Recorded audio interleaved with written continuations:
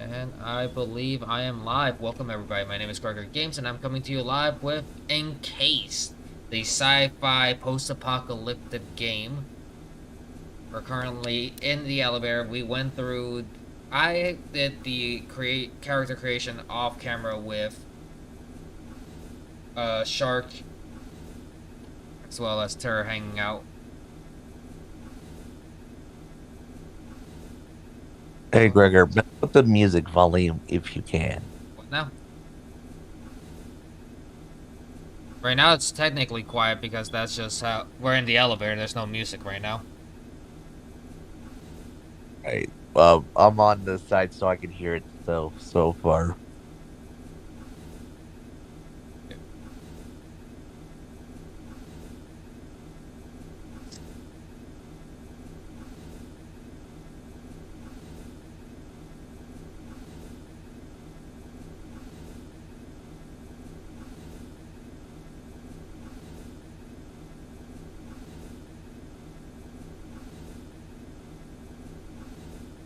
Go here. Let's get started. Okay. I guess we'll talk to our bride before we move on, right? Yep.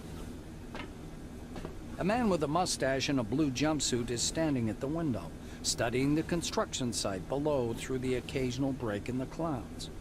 His badge reads Igor Patan, planner. The blue taps on the glass with one finger and gestures you to come and take a look. Seems like he doesn't speak English. Using sign language, mimicry, and all of your artistic talent, you're able to communicate with the planner. Once he's sure you're watching, Patanin points up in the direction of Spire Station, Yes. from which you departed a few minutes ago. He sketches the outline of the station on a broad, foggy section of glass. Okay. Once he's finished, the blue turns to you with a delighted expression. The blue begins to mark up his diagram with a series of footnotes and numbers.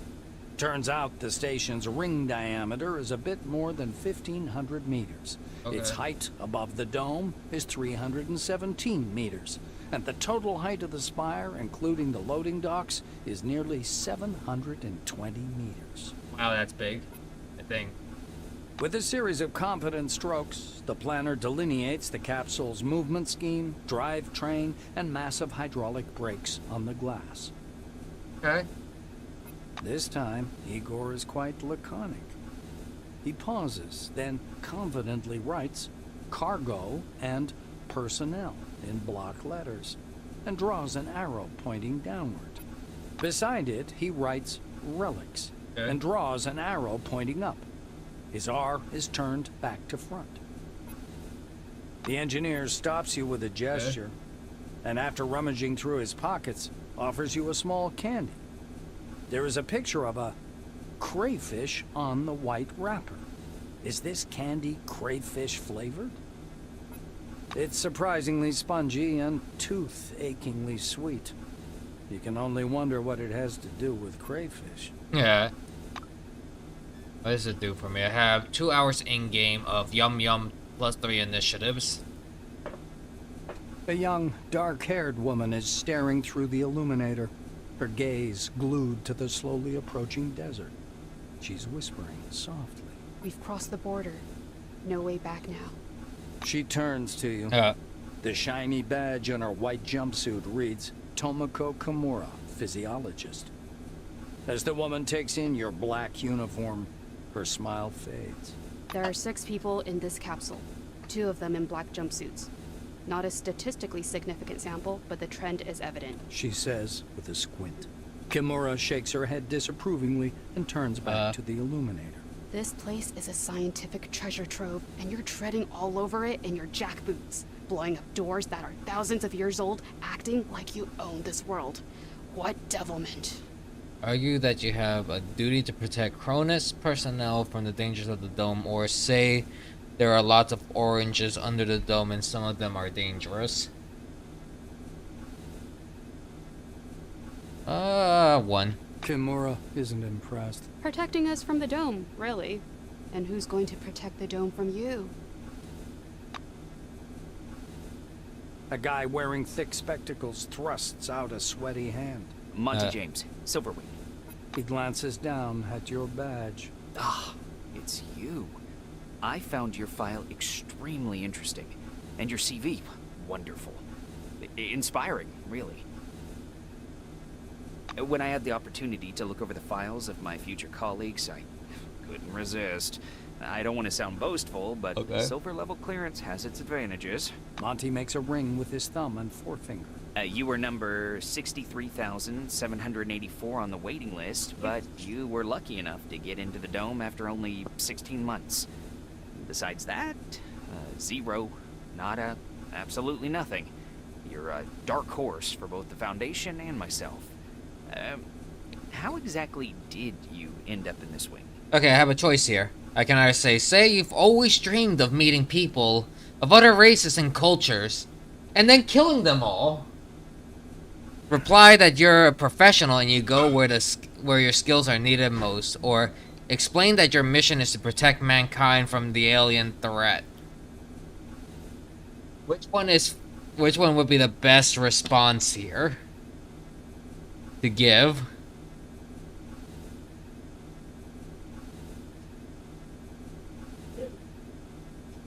I can always go with number one. That sounds hilarious, right?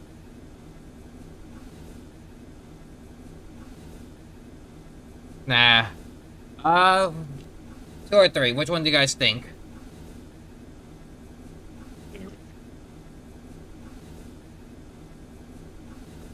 I feel so lonely in YouTube chat. 3? Okay.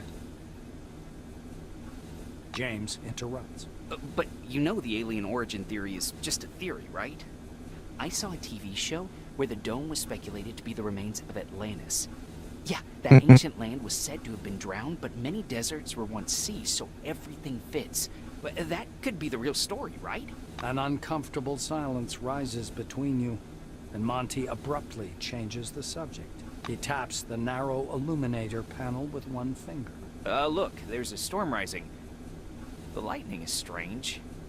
Green. Should lightning be green? This is my first sandstorm. Okay. The badge on the orange's chest reads, Quentin Bisley, laborer. He eyes your black uniform and quickly turns away. Okay, he doesn't like me. A tall woman is watching an ad playing on the monitor, arms crossed. The polished to a shine badge on her black overalls reads, Elsa Olafson, Security Service. She glances at you and offers her hand in a businesslike manner. Greetings. Please take all necessary precautions. By that I mean, don't turn your back on him. Elsa nods at the orange. I just follow orders. Even if his crime was embezzlement, I have to keep him cuffed. Those are the rules. Olafson shrugs in a sharp, mechanical way, as if racking the slide of an assault rifle. That kind of sound. Yeah, no. During escorts, yes, you're. Well, with my experience, yes. Even no matter what they did, if you're escorting them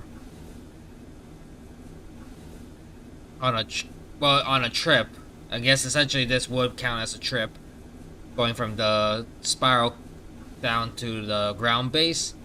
I guess that would make sense to handcuff, but at the same time, embezzlement. Our friends from the administration didn't deign to inform me about this man's record. Could be I'm escorting a serial killer. It's corporate policy, you know. She gives the silver a vengeful look. Now we go here. Stopping by the door's porthole, you watch as the ground slowly approaches. It looks brown-black through the tinted glass, and smoky blue at the horizon. It almost seems like the clouds are pulling apart there. You peer into the rusty clouds of dust blowing along a dirt road leading south. The southern sector. Every black winger has heard the whispers about Operation Simoom, a major offensive under preparation since the early days of development of the dome. Cronus is recruiting troops capable of capturing the southern territory. an area heavily guarded by the Forefathers' defense systems. Maybe just as you're about to move away from the window, you notice a whirlwind beginning to form above the ochre plain. The gathering storm drifts unhurriedly above the desert, a crown of green lightning flashing at its core. Clearly no ordinary weather phenomenon. It must be one of those anomalies. You freeze by the window, unable to avert your gaze. Stay at the window and watch the whirlwind till the landing. Stay where you are, trying to see if you can spot the mysterious forefather structures until landing. Stand up on your tippy toes, trying to make out the building down below. Stay that way until landing. I think number 2 is the better option. Huh? You wanna fight? Why you wanna fight, Daddy, huh? Why are you over here, huh? You can't have my salmon. The outlines of the landing site, blurred by clouds of dust, appear behind the greenish glass of the porthole. The capsule shudders as the braking devices engage.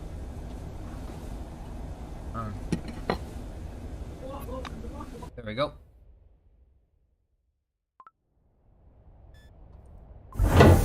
Oh god.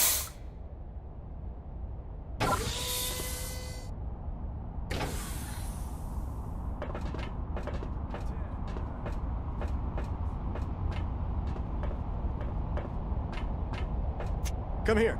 Come on now, or you'll miss everything. A cheerful man in a white lab coat grabs you by the sleeve. Okay. A badge reading Ludovico Nuzzi, scientific analyst, export department, dangles loosely on his clean uniform, which still smells pungently of washing powder. Look over there. He points upward with a sharp, wide gesture and hands you his field binoculars. You raise the binoculars to your eyes. Under fourfold magnification, the whirling cloud above the rust-colored plains looks even stranger. Its core glows with flickering green light and flashes rhythmically, and that rhythm seems to form a complicated pattern. Nuzzi bends close to your ear. Fascinating. Do you want me to bring some filters? If we intercept the red and blue spectrums, we'll see something amazing. It's like a signal, some kind of message. I don't know. Ludovico laughs unnervingly and snatches the binoculars from your hands. With the binoculars raised to his eyes, he minutely adjusts the focus. It's a massive whirlwind north of Concord, and not merely some desert sandstorm. That's an anomaly. I hope it lasts long enough for me to make a proper observation. Tell me I gotta go. Nuzzi looks from you to the capsule and to the landing terminal entrance. He flings his arms up. Oh, mi scusi. Excuse me, I'm so sorry. You'd better get going or you'll be late for check-in. Your colleagues are already inside, and the storm is growing stronger. Yeah, the storm is growing stronger. The white mutters in fascination, eyes glued to his binoculars, which is fixed on the spinning whirl of clouds.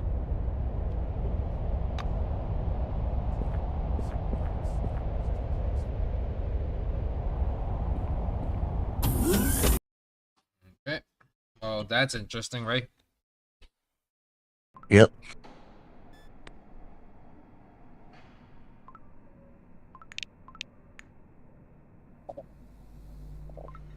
Here.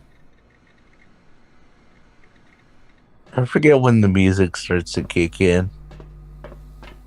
I have no clue either. Just be kind, please. Don't touch this. It's mine. Wasn't this the guy in the elevator? Silver, wearing thick, glittering spectacles, is sitting on the orange couch, nervously fingering his badge, which reads Monty James. A large suitcase rests at his feet, with a leaflet about the dome perched on top. Good day to you. Chew, how do you like being inside the dome? Say you're not ready to answer that yet. Not enough time has passed for you to form a clear impression. Say you expected something more, or say you find it fascinating and miraculous in every sense of the word. Number 1, we haven't been here long enough to make an opinion. Yep. Monty stares moodily down at his suitcase. My first impression is unfortunately not very positive. They forgot to add my name to the new recruit's manifest. Can you imagine? I guess we can offer to try and register him on the terminal, right?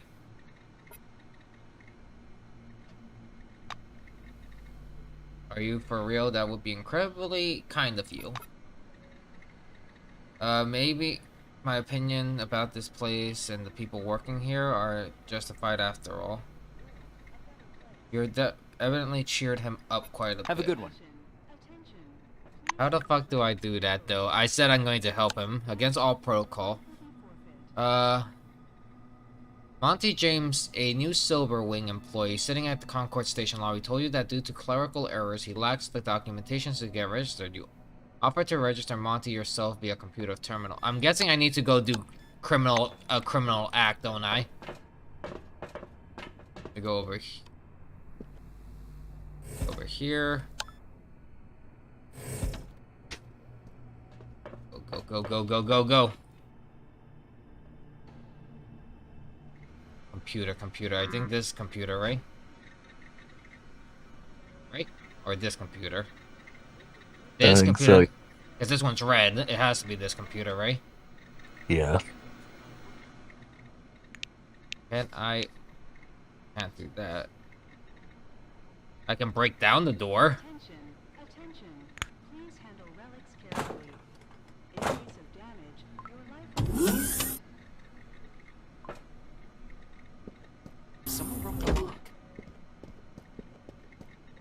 Don't you fucking dare, you bitch. I'm helping you.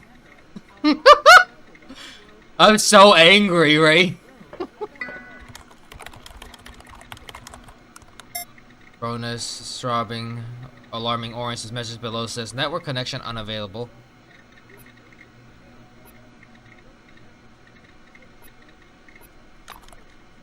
System error, connection setup unavailable. Okay, so that one is... So it is this one. Oh, we can't hack it.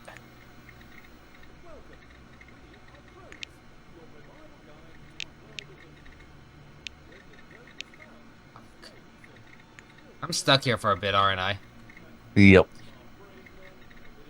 How was I supposed to get him in here?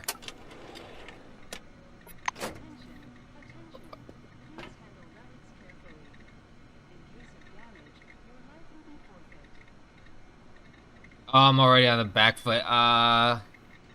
What do I remember? Why? And I guess I wait a little bit, right? Yep. You can't rest when danger's nearby. Bullshit!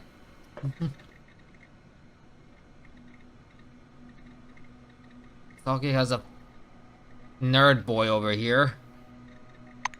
You know what? Let me just reload, right? Yep.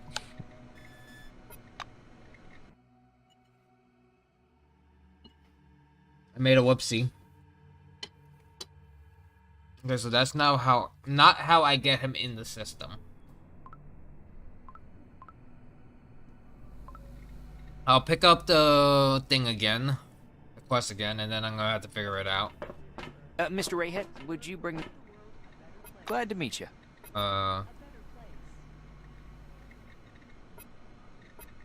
You know, I'm gonna go with number 2 this time. You don't say at first. You're bobbling with enthusiasm. Both Crystal Sands and the Spire are quite impressive, one must admit. You look at them and feel like you're making history, and then you discover they somehow left you off the new recruit list. Yada. See ya. I have no clue how we're supposed to help him.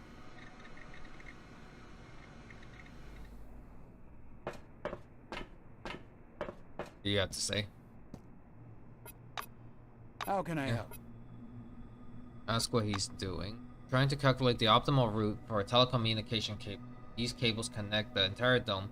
Here at Concord, they form a hub and run up the spire. This cable is the only thing connecting the dome to civilization. And if it happens to break, therefore my mission is to ensure the stable connection and secure lines, which is impossible without proper documentation. The way they're doing it here is a shame. A person could do time for that back where I'm from.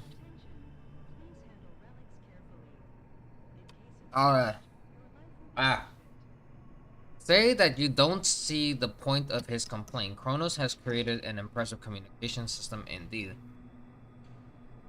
Ask what about it is a shame in his opinion. Ask his opinion about Concord. Say you've learned everything you wanted to know. 3.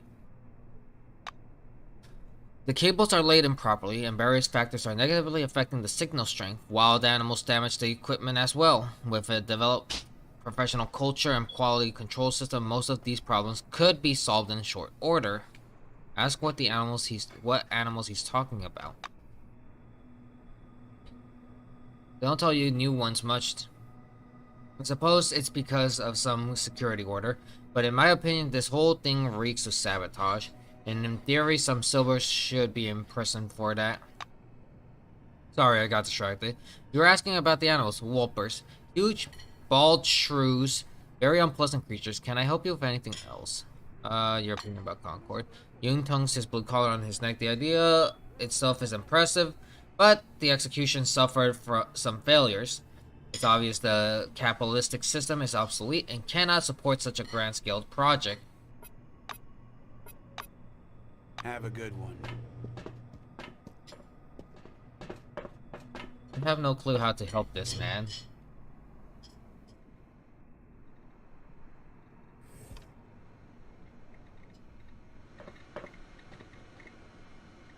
I guess that I have to talk to this man, right?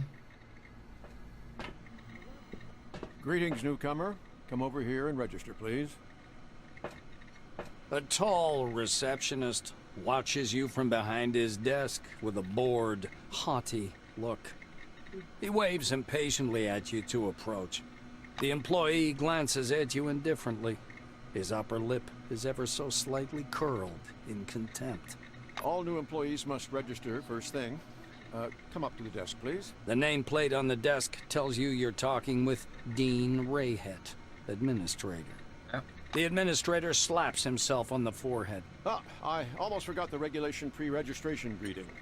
Just a second.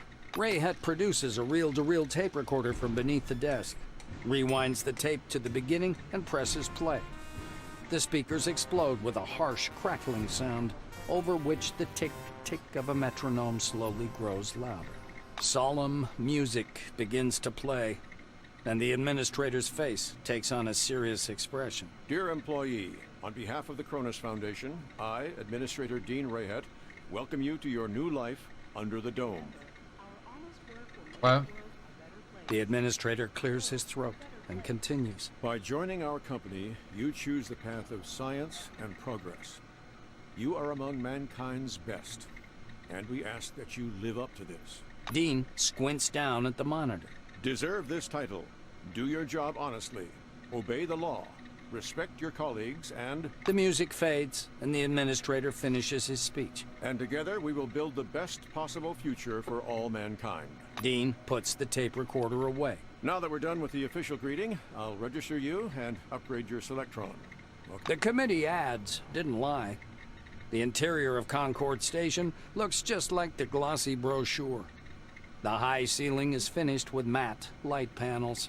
The floor is slightly scratched, but nevertheless washed to a mirror finish. Lights gleam soothingly.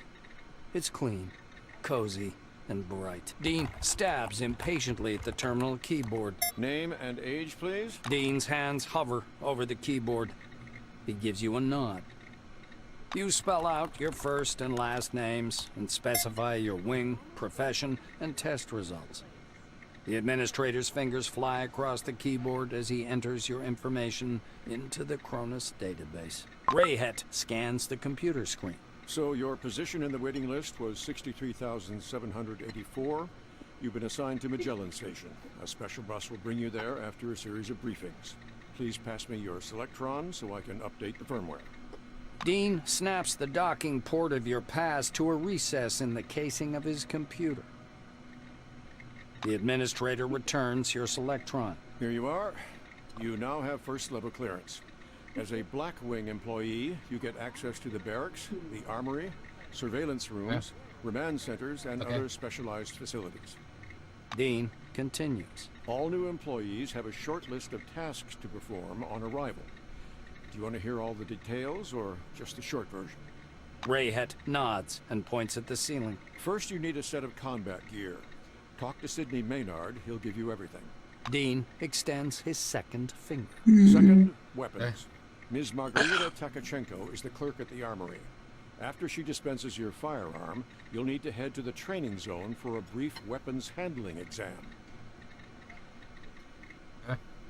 The administrator straightens his third finger. According to the latest regulations, all employees must attend a briefing on psi abilities. Apply to instructor Andriy Mihai. Dean extends his fourth finger and looks at you meaningfully. Did I tell you about the combat and tactical training? The fourth step is to visit instructor Winston Botherby. And finally, science is the overarching purpose behind everything we do here. Go to Professor Van Alden to learn how to study relics, avoid anomalies, and catalog scientific knowledge. This training is mandatory for all wings, not just White. Dean catches himself. Oh, and when you're done with your trainings, proceed to the waiting room. From there, you'll travel to Magellan by bus. The administrator looks up at you again. That is all. He reaches for the tape recorder, but thinks better of it. Protocol calls for a little welcoming preamble, but dash it all, that's nonsense. Welcome to Concord Station. As he's about to turn away, Dean suddenly remembers something. Oh yes, I sent your mail to your Kairos. Check your new messages. Well, that's all, I think.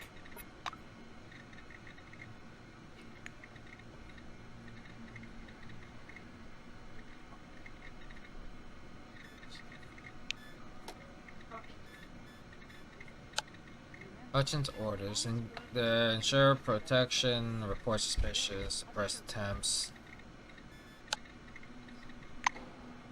Okay. Now, how do I help this man? It's the question. How do I help Monty?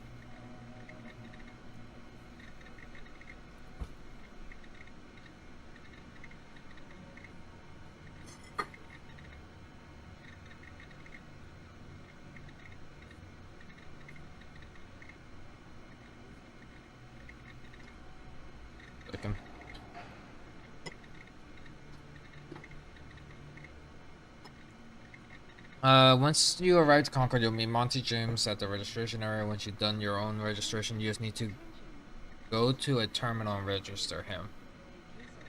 Oh, okay. I didn't know that. This thing.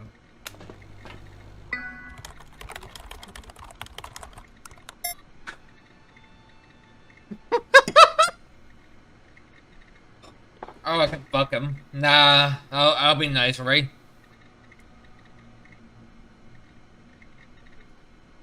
Right, guys? I should be nice, right?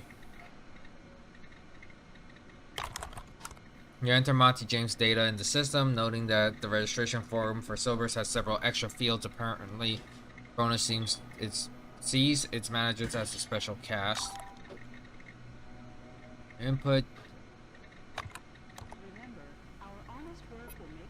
Okay, so now we know. Apparently, Sober Wings. If we chose to be a Sober Wing.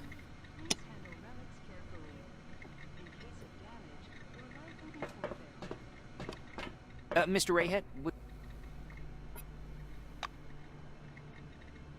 You and a big hug. Thank you for such an impressive example of cooperation with a stranger. Perhaps the dome really is a special place. it was nice chatting. Why would you leave your suitcase behind? Not red, so I can break into it if I want to.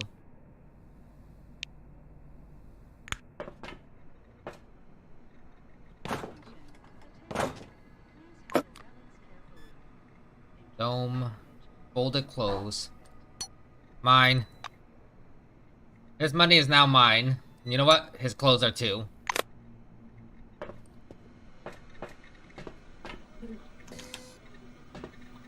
When the dome was found, a small research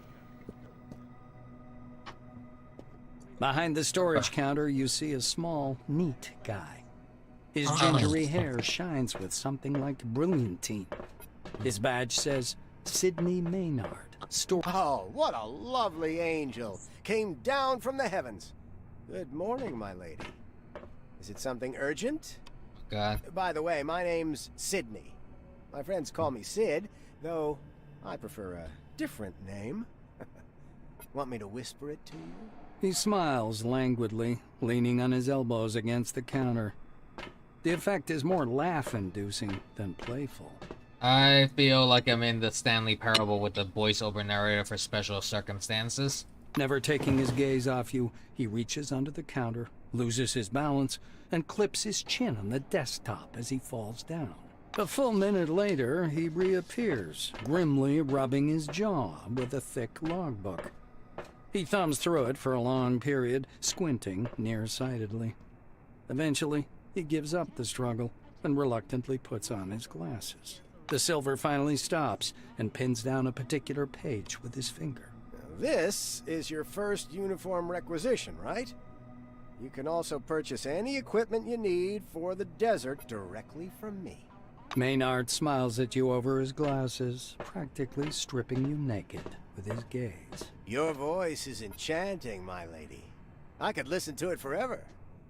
But right now, you need to listen to me. I am going to give you some instructions. These are the rules. Sidney fiddles with his hairstyle.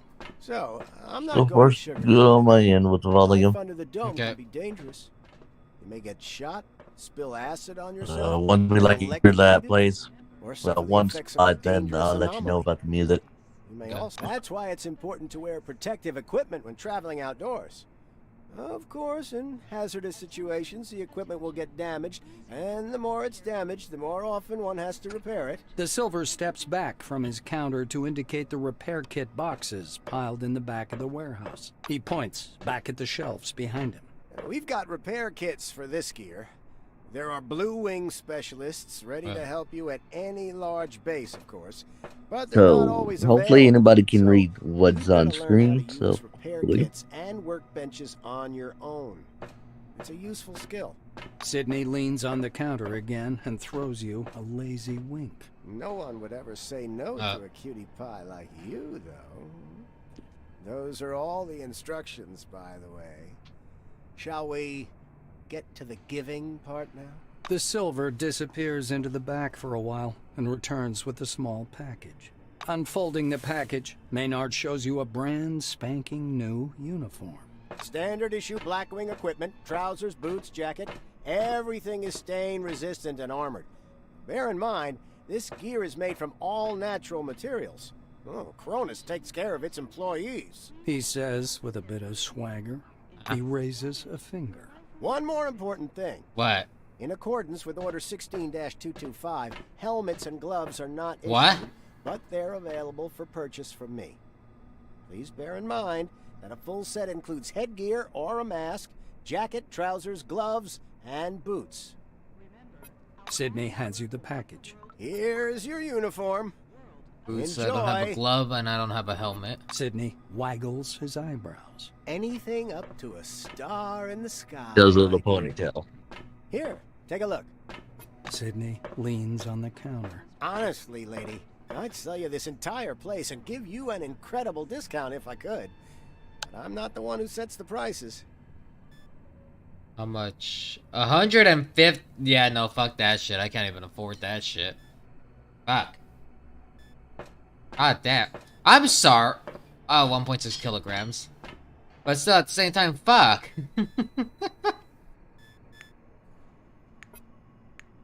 The silver follows you with his gaze. Alright, y'all might hear background noises. I'm gonna fix me a sandwich so I am not falling asleep. I'm sorry, the Anything urgent? only thing I picked up from all that was just the man just has, for some odd reason, a puppy dog crush on a character already. That's all I picked up from that, right? Yeah. The smell of good tobacco wafts off this tall, portly woman from a meter away. A black lacquered pipe, an open logbook full of signatures, and a metal flip calendar sit on the counter in front of her. A small nameplate reads, Margarita Tkachenko. Okay. The woman fixes her coppery hair with one hand and casually lights her pipe. To what do I owe the pleasure? Her voice is deep and gravelly. Margarita thumbs back a couple of pages in her logbook. I see. This was your first receipt. She glances That at her was your kairos, looks at you, snorts, and retreats to the shelves. Tkachenko returns in a few minutes holding a large gun. You like big toys? Yes. She presents the weapon in her outstretched hands. Take this and sign here. There are more fun things in store, but they're not for everyone. You see?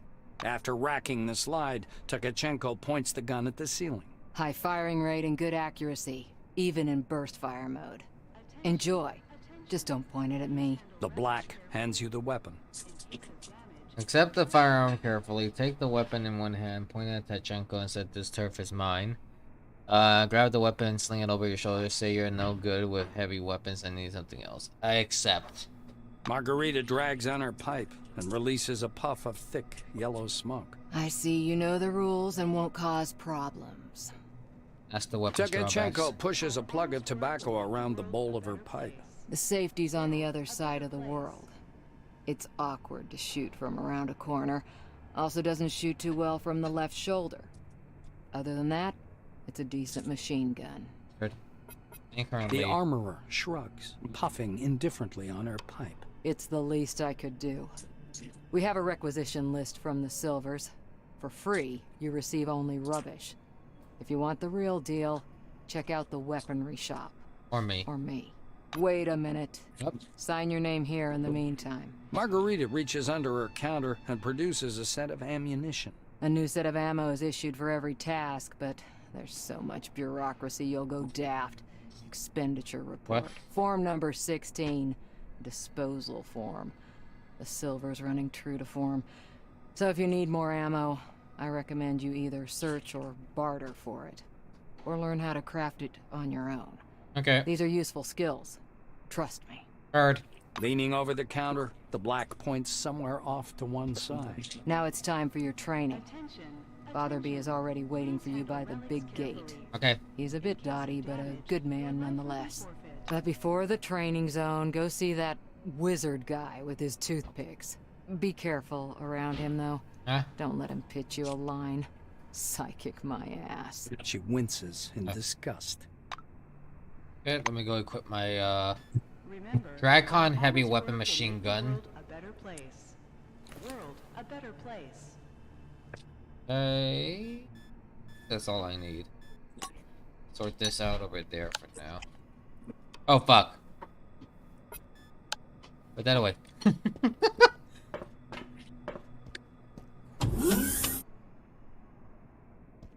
we go for number 3.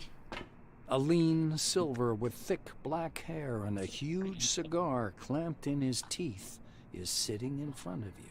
As you approach, he flashes a sly grin and slowly raises an outstretched hand above the table. Okay. Something really weird happens. All the paper clips, pencils, scattered toothpicks, and bits of trash float up from the table and hang in the air. The silver badge reading Andrei Mihai, Science Instructor, floats up as well. Wince skeptically, you're not going to be fooled by some tricks. The silver trills with laughter. He approves of your reaction. The objects fall back to the tabletop with a light clatter.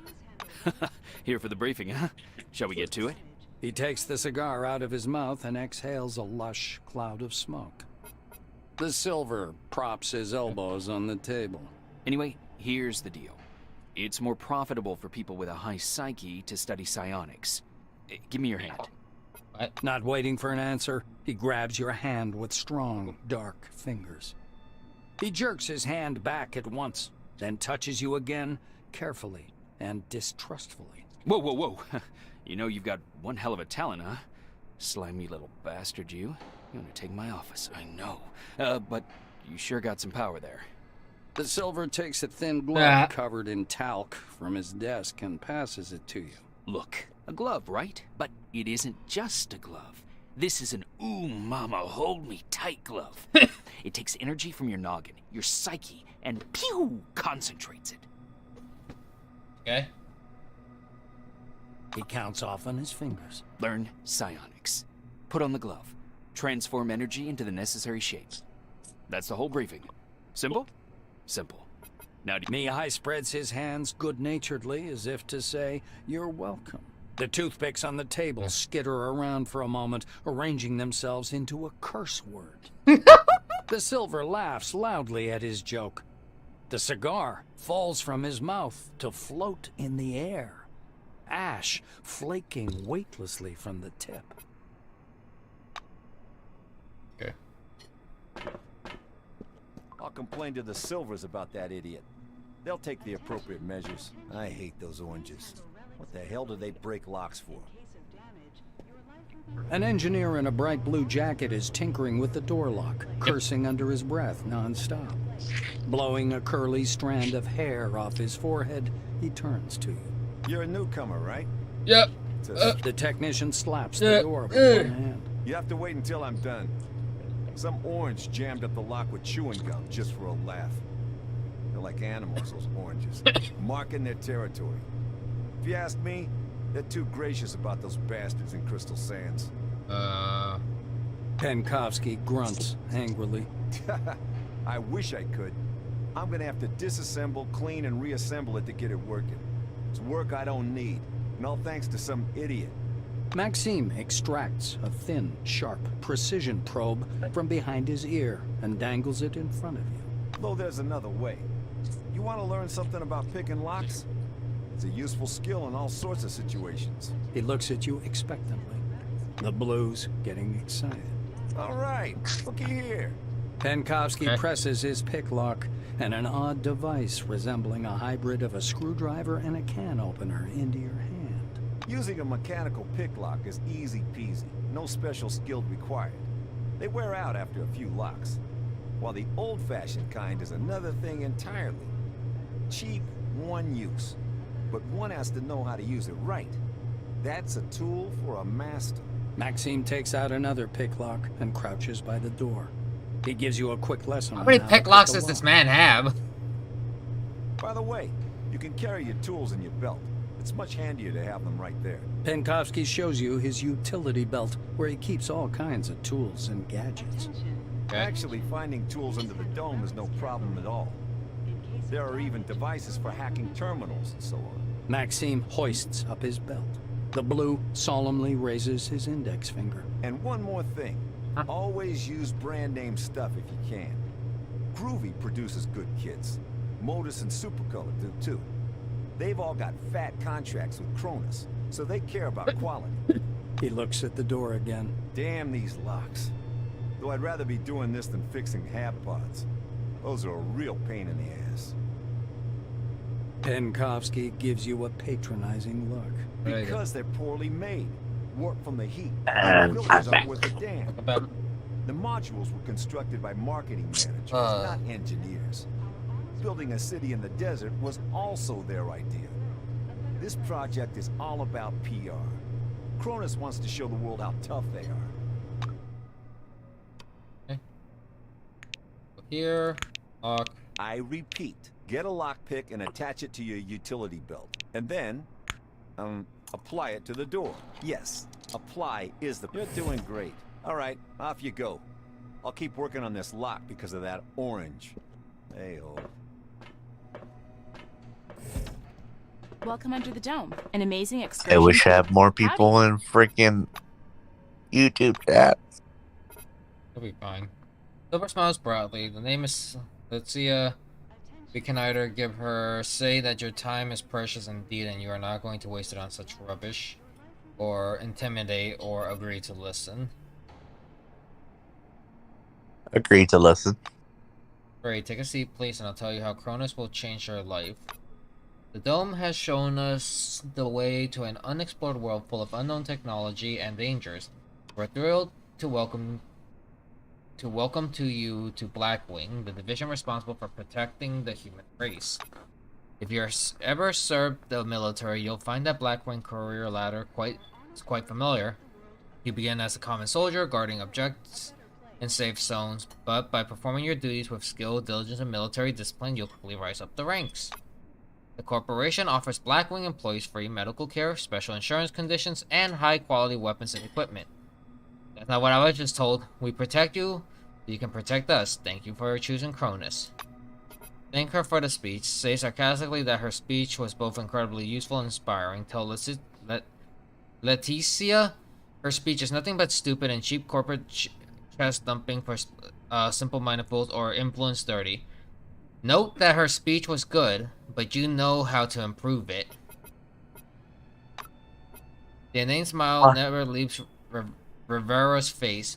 I will be thankful for any feedback or remarks regarding my work. In written form, of course. You want to leave feedback, don't you? Say no and explain what's wrong with the speech. You explain in a few words that a person who's just arrived under the dome might feel a bit lost, and a promotional text needs to be presented in such a way that it jibes with the listener's expectations. Once she's targeted those expectations, she should create the need for a solution, and only then propose the solution to the listener. Rivera listens avidly to your talk. I'm a bit lost. Expectations, solutions? I suppose I get the gist. She finally seems to get a stroke of insight. She nods confidently in the village journal. Yes, exactly. They don't know how to solve their problems while I do. But that's what my speech should be about. Thank you. Cheer her up by bellowing, who's the best employee? You're the best employee, and leave. Snort skeptically and leave. Give her a hearty clap on the shoulder and leave. Let's First one. Who's the best employee? Hey, you're the best employee. Blocks your way. Wait, are you leaving already? It just occurred to me. Girl offers to call. If you were honestly interested in the speech, maybe you'll like to look through this leaflet. The Dome as your new home.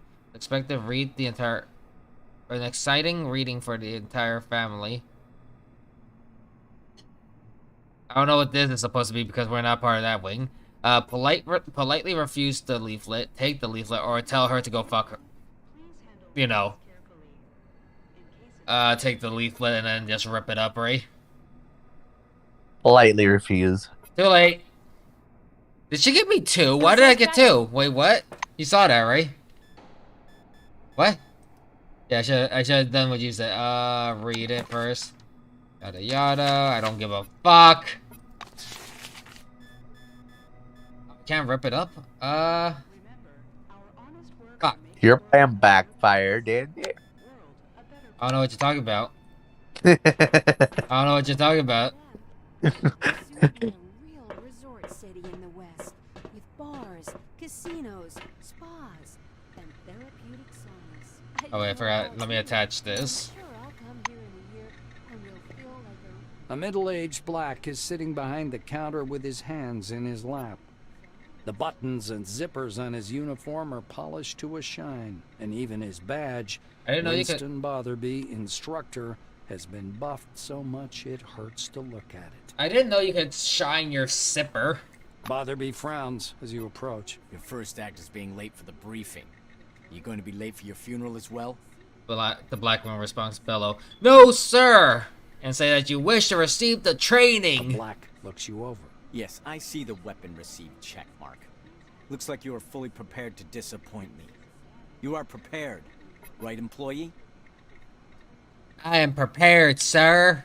Botherby leans over the counter and directs you to the doors. Behind this door is a combat simulation computer. Launch it and begin your course. He raises his index finger. The conditions in the training zone closely simulate those one would experience in the field. Your goal is to avoid getting lost and dying of dehydration. And try to aim the barrel away from yourself when shooting. Pulling a notepad from his pocket, the instructor jots down your name. Your goal is to hit 3 targets. I'm going to monitor you and advise as necessary. And try not to burst into tears. That's all. I can barter. Handgun. $600. $50 for the soldier belt. Compounds. Gun brush. Handgun cartridges. 125 each. Is that what it is? Or is it 125 for all? Sir, yes, sir.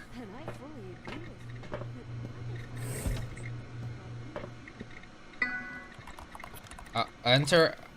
Welcome to the Sherman holographic comment emulation system. Please select the program. Alpha. Sherman system Alpha squad enters the battle.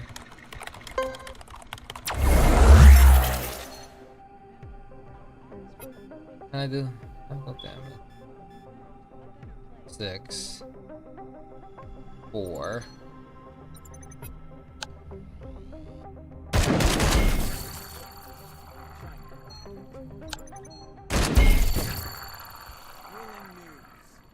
You aren't completely hopeless.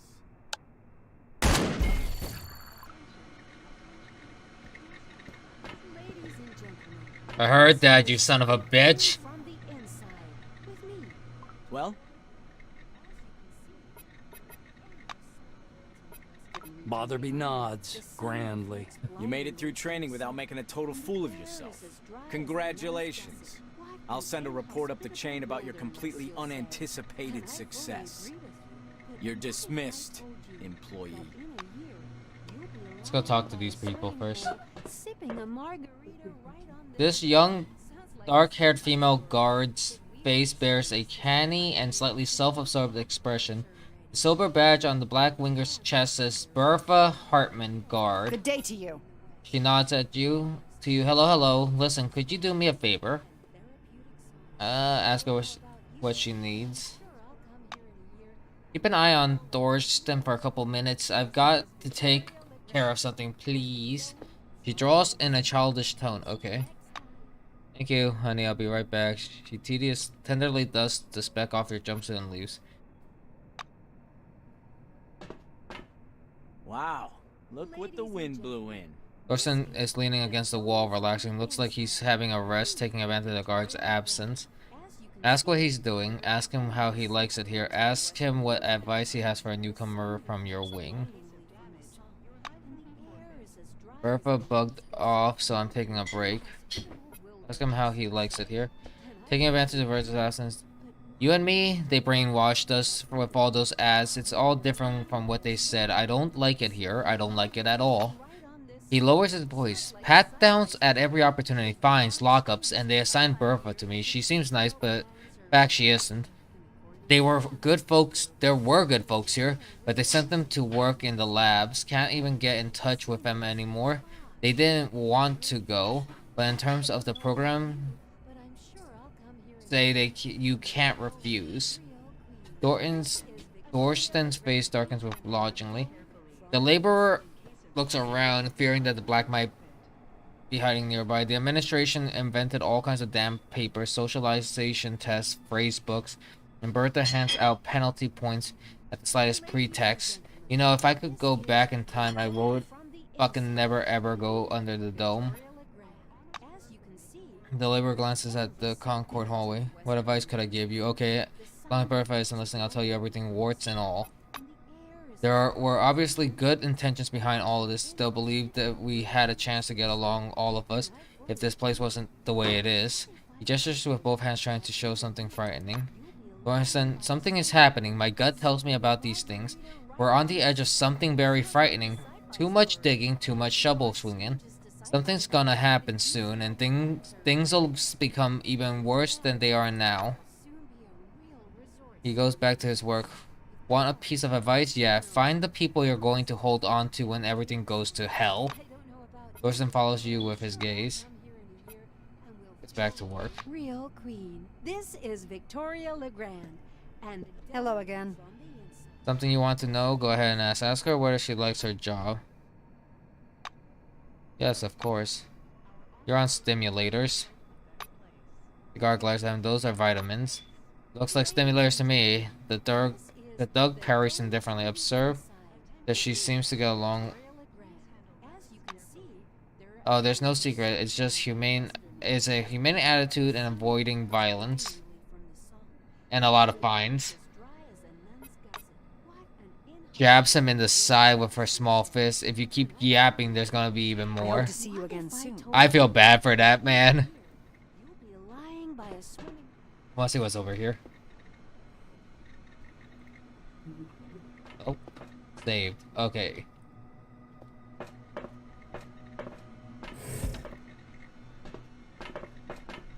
I see you walking around. The short, skinny technician is working among the warehouse shelves with his eyes glued to the stacks and stacks of cases. He's frantically writing something in his notebook. Marek Donkovsky. Why do you keep bothering me? You clap him on the shoulder and he just hisses in the direction without looking. Abbott, please, it's not funny anymore. I'm all ears. Hearing your unfamiliar voice, the lab assistant spins around. Oh, Jesus, I'm sorry. I mistook you for my idiot coworker. Help, you say? I'm up for it. Know how to use your scanner and make inventory? Splendid. There are 6 relics inside these cases on the table. Scan them and write the data into the notebook. It's on the same table. Agree to help. Donkovsky gives you a friendly pat on the shoulder. Thank you. I've only met 2 minutes ago, but you're already better than Abbott. Amazing. He turns back to the shelves. Scan.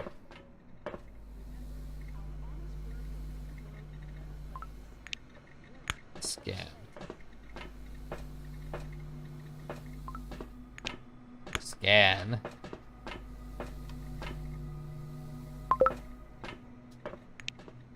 Scan.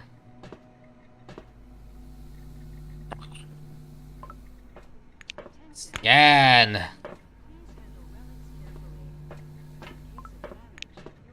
Scan.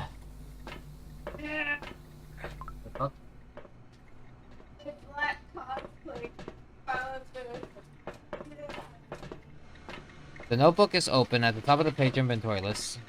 Fill in the notebook.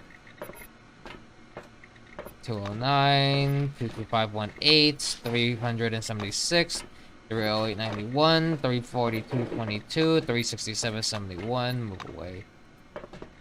Hey, come back here, you. Discuss the task. You again. Tell him you're finished. Good, let me look it over. The commissioner picks up the notebook and studies the records carefully. He makes a few notes with his pen and gazes up at you. Yes, excellent work. I'm surprised, even.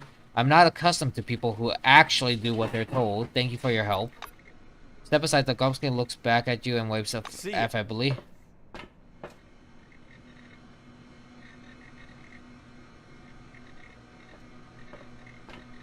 Wait, I can search the crates? Oh, great. God damn you. Ooh, ammo. I'll take that. Cronus Quantum Filing Terminal. Craft something. What can I craft? I could try and make a shiv. But I can't because I don't have enough gunsmithing. Shotgun shells. No, I think I needed pistol cartridges, right? Handgun cartridge. I cannot make that either. Okay. I have no skill in that yet.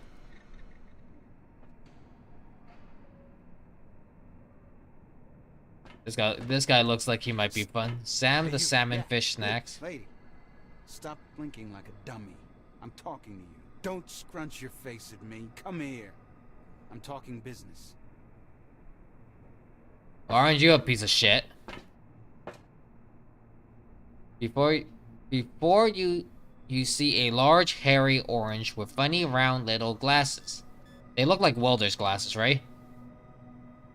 He has a pack of fish snacks in his hands and he dips his fingers in it, carefully fishing small pieces out.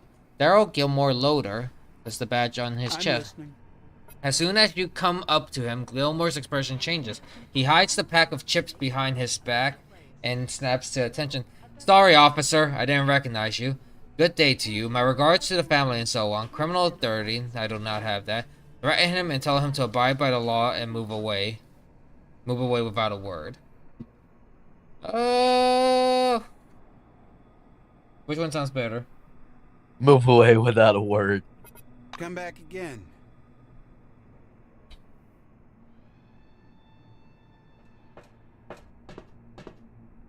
Like, I didn't see anything. I didn't see you do anything.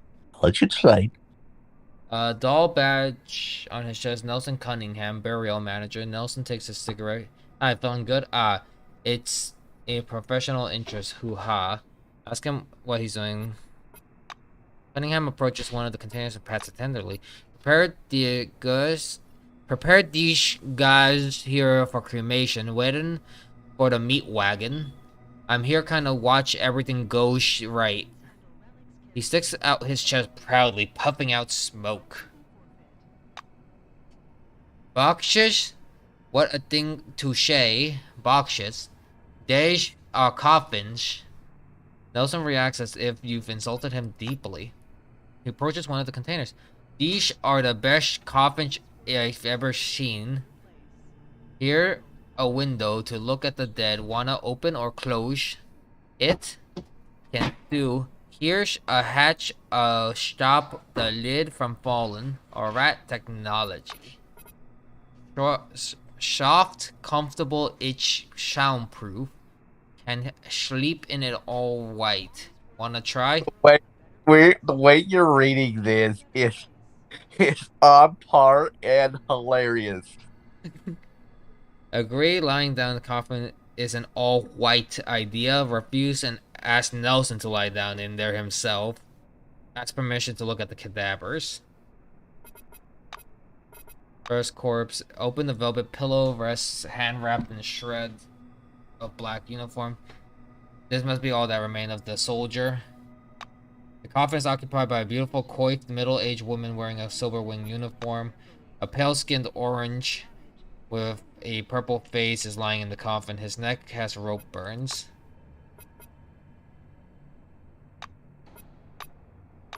Okay. Tell him to get in there, because why is he telling me to get in there, right? The blue spreads his hands. Shoot. Shoot yourself. I personally do like lying in one of those times. He lies down in the coffin, rolls back and forth for a few times, and gets comfortable on the velvet cushion. She, all good. I hide from the bushes here sometimes. Close the lid and go to sleep.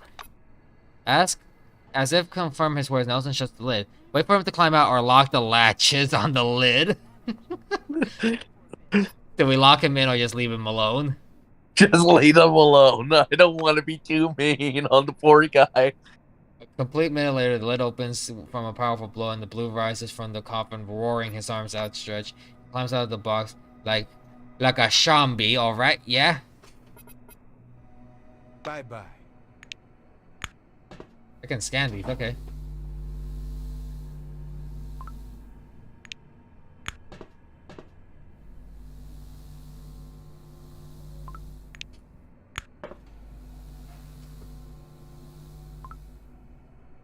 Hey, you're at it again, asshole. Huh? Okay, you got me, Butch. Old habits. You know that. Shall we continue? Continue my ass. Read deal. Yeah. Everyone gets 3 bolts. Hey, come on now. Start over. He only did it once. No, Butch is right. I ain't gonna argue with him. Cuss you ain't, you slime ball. If I find out you cheated, your mama won't ever see you again. Oh, None God. of our mothers will ever see any of I us see again. the voice volume for these guys. Yeah. I'm all right. I'm dealing. A craft window. Pause. Settings. Sound. GUI. Master volume's down to 50%. I didn't even do that. Ambient voiceovers at 100, but now it's slightly louder now, right? Yeah. Let's see. Go back to 75 for the top one. Second. Alt tab. Escape. Settings. Go to sounds.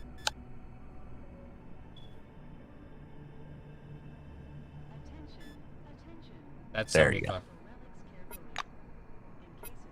You. Clearly, you've interrupted some kind of game. 3 oranges freeze, their arms outstretched, staring at you perplexedly. Ask what they're playing, say you don't want to interrupt them, and leave. I'm curious. Which one? I don't want to interrupt what they're playing. The Chief Orange follows you with a suspicious gaze. Oh yeah, we're going to. Time to work, right guys? Oh, they quote unquote got the hint of, you know, essentially, I'm playing stupid. I think it's best for you guys to get the fuck out of here, right? Before you know, supposedly I as an individual change my mind, right? Yep. As a guard. Exactly what it is. Contact us. We're Silverwing. We know what you need better than you do. Yes, we know all about your needs because we're the ones who formed them. And now I'm offering you a solution. Listen, hey, first day under the dome? You feeling lost and scared? You see a tall scientist in a white lab coat, bathed in the dim lamplight. He almost appears to be hovering above the laboratory floor. The man turns at your footsteps. He's holding a paper clipboard and a pencil. His shimmering silver badge reads Sebastian Van I had Olen. to hit the top part of my little at the Jonah had torn lucky ball because it was up here, so he jumped up, grabbed it, and He glances from you to the glittering watch on his wrist. I want us to respect one another's time. Please speak loudly, clearly, and to the point. You must be the newcomer I was told about. Nice to meet you. Finished with his unusual greeting, he offers you his thin hand. greet him and say you're here for your briefing. The scientist puts the clipboard aside, raises his watch for a closer look, and sets the timer. He shows you his watch dial. According to the rules of this briefing, I have to touch on a large number of topics. Therefore, I will do so very briefly. Do not interrupt me. When I'm finished, I'll answer your questions. Within regulations, of course. Understandable. Let's keep going, Ray. Sebastian produces his handheld and clicks some buttons. I checked your scanner. It's working and is connected to the Minerva database. Everything you scan will earn you Kronos or Forefathers knowledge points. The instructor watches you with displeasure. Like I said, I do need to apologize for those who are watching this. I wanted everyone to see us play through tutorials so y'all know that we're doing it right. He places a canvas pouch in your hand. This pouch is full of bolts. You can temporarily discharge an anomaly by throwing a bolt into it. It's primitive, but reliable. Van Olden pushes a button on his stopwatch. So, my oral briefing fell within the allotted span of time. Any questions you want to ask me? Sebastian snorts skeptically. Oh, great. You're even ignorant of the basics. Minerva is a mainframe located at Magellan Base, where you'll be going soon, by the way. The Minerva disk stores the database containing every piece of information about the Dome and the company's employees. It is thanks to this scanning that the database is constantly updated. Are you ready for the second part of the briefing, or do you have any more questions? The instructor, the white, scowls in annoyance. Do you know anything at all? What did you come under the Dome for anyway? You get knowledge points for scanning objects. For scanning anomalies and relics, you receive Forefather points. Scanning the company's property and employees, living or dead, earns you Kronos knowledge points. He explains with a sagacious expression. You can exchange knowledge points for medication and equipment as part of the volunteer research program. Are you ready for the next part?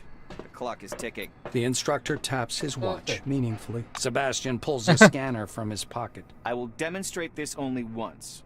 To switch on the scanner, press the button on the right side of the manipulator housing. The scanning beam is narrow.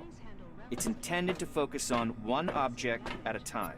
Van Olden turns on the scanner and continues. My advice is to scan anything that might be of scientific or statistical interest.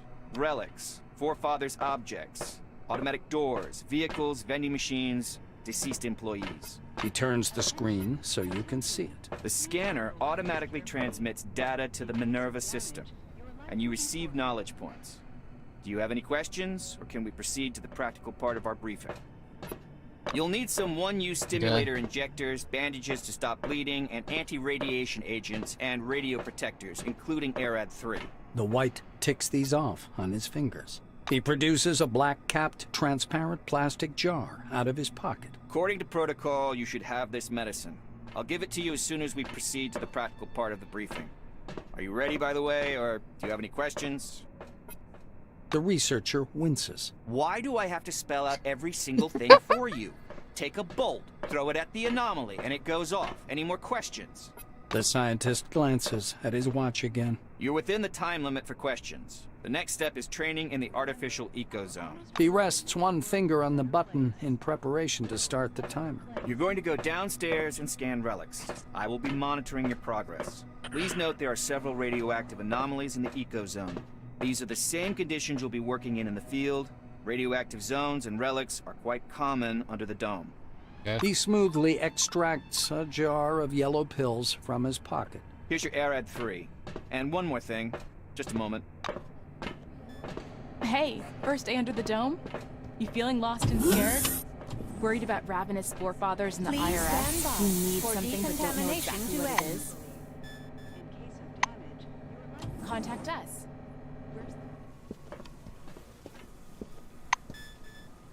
This ARAD-3. Manager resistance, biochemical, radiation minus 250. Medkit, okay.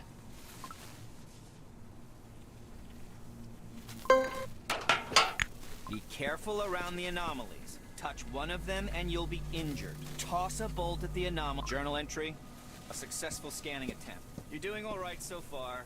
Go ahead. I'll keep an eye on you and make sure you don't screw it up. Radiation again. Journal entry. But I know once we're done with this, radiation will go away. Journal entry. All three objects have... Don't touch the relics with your hands, employee. Use your skin.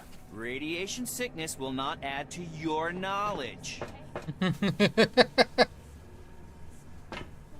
Sebastian meets you on the platform. Your finishing time is within the acceptable range. He clicks the stopwatch button. Fixing the scientist turns back to his notes. Not bad. One question. You observed several anomalies while scanning. Why do you think they appeared? I'd like to hear your opinion. The scientist assumes a superior expression. I knew you'd come up with something like that. I see you understand nothing about the nature of anomalies. So let me add a couple of points. He glances at the shimmering blue light in the ecozone. The truth is, we don't know the precise reason for these phenomenon either. We actually know nothing, no matter how much we try to convince ourselves otherwise. Sebastian points a thin finger at the clustered lightning. I personally believe that the anomalies are the dome's security mechanism. The ones you saw are relatively harmless, but there are different anomalies in the desert, phenomenon that toy with the human mind. Van Olden clasps his hands behind his back. I know you don't care, but I'll say it anyway. Scientists today are required to be wonder workers who can heal cancer with a wave of their hand and solve the secrets of the universe during their coffee break. For some reason, no one wants to understand that fundamental science is always an investment in the future. It produces no answers here and now. That hits close to home in the real world, doesn't it? With scientists. We're not miracle workers, but people think we are. The White's gaze strays back to his clipboard. If something terrible happens under the dome one day, and I'm sure it will, science will protect no one. That is all. Off you go. Okay, bye. Bye-bye. You're amazing. Bye-bye. Please stand by for decontamination to end. Worried about ravenous Now we start forefathers getting in the into the IRS action back who need fun. something but don't know exactly what it is? Contact us. Oh, there's still a little We're bit more Silverwing. story. Hey, look, a person. Did we try talking to him? Nope. No? Attention. Listen to Please handle relics Ed, carefully. spit it out. I In can case see of that something's damage, bothering your life will be forfeit. It's a bit of a private matter. What do you want? Come on already. On court. Come back again. Employee, please come here. Ed, we There's an already urgent discussed task. this. The relics Huh? is well. Good day. Blonde man in his 40s mechanically touches the brim of his black cap and extends his hand for a shake. His fingers are rock hard. He withdraws his hand as soon as you touch it. The badge on his broad chest says Adolf Schmitz, head of security. Schmitz is studying you back disapprovingly, it seems. He wipes a bit of lint off your shoulder and adjusts your collar of your jumpsuit. Your uniform could use a wash badly. I'm Adolf Schmitz, head of the security service.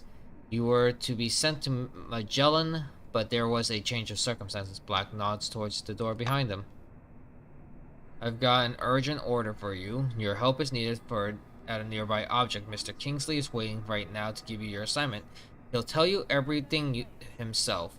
Adolf steps aside, glancing down at your boots. He shakes his head morosely. Why he needs you, but not the other black that arrived with you. Say that you have some business to attend to, or agree and proceed to guard room. Number one. Craft something. Yuki. Howdy. Hi. A young woman with very creative... What? Remember we got a certain relic from the briefcase? What? I hope to see you again soon.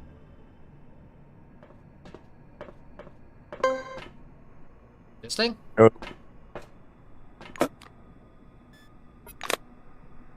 Yep. This is relic number 11538. Fluff inactive. Carry weight +5. Creates an anti-gravity field actively used to cargo transportation. Go to relic 1.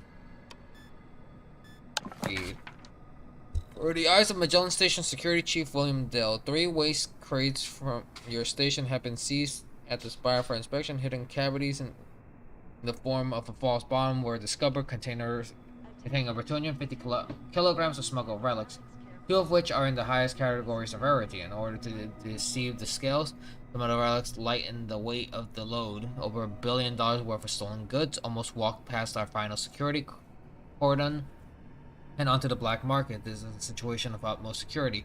You must take immediate steps to identify these criminals. I have no doubt this operation is beyond the abilities of a single person. I expect results within a month.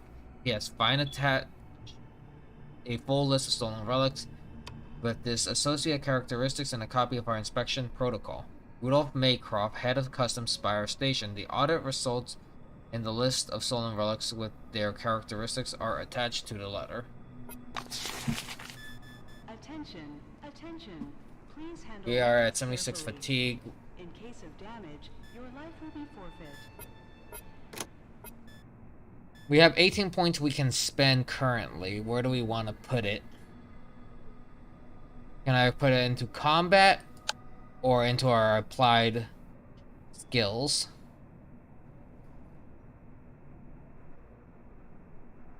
Maybe tech? Just in case we need to fix something, right? Yeah.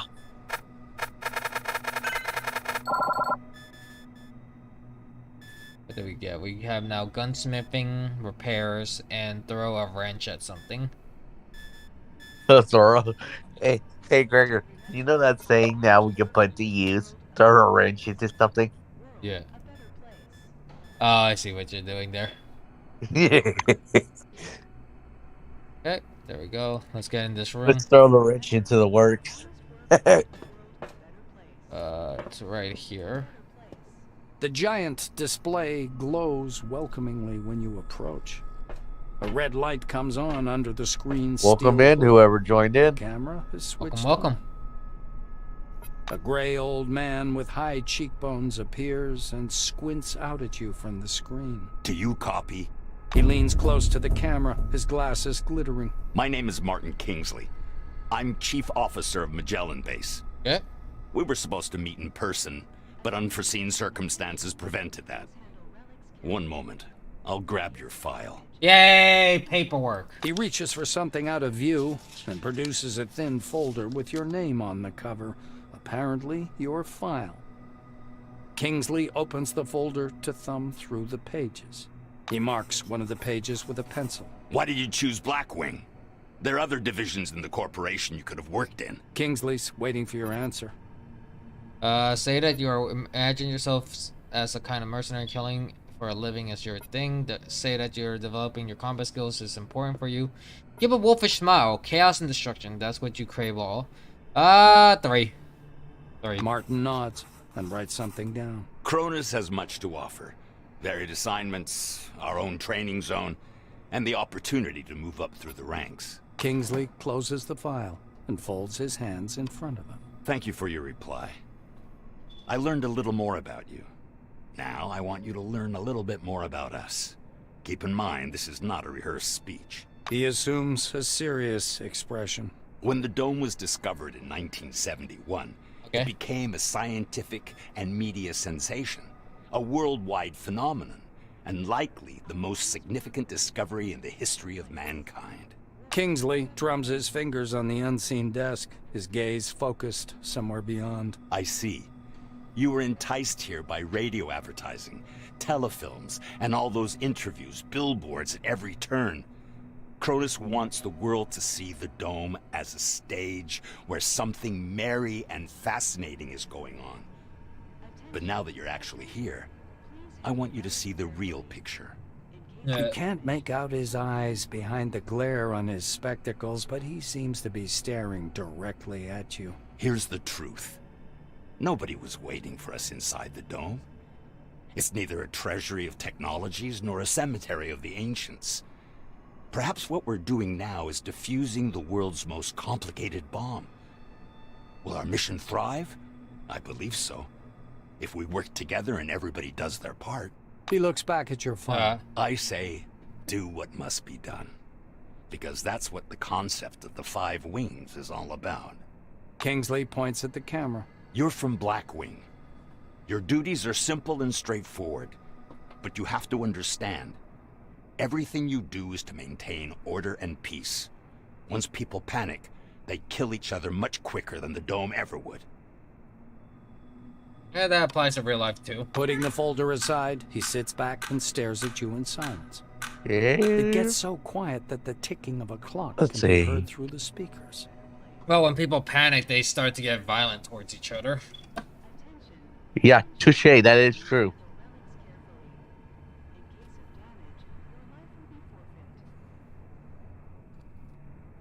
Kingsley sighs quietly. You were probably waiting for some boilerplate welcome speech. But I prefer to talk about real-world problems. Glad to meet you. Martin nods slowly. I apologize once again for this long-distance meeting. Now, as we don't have much time, I'd like to get to the point. I'm sure you're curious why you were taking off the bus to Magellan and brought here instead. Perhaps just a little bit. It's kind of weird. He moves closer to the camera. I'm going to show you a short video. Please pay attention. Okay. Kingsley's face freezes on screen. I have an urgent mission for an employee of your background and qualifications. I'd have assigned someone from Magellan, but I'm short on personnel. That's why it has to be a newcomer. I apologize again for the rush, but it seems I have no choice. Martin noisily clears his throat. Maybe you've heard about Nashville Base. While preparing the materials for this mission, I came across a short documentary film about the complex. I think you should watch it. The speakers produce a hollow click. Purple, gray, and black spots flicker on the screen. A blurred title, The Cronus Archive 1971 to 1974, was used in the production of this recording, appears at the bottom. The tutorial of this game is really long. The shadow of an airplane flies across a faded yellow desert. It's got a few storylines in it too, so... Every day, our researchers uncover more and more of the dome's secrets. There is no doubt the underground structures, so-called objects, are organized according to some pattern. Yep. Though early on, the importance of the relics to scientific research was considered insignificant. Do we watch the whole video, or do we just skip to the meat and potatoes of Nashville?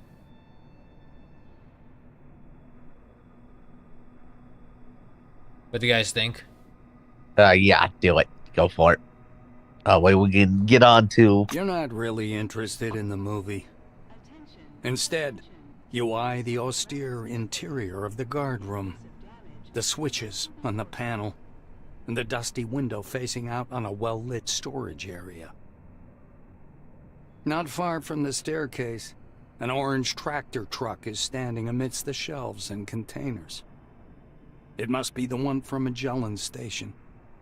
Catching the word Nashville, you turn back to the screen. The speaker's voice seems to come from a distance. In November of 1973, a massive network of underground caves and a structure of hitherto unseen complexity was discovered in Sector C-12. Soon afterwards, the construction of C-12 Nashville began. The camera glides through dim caverns as the silhouettes of bizarre mechanisms emerge. Metal structures loom up from the dark, surrounded by earth-moving machines and exhausted miners wearing orange jumpsuits. The speaker continues. C-12 Nashville is an innovative research complex located atop the primary relic mining location. The complexity of this object is unique. Communications.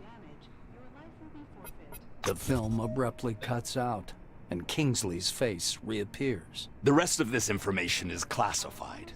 Hopefully you get the main idea. Nashville is a very special place, requiring people with both special qualifications and special clearance level, though yours will do for your task. Ask what the task is, tell Kingsley you need to know why Nashville is so special, or ask who else is in your group. Ask who else is in your group.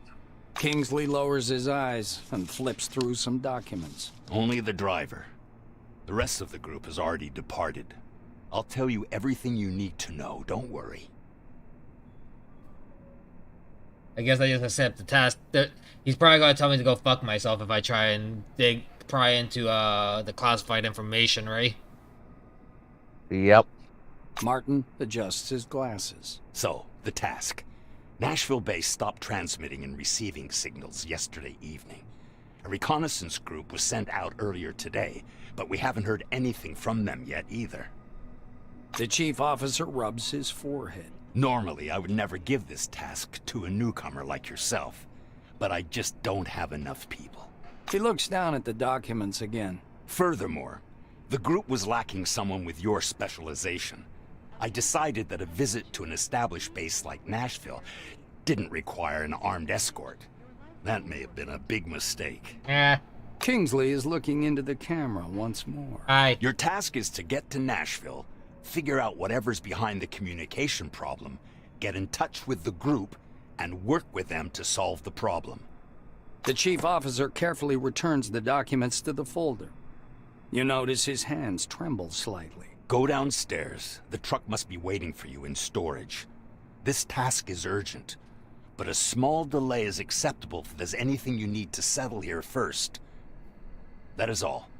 Any questions? No questions. Kingsley's hand reaches toward the camera. Great to hear. Take care of yourself. I'll talk to you later. Okay. It's time to get the fuck out.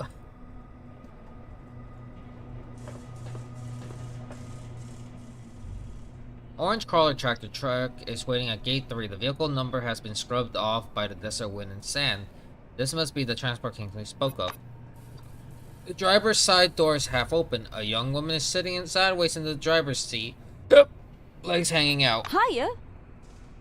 He offers her hand. Hi, I'm Clara Morgan, and you're the novice going to Nashville, right? What's your name? How do you feel? Do you mind if I smoke in the car? Her handshake is surprisingly firm. Clara smells of soap, some fragrance, and slightly of gasoline. That's Clara what she knows of C-12 Nashville. Miracle of the Lord. However, relics have been coming out of Nashville recently. It's like a modern El Dorado. You know what El Dorado is, don't you? El Dorado is a yada yada. So you're ready to start the mission and climb in. Lean back in the chair. Are we going then? Should Probably go now. The roads are bad. Oh, the thing opens. You make exact. You can't make out exactly what Clara likes. Bye-bye. And off we go.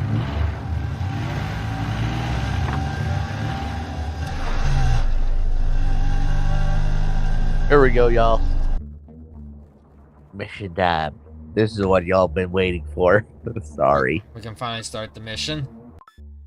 The highway leading to C-12 Nashville is blocked by an anomalous storm, and you're forced to detour over a mountain pass. Soon, the radiator boils over, and you have to stop. Clara lifts up the hood and thoroughly examines the steaming radiator. The engine's boiling, so we'll have to wait. You do know what happens when a car boils, right? It's... The Blue looks at the engine again. We wait. As soon as it cools down, we'll go. This storm worries me more, but it's not an insurmountable problem. I heard there are some relics at the local gas station that protect against anomalies. Number 4. You could even accidentally step on one out here, they say. Okay. Miss... Get going. I guess we're going to the gas station to figure out what's going on.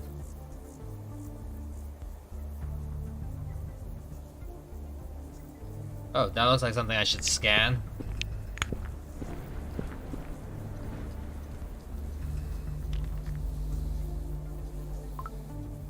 That is a Chimera MK1 turret decommissioned. Who the hell goes there? Come on in, since you're already here.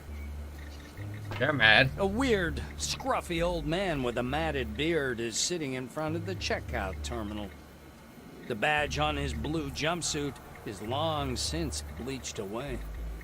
The name Aaron Melville is written there in black marker. With a groan, he picks up a magnifying glass and, peering through it, begins poking at the keyboard with one knobby finger. The computer plays a short tune. Checkmate, the system declares. The old man angrily sets the magnifying glass aside. A Grandmaster? You're a piece of junk, not a Grandmaster. And a cheater to boot. He raises his head to squint in your direction. Eh? What do you want? I don't advise eating here, and there's nothing to buy. And either way, we're closed. The shopkeeper rises from his seat, and you notice he's sporting a peg where his left leg should be.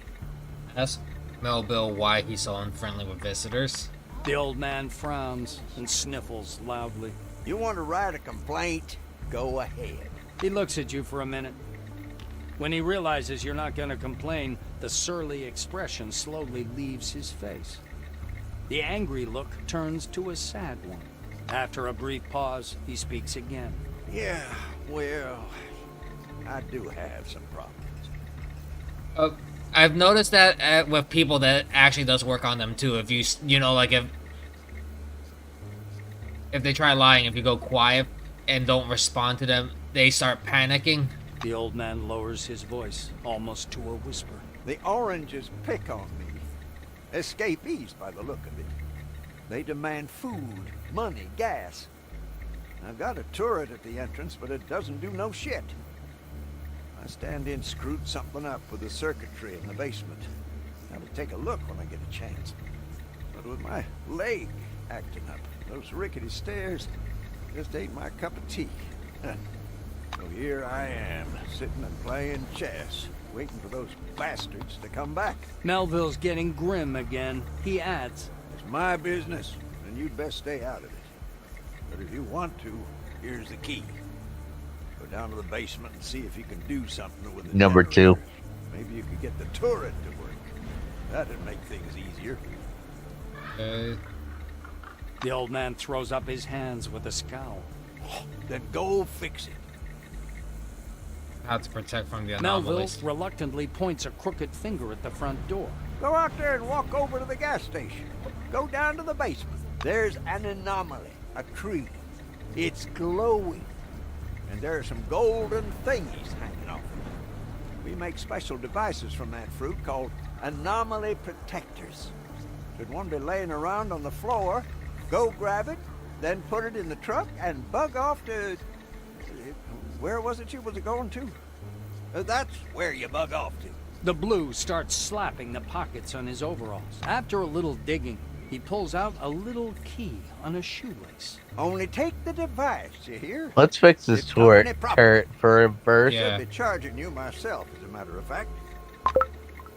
I think we have to go here for this thing, right?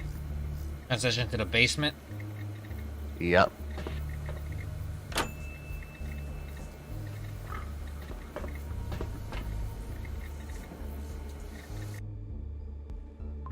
What is a house if not a fortress?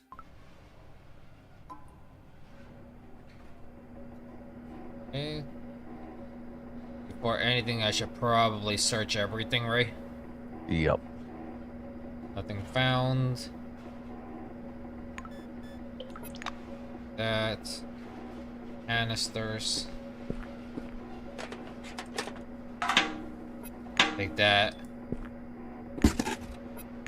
Guess I'll take the paper. I don't even know how much I can carry. 188 pounds. Supply barrels.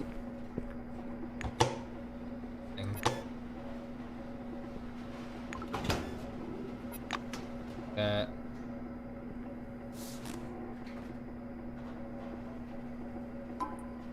D.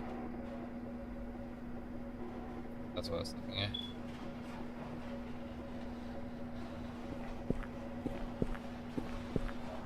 All I hear is a squeaky squeak. Ooh, crap. Okay. Fine. Ammunition box, there we go. That's good for my weapon, right? Yep. That. Cardboard box. Paper, components, medical. That. Pocket's empty. Search for supplies. And oh, it's a good thing we put some points into tech. There we go. Green lights. Everything's roaring to life. Let's get out of here.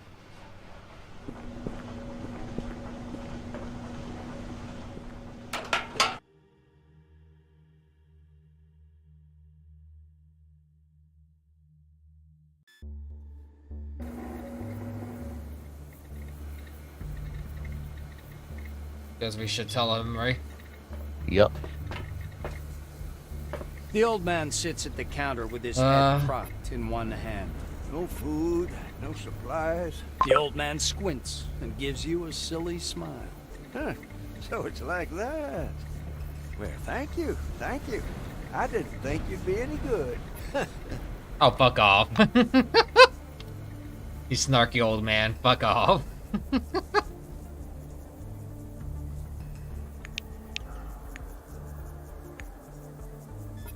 Products.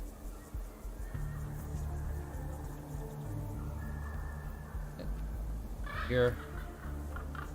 I'm guessing this is where they want us to go. Yep. Hello, who are you?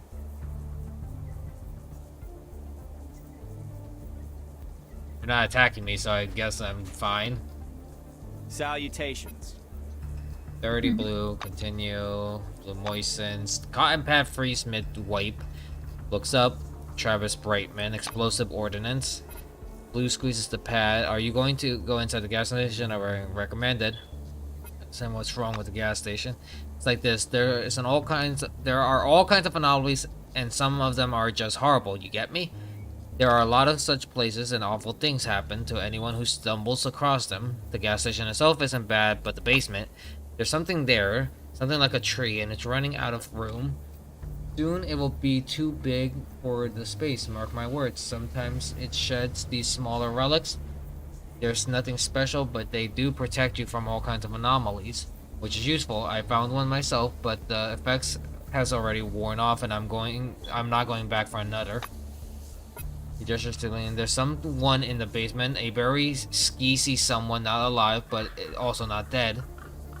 In one word, a nasty thing. I don't recommend meeting it. Ask what he's doing. We're going to the no matter what. That's a rhetorical question, is it? I'm sitting outside a weird gas station with a basement straight out of Weird Tales, mining relic dust. Get him to talk. You suspect relic dust isn't the only way he's making a living? Travis is studying the glowing liquid wobbling at the bottom of the jar. Hey, not every expedition ends with a victory party. Sometimes shit goes down and Cronus seals the site until better times. But the site being sealed doesn't mean anything, you can still get in. It's all off books. Technically no, but Cronus encourages the black market for relics every day they can, so as if there's anything interesting around here. The place is full of interesting stuff. The anomalous zone, there's all machinery doesn't last long in the area, so I walked where whites say that's all typical retrograde anomaly, and I even know where the source is. It's all from the gas station. There's a huge second-class fractal relic in the basement. Okay, well, I know where we're going. That's why it's worthless. Find out exactly what's going on in the basement. Okay. Bye-bye. Anything I should... see if there's anything important. Too bad, I'm going in anyway. Fuck off. I do what I want. Ooh, big box. Please let there be something good in here. A wrench. And... air gun powerlet. Tools. Ammunition box, yes. Fuck! It's empty. Okay. Locked. Lock picking.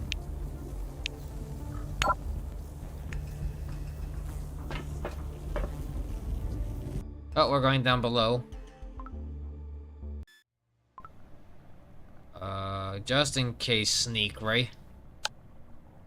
Yep. Oh. Hello. I don't think that should be there. I see you. Should probably take up a good position. And see if I can shoot at it from a distance, right? Yep. What is it? Disfigured body, 93 points of damage. Toxic, unshakenly resistant. Number 3.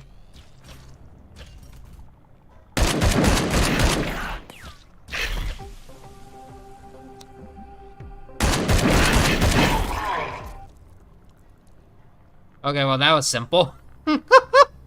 Just unload everything into its chest.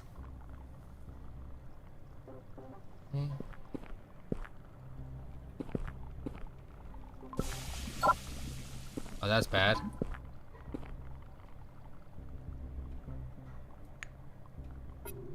Nothing. Where's my bolt?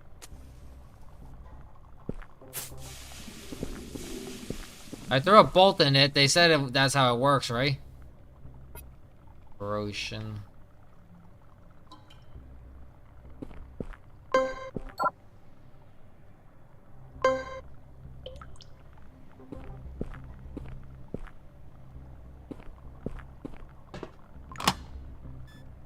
Anomaly protector.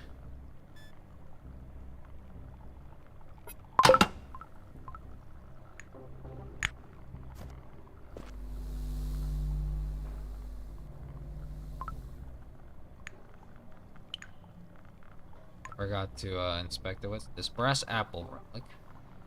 The one does encumbrance. This does not the encumbrance. It lowers my precision by 15. Gives 1 action point starting maximum. I'll take it, but I'll probably put it in a box somewhere, right? Yeah. Go. Here.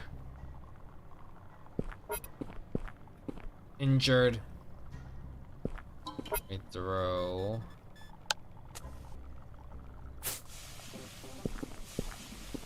What's the point of throwing it in there if it doesn't trigger it?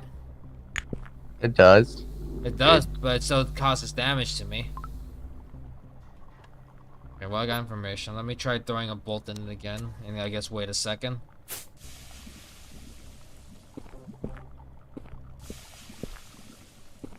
I supposed to throw more than one? I should probably eat something or rest.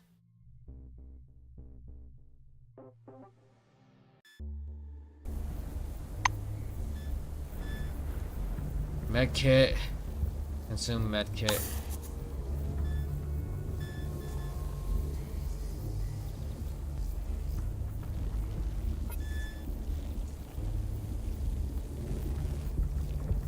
What do I need?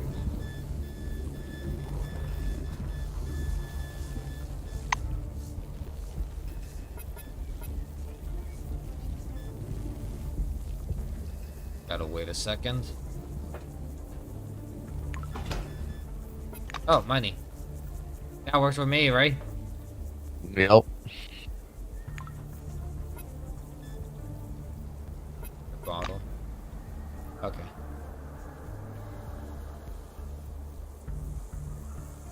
Am I about to get into a fight? I feel like I'm about to get into a fight, right?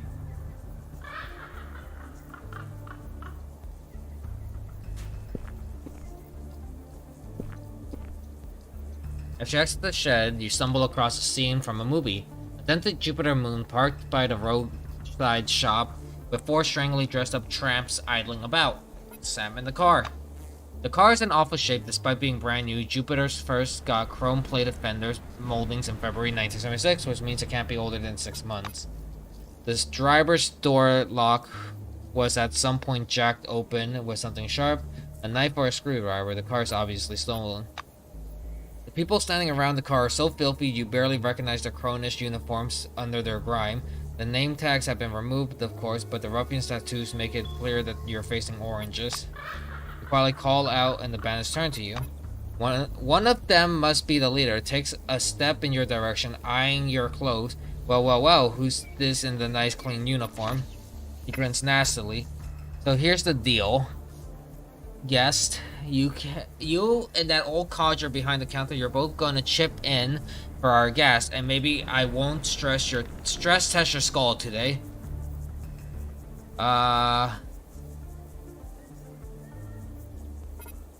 We got a better idea. Well, come on then. Tell us what's your better idea. Convince them that robbing the gas station is not a good idea at all. Crack your knuckles and tell these racketeers what you're going to do to them. Threateningly demand that they leave you alone. Say you're going to stress test some skulls yourself. We can try doing intimidation for you since we have it, right? Yep. Let's go for it. The oranges step away from you just in case and raise his hands in a conciliatory manner. No. Don't. You're threatening me. I'm threatening you. What's it for? Let's just peacefully go our separate ways. He turns to his companions. What are you staring at? Get your asses inside the car. We've got 2 more stops to go. The engine roars and the car skids away, disappearing in the cloud of dust. Yeah, we could have done that. We could have tried fighting them and see how that went. But then again, the only backup we would have is this thing, right? Yeah, that's the only backup we would have. But I'm glad they backed away when we threatened them. I'm surprised they ran away. Oh, I feel my Dude, cracking your knuckles and like acting like a tough guy. Yeah, sometimes it works, sometimes it doesn't. Oh, I forgot. Let me reload this thing and put that back. I don't need to get caught out. Well, you seem like a better sort than the others. Thanks for the help. With his gang problem solved, Melville is visibly more hospitable. I'm sorry for bitching at you, sweetheart. My mood hasn't been great this last couple of weeks. Would you like some coffee? Because I could... The old man takes off his plastic leg and wraps it Yeah, on. right. Hey, anybody want some coffee? Coffee, come on. You can't tell if Aaron is coughing or laughing. Well, it's seething with life. People come and go. White wingers hanging around the swamp. One such fella came along today, walking around poking things with that scanner of his. Doesn't shake hands with people. What kind of guy is that? The old man leans close and continues in a confidential tone. I used to have a gizmo of sorts. It warm stuff up better than any heater. And when they saw it, their eyes almost bugged out of their heads. They took it away from me. It's dangerous, they said. Are they talking about a fucking microwave? What else? Well, wait, what now? Sometimes bandits show up. Get pounded on the head occasionally. Not as often as I'd like, but there it is. The old man gives you a smile of satisfaction. He said that, okay, that they took away something that heated food much better than a heater. And a box, and I'm like, that's a microwave. Apparently they said that a microwave is very dangerous. The Blue grunts like a goose. Well, I cook for myself here. It's, you know, an acquired taste. That's Melba House life. The old man sighs in sadness. What life? I'm an old man. Life? My ass. Some strange creature attacked you in the basement and you killed The it. old man scrubs his bald spot. That'd be my stand-in, I think. And here I reckoned he'd gone and quit on me. Could smell the stench from the cellar. Thought a rat croaked down there. Listening to your story, he shakes his head in amazement. You say it didn't even look like a person? Oh, I had a bad feeling about this place from the start. Not good at all, I'm telling you. Hey, sweetheart! Wait a minute, hold up. The Blue claps you on the arm. Huh? He looks a bit confused. I was just, I was thinking, I wanted to thank you. Maybe we could go on a picnic. You like picnics, don't you? Sure, why not? Aaron smiles. His expression is both silly and sincere. Look, there's a cliff nearby. Lovely place. I got a cook pot already there. A comfy piece of tarpaulin, too. And the logs are alive. Even got a little bottle stashed away. Melville grunts, reaches under the counter and pulls out a bulky bag smelling of onions. The old man lays out the bag's contents on the counter. Canned pork, onions, eggs, and potatoes. He looks quite proud of his stash. What's a picnic without snacks? Here, I'm gonna teach you my family recipe for pulled pork.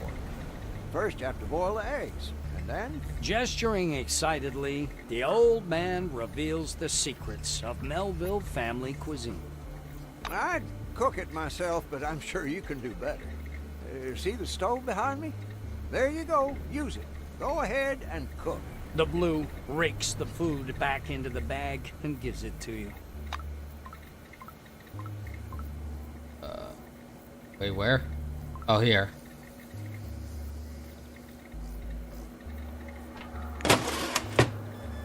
Pulled pork, there you are. So, pulled pork needs onion, boiled eggs, and potatoes, and ham. I don't know if that's true. No, it's Aaron not stares true. into his screen and mutters to himself. For a person who eats pulled pork and brisket and everything, yeah, no, that's not how it's made. Well, come on, speak up. What do you want? Squinting skeptically, Aaron takes a piece of pork and tries it. Well, what do you know? That came out pretty good. He lowers his voice. There's that guy with the rock, the white by the swamp, and those two hippies. Ask them if they want to sit with us, too. If you got anybody else in mind, call them, too. More people, more fun. Okay, let's get all the people in here, right? Yep.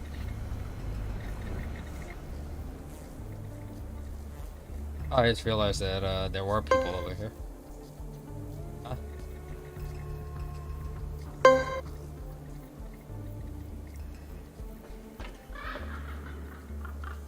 Hello.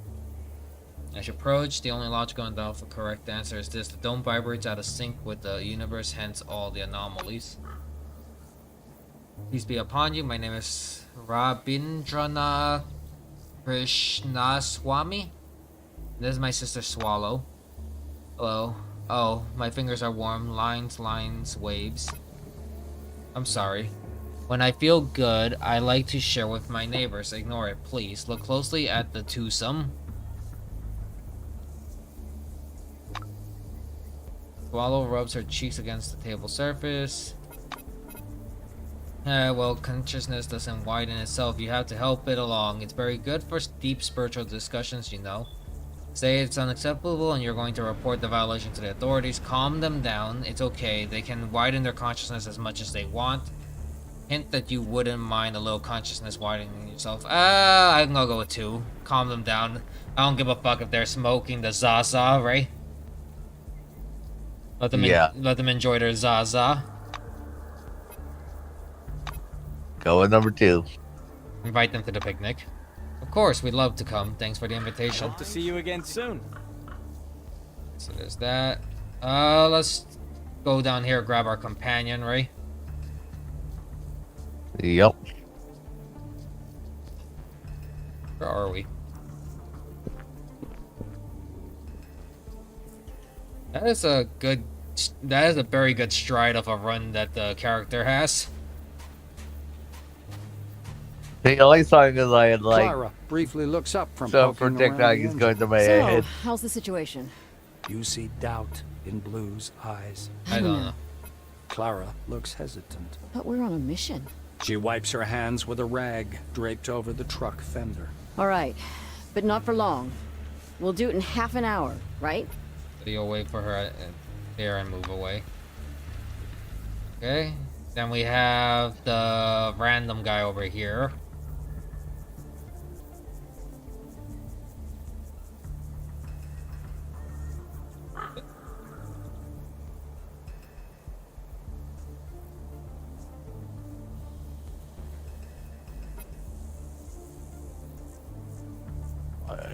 Where did he go?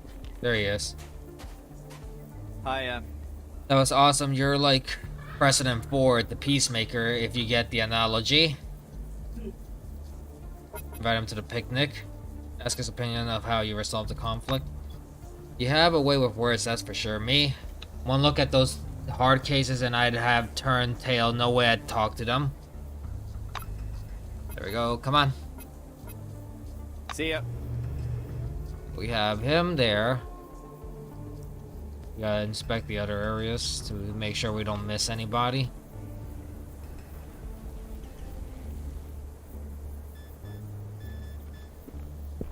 Oh, I see the white that he's talking about now. What is it? The guy in the white uniform here, Theodore McReady. Doesn't look like there's anything of value here at the moment. I'll go over here. Then we quickly pick up Theodore, right? Yep.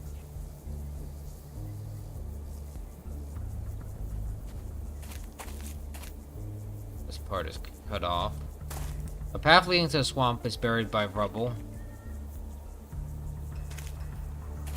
Theodore McReady. Oh wait, what? Examine. Scan that shit. Why can't I scan you? Microlux stone. Source of relic radiation. The granite fragment, just over 2% of its mass is unknown material integrated into the molecular lattice of the rock. Physical properties unknown. Hello. I just found you. Good day to you. Its protective suit sparkles with myriads of flickering pinpoints. It's as if its particles are stuck to the purple gloves and white skull mask, glittering like a snowdrift on a sunny day. On the researcher's chest, the metal badge says Theodore McReady. Extend your hand for a handshake or greet him with a nod. Do we try and shake his hand or do we just nod at him? Nod. You greet him with a nod. The scientist responds with a slight bow. Ask if he'd like to go on a picnic. Ask what he's doing here near the swamp. It's agitated. I'm from Magellan Station. 2 weeks ago, management sent me to conduct a field study of my hypothesis, which is that the microlux is an indicator of presence of Mobiuses. They either generate microlux or the two are in symbiosis. That's a topic for another time, but I'll warn you in advance, most of what we know about the dome is just a theory right now. We often consider the dome a passive environment, yada yada yada yada. Keep listening. Continue. Find out more about the lights. Good, we began studying the phenomenon of Magellan a couple of years ago, so got something to tell about it. We call these particles microlux. Ask if he supports the committee's actions. I mean, where were all these critics when an expedition was sent to the dome and the discoveries were made? Ask if he knows about Nashville. You say they aren't responding? Nashville. Oh, of course. I know. Listen, you're damn lucky. Nashville's a real treasure trove. It's a huge excavation topped by a 3-level complex, a spectacular place. I'll want to hear what you think when you get back, provided you survive, of course. It was a joke. Nothing will happen to you or us unless it's the end of the world and the missiles crash down on us. That's a joke, it's too! It's the end of the world as we know it. It's the end of the world as we know it. Okay, move away. Okay, we got... No? Nothing? I know what you're talking about. I usually hear that from when I go to Six Flags during Fright Fest. Good. So that's 1, 2, 3, 4, 5, 6.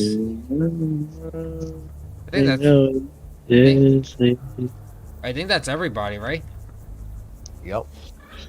Let's talk to the old man. Melville leads you to the cliff carrying a battered old hamper with some chipped plates inside. With a cunning smile, Aaron reaches beneath the fallen tree and takes out a dusty bottle of scotch. You stoke the coals of the expiring campfire and the flames reluctantly blaze up in response. Examine the plates. The plates look awfully old, as does every single man-made thing in this place. There's a very faded geometric pattern on the chip rims. On the back of the plates, you see the contoured Cronus logo and the engraved numbers 1972. Look closely at the bottle.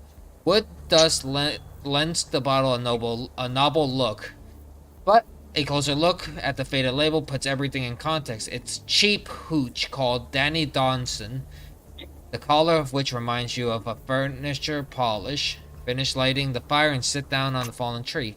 You sit down and stretch your legs towards the fire. The sun peeks lazily out from behind the clouds. Even the distant howling of the storm seems to have calmed a bit. Aaron mumbles and jokes with the others while setting out plates around the campfire. Hey, sweetheart, are you just gonna be sitting there or what? Get the pork out. I'm starving over here. Serve the pulled pork. You've got to give it to Melville's family recipe. The pulled pork looks appetizing and smells delicious. Morgan accepts the plates from the old man with a bow. Sitting on the grass, she leans on the boulder, closes her eyes, and recites a prayer. You're sitting on a log, gazing out on the hazy desert and scarfing down pork. With half an ear, you listen to what's happening around the campfire. So you say this microlux of yours has trace elements of Mobius's, inquires Melville. Technically, yes, but these aren't traces. McCready nods his agreement. Oh crap, the Mobiuses, they crap out this microlux, don't they? The old man is twisting around excitedly trying to locate the shiny stone. So what did they take a crap right in my yard? The white chuckles and shakes his head. It's a rather complex concept. It appears to be a symbiotic relationship where the microlux establishes the work environment for these combat mechanisms. It's not toxic nor radioactive, but I advise against touching it with your bare hands. So it's crap. Alright. Melville sums up thoughtfully. The pork platter's nearly empty. The picnic is coming to an end. Melville limps to the edge of the cliff and spits over the edge. Well, that was nice. A nice little sit down. Alright. Last one back washes the dishes. Hey, don't you all jump up at once. Alright, I'll wash them myself. You know why he said it like that, right? Shark? I've heard of that before, but can you refresh that, please? Well, there's that, but remember, he's missing a leg. So everybody else still has 2 legs. He got left behind. Listen, Rabbi. That dust storm? Am I hallucinating, or is it really sort of weird? The Jones wrote in his latest tract. The strangeness of existence is but a measure of our... Uh-huh. I mean, I didn't understand it. Don't question yourself if this storm is strange or not. Simply... Okay, I guess that's it. We have the item we need, but let's just check in with the old man and see if we completed the mission, right? Yep. The old man's face is red from drink and ecstatically happy. See, it was a good sitting, all right. And that friend of yours is fine. If I was a bit younger, trust me, I'd marry her in a second. Yeah, I'd just take her by the elbow and say, "My lady, come with me down the aisle." Melville hiccups loudly. Okay, I'm guessing that's it of the mission. So all we have left now is theories of strange events in the story. I'm guessing let's head back. We have the item we need. We can give it to the blue. He installs it, and then we keep on trucking, right? Yep. How many rounds do I have left? 50. Plus the 40, that means I have 90 shots, so I need to make them count just in case we get into another fight. Or I should try and avoid unnecessary fights, right? Yeah. Clara briefly looks up from poking around the engine. So, how's the situation? Sure you don't want some nuts? Water, maybe. I have some here. Say that you have found the relic that protects against the effects of A vague anomalies. smile appears on the blue's face. Really? That's good news. We could have been stuck in here for a long time. Radio's still not working. Say that you yourself will install the relic into the truck. Clara slides off the truck's caterpillar track, letting you get to the motor compartment. Huh?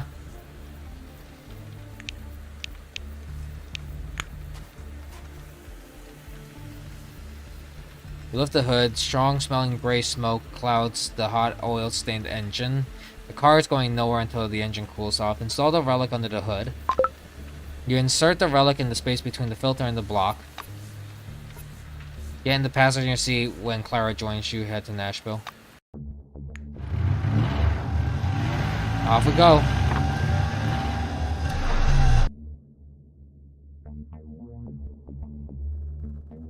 When Howard offered me to transfer to Nashville, I did not hesitate for a second. To my understanding, Nashville is what the Dome should be. This is a place where the employees are able to lay hands on the most incredible wonders of ancient technology. You can call me romantic, but there is a place for pragmatism in the whole story. I have no doubt that my career will go uphill at Nashville. From the Diary of Monty Collingwood, Silverwing. As you approach Nashville, the realization hits you that something is definitely wrong. The boom at the security checkpoint is up, and the turret indicators are glowing red. Black smoke rises over the parking lot. Doesn't sound good, right? The turrets are blinking red at us. The automatic guns beep and direct their gun barrels at your vehicle. You and Morgan exchange concerned looks. Step on it! Clara floors it. The engine roars as the tractor truck speeds past the turrets and leaves the danger zone. Excuse me, sir. I'm here to talk about your car's extended warranty. That's essentially what the turrets are doing to us. They're going to give us an something has gone wrong with the system. They're going to give us an extended warranty. There's no reason they should be trying to put us 6 feet under. The road turns left, and you're on the main road leading to the complex. There are bodies everywhere, but no visible survivors. Morgan crosses herself and whispers a prayer. Through the smoke-filled air, you see the red lights of a new batch of turrets taking aim at your vehicle. I guess full throttle again, right? Yep. Morgan, pale as death itself, obeys you and floors it. The vehicle reaches a fork near the main entrance to the base. The concrete walls are covered in bullet holes and surrounded by blood, fire, and bodies shot to smithereens. Oh, goody. Struggling not to vomit, the blue squeezes her face into the wheel, She's not praying anymore, just whimpering quietly, "Good Lord, good Lord." Another set of turrets greet you at the central entrance with warning beeps and hostile red lights. We either go drive to the left beyond the crag to the parking lot with the light vehicles, or shout "floor it" and point right to the remote parking where the lot for tractor trucks. I think to the right it sounds better option, right? Than one that sounds like we're doing a whole ass U-turn. Yeah. The truck skids, bypassing the turrets and sliding into the parking lot.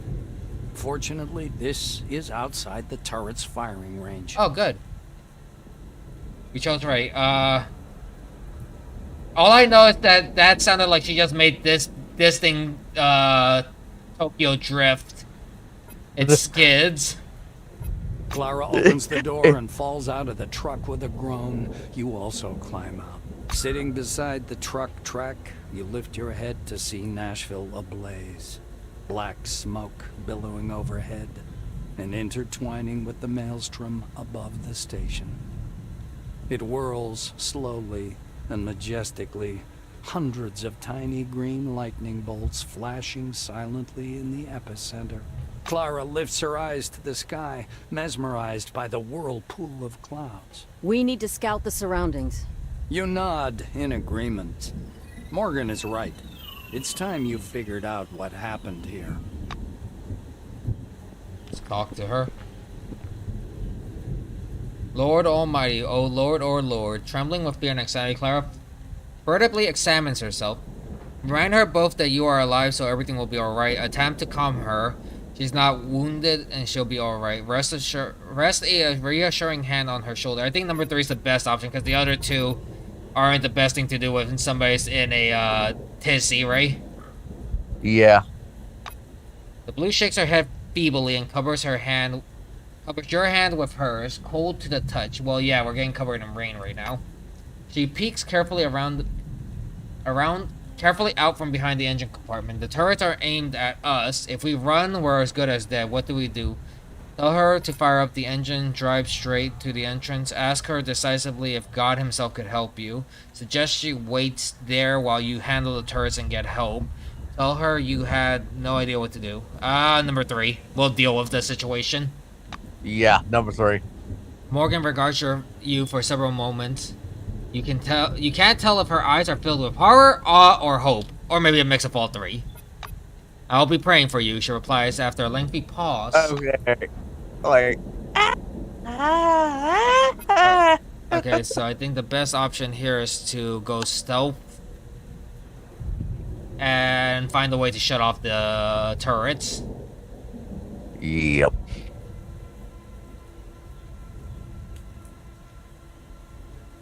Something must have went wrong with their experiment. There's a body there. Generator there. So right now we don't have the skill points for that, so we have to find a way to get an override, right? Yep. This area looks like it's meant for somewhere around here, so this is not the proper option for these things, right? Yeah.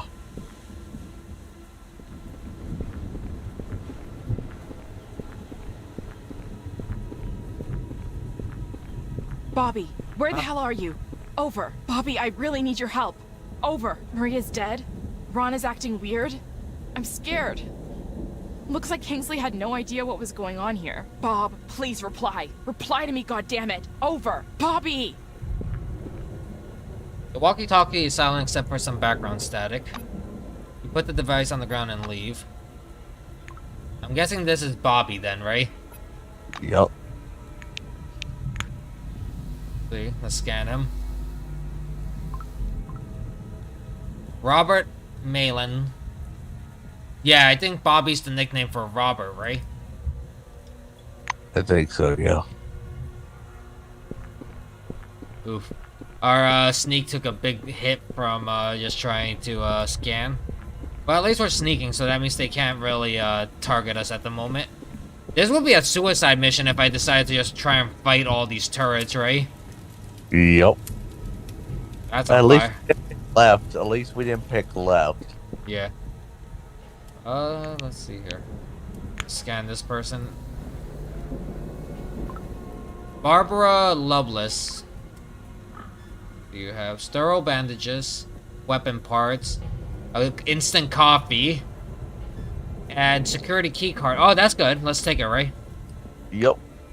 Okay, so we have that. Go up over here. Is this the only other checkpoint left for us to try and start? I guess that might be the control point if the other part is most likely related to the building, right? Yep.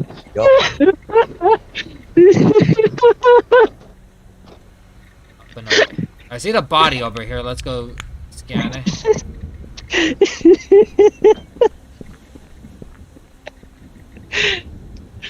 Okay. You're okay, Storm. Peg Balmer. Gregar, What's up? can I share with the both of you a video that you might get a kick out of, and it's fucking hilarious. Sure, but you know I won't be able to see it till after I finish streaming. I know. I mean, unless you have a phone and you're wearing earbuds on that phone. No. But I'll share it with gaming, so Shark can see it.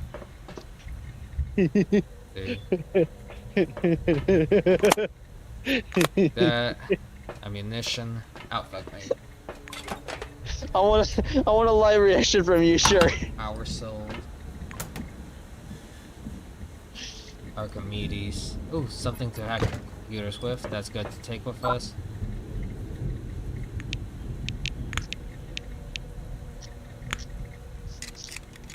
Lockpick. Oh, good. More ammo. I need that. Security booth seems to have been abandoned in haste. Chairs are overturned and the walls are riddled with bullet holes. The control panel is covered in blood, but the indicator suggests it's still operational. Examine the panel. Check the condition of the turrets. Examine the emergency indicators.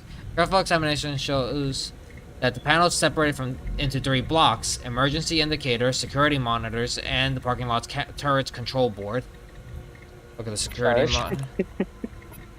The surveillance system is failing. A few displays show that the parking lot and others show driveways and the entrance is natural, but most show nothing but static. You examine the indicators on the control board. The alarm has been raised on all Nashville levels. Non-critical systems have been switched to sleep mode. The turrets have been set to paranoid mode. Fire on all targets, no exceptions. According to the board, the turrets are in paranoid mode. They will fire on anything that moves. Think better of touching the control board. Reboot the system. Examining the control board, you come across a reset button covered with a plastic cap. You push the button. You hear an unpleasant sound and then another one. All of the lights on the control board are flashing. From now on, the parking lot security systems will recognize Cronus employees as friendlies. Oh, there we go. I think that's it, right? We have control of the turrets. Nice.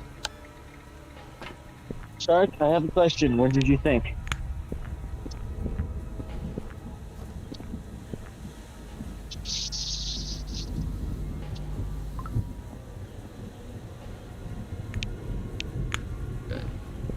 Well, at least now we have control.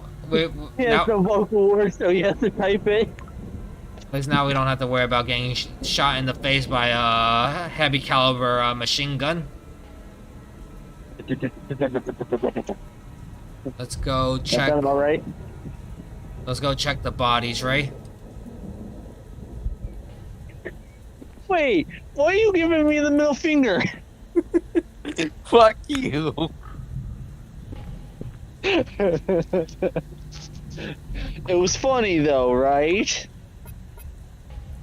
What's this for? Plumbing crew closet key. Pass card. Okay. Let's see, let's go. You're laughing, so I know you find it funny.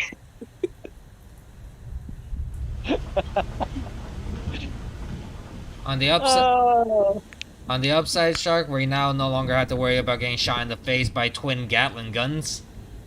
Nice. You have to get shot by Mom. Oh God. Love you, Gregar. Love you too. And only in a homie way. No, this is homie sexual. What? No. You don't reach that level yet. Too bad. No. You gotta buy the dinner first. You gotta be very nice before you can get that extra homie love from me. Okay, let's see. How much weight can I still carry? And don't worry, Shark. You're nowhere near that. Let's check this Black Wing member. All right, have fun, you too. Oh, I there. gotta get back to work. Have fun. What is this? Locker key. A small, simple key. Looks like it belongs to a standard locker.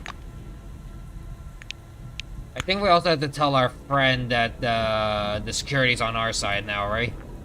Yep. Okay, that was Nicholas something. What's your name? Nicholas Carvonen?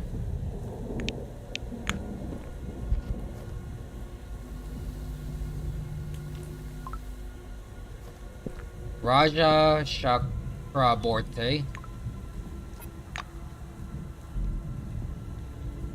The steel box, there might be something good up there. I guess let's go tell our friend that it's clear, then come back down, check the guardhouse, and see if there's anything we need in there, right? Yep. That. Take that. They should be here.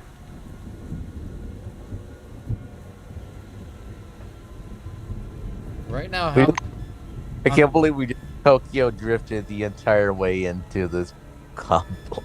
Exactly. We have 100 on freaking treads. That means there's a lot of sparks going all over the place. So we have 140 rounds that we can use because we have no other weapon, and we can't really use the Astra because the Astra feeds on the same ammo as our Draken. That wouldn't make sense, right? Yeah. There's the Wasp. We can switch the Psych for a Shiv. What do you think? 7 to 10. This is 6 to 12. Yeah.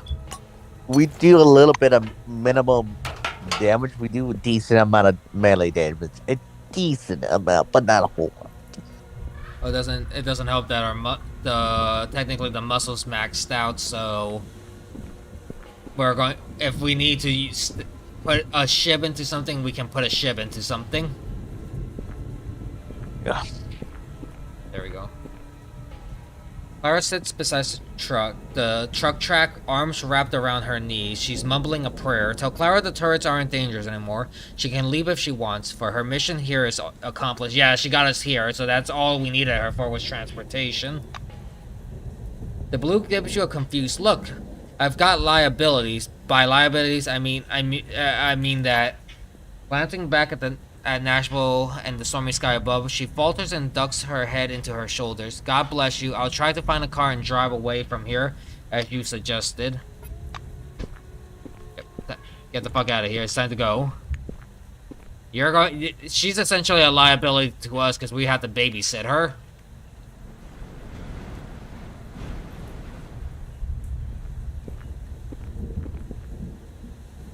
What do we have? Tracer. What the fuck does that do? Position minus 20%. Chance of 70% plus 5% times range. Reduces the target's evasion by 20 for 2 rounds. Why did we stop moving? Oh, why did we stop moving? I can't tell if she's looking for a car or if she's just walking around, right? Yeah. Where are they going? Is there any good cars? It looks like everything's lit the fuck up.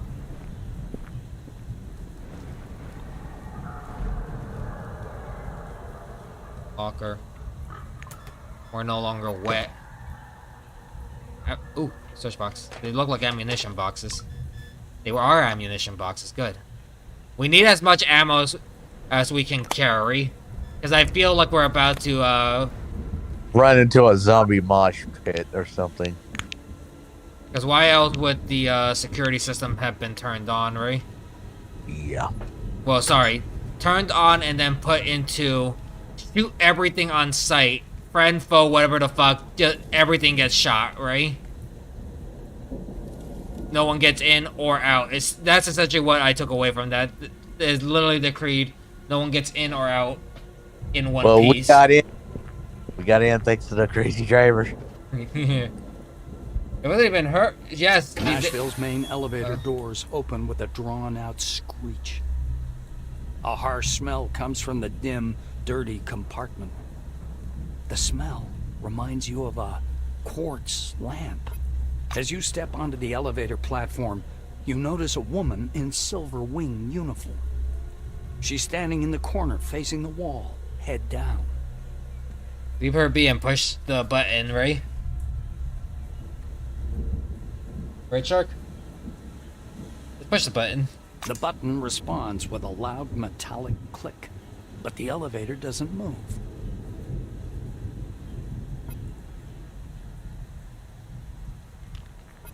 You examine the chevron on her jacket sleeve. Apparently, she's one of those responsible for the Nashville site excavation. Your eyes are drawn to her hands where dozens of tiny lights are moving under her skin with a faint twinkle. Okay, first one. Let's get out of the way. The stranger makes no reaction, even as you grab her shoulder and turn her around. She looks weird. Her face is completely slack, as though she were under the influence of a powerful anesthetic. Her eyes are wide open, though. Bright white rings glow around her irises. I was right. We're walking into a zombie heavy pit. Falls down behind your back, making the platform shudder. What? You reflexively jump aside, just in time. A body lands where you were standing a moment ago with an unpleasant crunch. And then another one, right next to it. People begin to fall onto the elevator platform from the darkness of the shaft above. The elevator platform is shaking. A speaker on the wall comes alive. Caution, overload. Please vacate the platform. Caution, overload. Please vacate. The strained overhead cable snaps with a blaring twang. You fail to leap from the platform in time. It plummets, whatever remains of its emergency braking mechanism screeching unbearably. Daphnis 5. Tuck yourself up before you fall. Muscle 8. Clutch the railing so as not to bounce off the platform when you land. Tuck myself, I guess?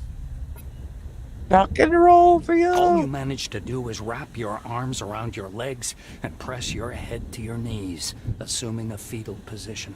The elevator car comes to a sudden halt as it crashes into something soft with a loud splash. Faint emergency lights illuminate a heap of torn limbs and crushed torsos smeared on the floor. The smell of blood is thick in the air. Oh god, now I know what we squished. Oh fuck. I already knew it. This fight is flat. I already knew what it was. I didn't want to say it. The elevator door opens onto a dark corridor. You have arrived at your destination. Welcome to Nashville. Oh god. Knocked out. We're now angry for 4 seconds. Mild psychic irradiation. Unidentified irradiation somehow sharpens the sensation and causes the slight weakness. We gain +1 to our psyche, but we lose 10 resilience.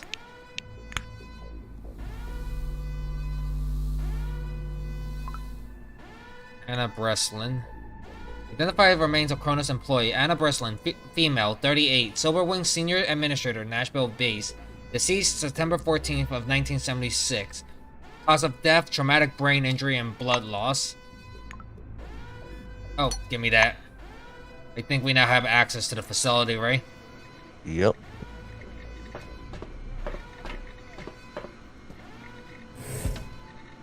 I think they lost control of the facility.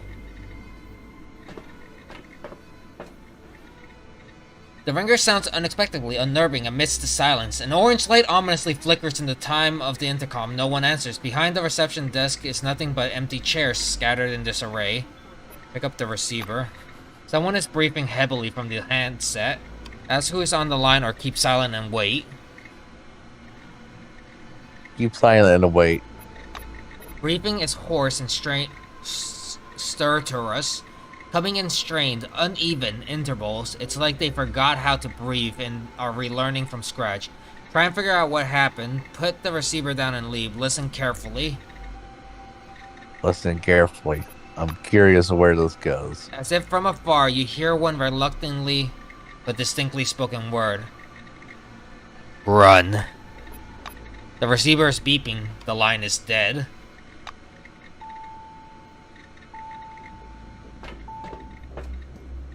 Okay, yep, I was right. We walked into a zombie mosh pit. Wait, did he send us here to try and regain control of the situation? Are we trying to regain control of Nashville? I think that's what they're trying to get us to do, isn't it? So far, it's going as crappy as it is. Access denied. Let's use this. Keyboard open. Okay. It seems like the alarms are blaring.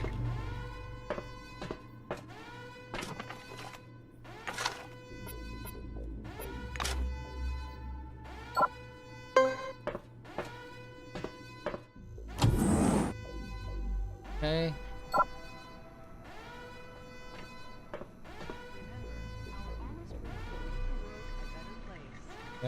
Oh, wait. Briefcase. What is that? Key. Nashville security room key. I'll take that. I'll take the scissors. I'll need that.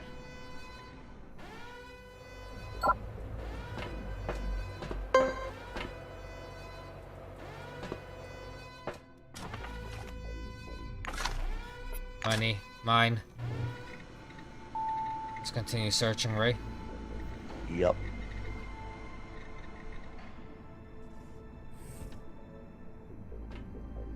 Broken vending machine. That's a lot of blood on the walls. Animalistic scratch marks on the wall, on the floor. Blood on the machine. Gimme. Gimme. Gimme! Okay. Oh wait, do I have radiation damage? I think I have radiation sick. Fatigue. No. Then what's that yellow thing? Is that my EXP? Consider this note my official report. I, Major Seymour Hobbs, head of security of C-12 Nashville, take full responsibility for all decisions leading to the loss of life. I activated the final protocols and locked the door to the security room. I will remain here to stop anyone attempting to break through or interrupt this protocol. I act as my duty demands, but I cannot live with it. I don't know what else to add. Tell my family I love them. Major Seymour Hobbs of Blackwing. So he, in a last-ditch effort to try and contain the situation, set security on paranoid. To stop any escape attempts, right? Yup. Seymour Hobbs. Oh, well, we found him. Oh. Well, we found him, but it looks like he got. Ooh, shotgun. That's count that heavy weapon, right? Yeah. I guess we'll use that instead of the ship, right? Yep. No, this is a light weapon. Shotguns are light. But we have something. We can still use it anyway. Yeah. It's better to have a shotty on handy if we're gonna come close, with what. Yeah. Well, it'd be better to just use this overall to try and keep our distance, right? Yep. Take that. Take that.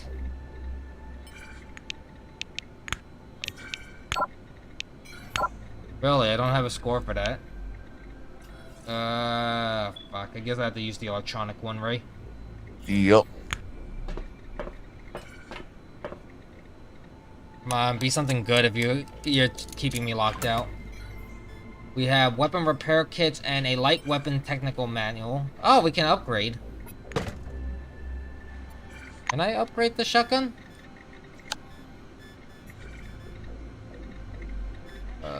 Upgrade weapon. Oh, we do have enough for an upgrade. I guess we can upgrade the shotgun just in case we need it, right? Yep. There we go. So now we have a 2. Then we'll upgrade our our LMG thing. Okay, let's see. Here, can I get in here? Yes. Screen, main menu, unlock the elevator, open the save. Oh, what's this? Inspection zone relic.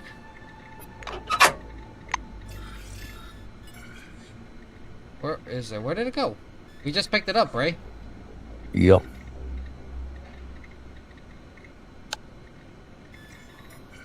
Okay.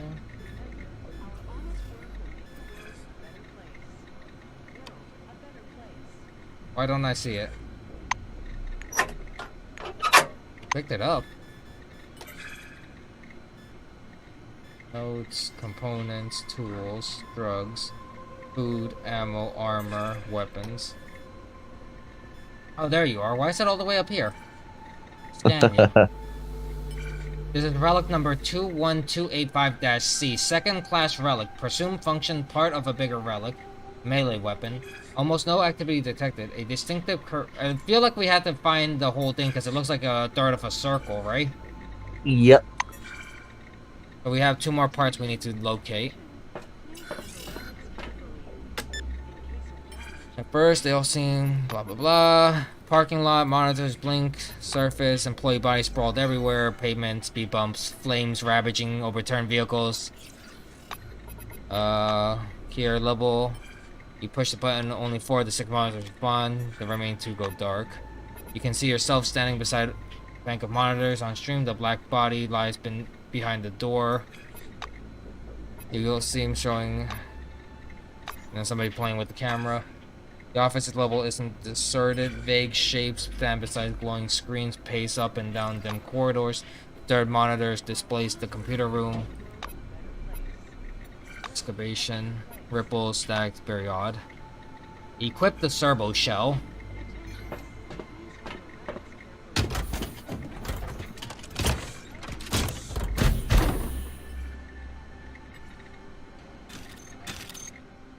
We are now inside the servo shell. And we only get to use this once.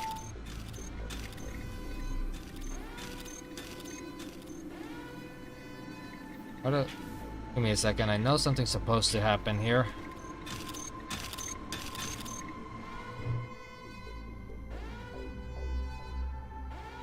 Quiet footsteps. You stop and listen carefully. You're certain the sounds is coming from the air vents. You continue listening, but the sounds of footsteps quickly dies off, seemingly moving to the opposite corner of the room. What do you think of what I'm playing here right now? Yes. Footstep dies down. Nope.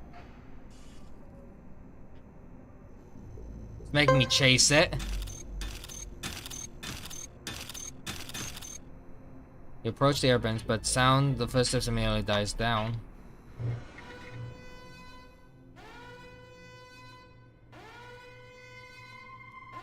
Quiet footsteps.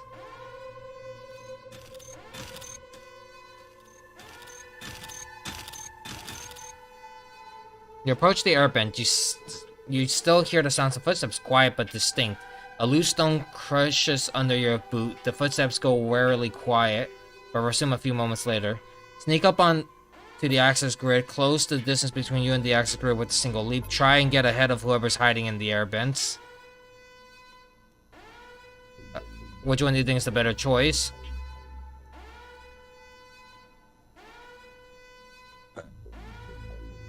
Do we sneak up? Yeah, number 1. Looks like you've managed to trick the stranger this time. You reach the grid, stop in your tracks, and listen closely to the dull sounds from inside the vent. You seize the opportunity to peek inside the air vent. There's a tiny relic behind the grill. Streaks of jello stream rise from it. Take it with you. Ventilation relic.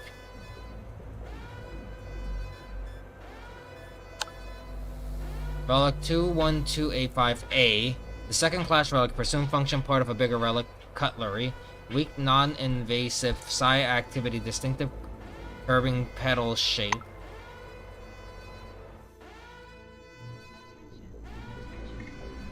I guess we go down to the next floor, right? Doesn't look like there's anything else to look around here for, right? Yep.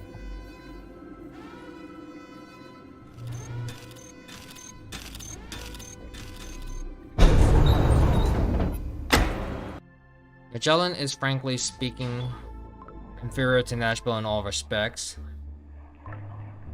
As soon as the elevator touches the interceptors, a bright flash blinds you. The flashlight is pointed straight at your eyes, preventing you from seeing whoever's in front of you. The light flickers. You hear the slide of a gun being drawn. Stay still. Inform the stranger calmly that you aren't going to harm anyone. Say nothing. Step towards the stranger or attack first. I guess number 2, right? Yep.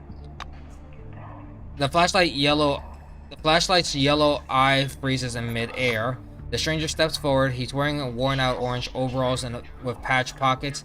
His metal badge reads Tim Ginsburg. I'm all ears. He examines you curious. Hey, Tin Man, has your brain been cooked yet? Give a nod or something. Reply that you're here to reestablish contact with your group and provide assistance. Ignore his question and find out what's going on. Number 1. Ginsburg barks out a short, spiteful laugh. Provide assistance? Yeah, be my guest. Maybe you could start by putting Maria's guts back in her belly, then knock some sense into all these people. Oh, and Decker is still freaking out in there, so give her a punch too to help her recover. Except it won't help for shit. Here, take a look. The orange directs his flashlight to the blood-covered floor. Ginsburg points his weapon at you once again. I have no idea who you are or what you're doing here. Frankly, I don't even care. I'm getting out of here, and you better do the same. Get in my way and I'll shoot you, no offense, right? Tell him to calm down. You don't care what he's doing, and you're not interested in stopping him. Note that it's up to him, but you could use his help. Inform him that the surface elevator has collapsed and he won't be able to escape. Say you can't let that happen and attack him. That the surface elevator is shit. Yep. Desperate lies. I know the elevator is working. Wait, no, you destroyed it, so we can't get out of here. He tightens the grip on his gun and wavers drunkenly in his hand. No. Alright then, I'll go and see for myself. I'll find the exit on my own if I have to. Get out. I think I should probably unequip this because I don't think I can go stealthy in a giant metal suit. And there's 2 turrets looking at me, right? Yep. Well, my moderate psychic irradiation now. I have +2 psychic, but lost 20 of my resilience.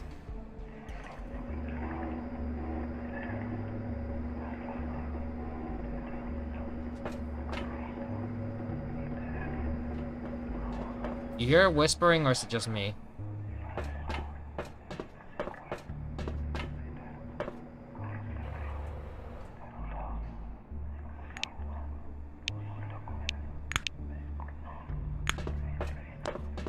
It's not just me, right?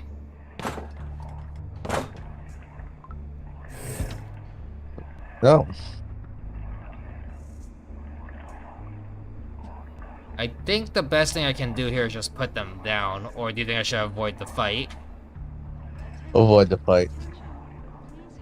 It's apparently gives me the suggestion that I can talk to them. What do you think? Try talking? No. What? Try talking to him. Yeah. I should probably also check the toilets or something to see if there's that third fragment, right? Yep.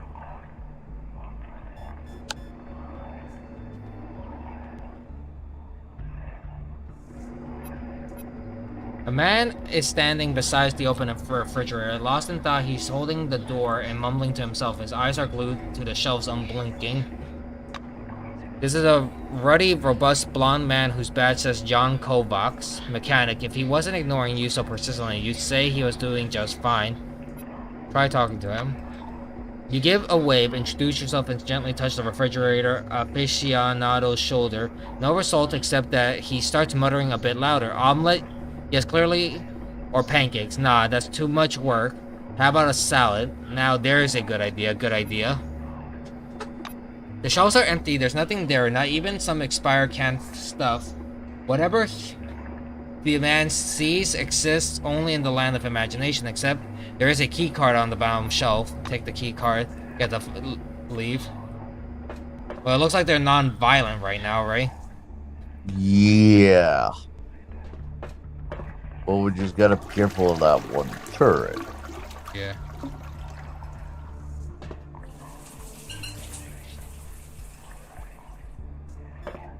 Self-confidence. Vigorous.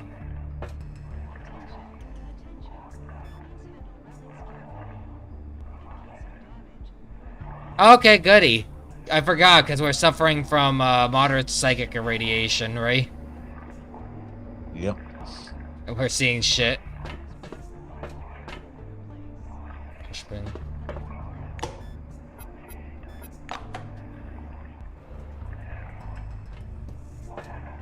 Will that thing automatically start attacking me is the question. You know what? I'd rather not find out. Let me go stealthy, right? Yep. The voices are starting to get louder. This is the joke I always make in private. You know what I'm talking about, right, Shark? I gotta keep doing so and so stuff, or the voices get louder. I know where you're going with this. I'm not even encouraging it.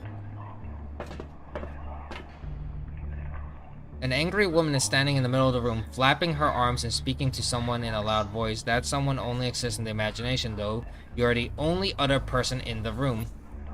A short, pale, lively-looking woman with short hair dyed bright red. Her name tag says Elizabeth Nadasdi, Eternal Security. The Blackwing uniform confirms this.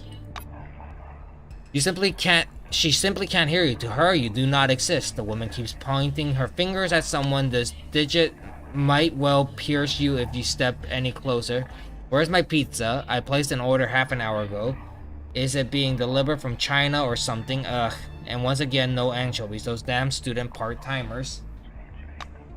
The woman freezes in her tracks. Her fearful eyes dart over your face. Her mouth turns down at the corners, and tiny droplets of sweat appears on her forehead. What? No. Where? She shakes her whole body like a dog, wipes her forehead on one sleeve, and resumes her aggressive attitude. Anyway, I'm still waiting. If a delivery boy isn't ringing my doorbell within 10 minutes, I'll be on the phone to head office. Capiche? They're really tripping out, man.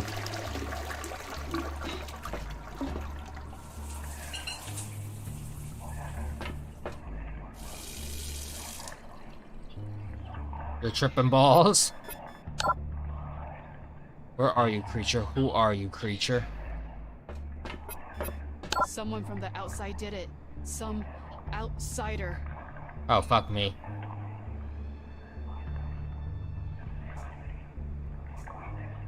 So within her vision.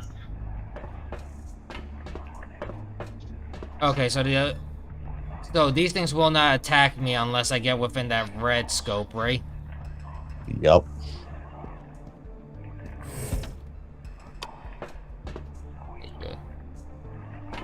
The whispers in my ears are very unsettling to me now.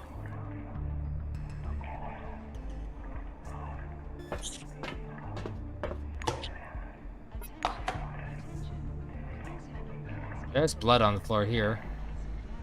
I don't see anyone.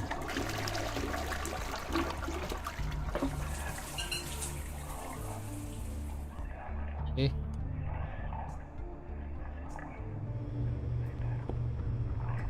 In here. Room. Door to the What? Broom people to death? Guess so. Medcom. Cure all addictions. Restore my health. Remove radiation from my body. Any sickness.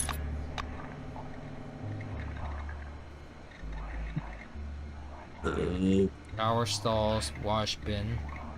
Broken toilet. Broken toilet. Maybe there's something here because it's a search, right? Oh, there it is. Look at this. Broken toilet thingy. A piece of cloth. Who tried to flush away a shard? I have no clue. Janet. Now what? Second. Weak vibration, low frequencies, a distinctive carving petal shape. Let me try. That. And the third one was up. Okay.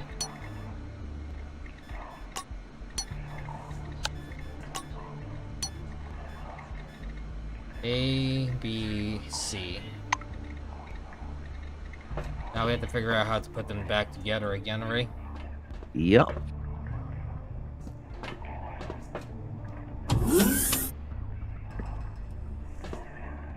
A woman in blue wing overalls standing in the closet. She looks like she's pondering whether to give her floor a good wash or just mop a bit. Though the soap box she's examining is empty, she's raising and dropping the lid monotonously in her hands, a rhythmical, useless, aimless action. Take a closer look at her. The woman's badge says Marjorie Stallworth below her name, Ordnance Technician. It's inscribed in a smaller font. Her dark face glistens in drops of sweat.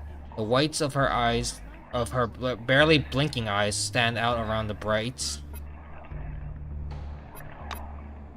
Touch the woman's arms and she pulls away slowly but determinedly. Her eyes regard you steadily, as though she wishes to tell you something but for some reason can't.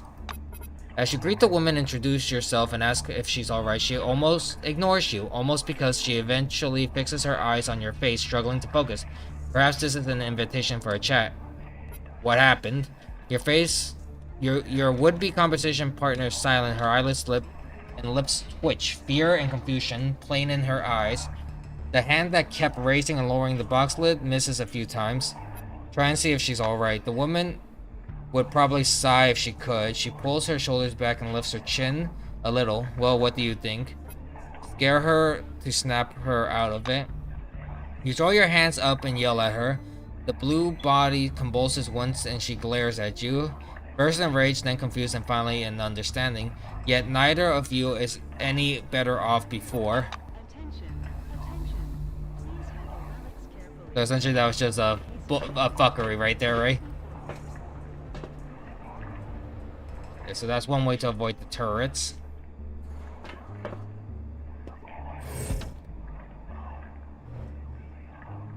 I am very unsettled at the moment.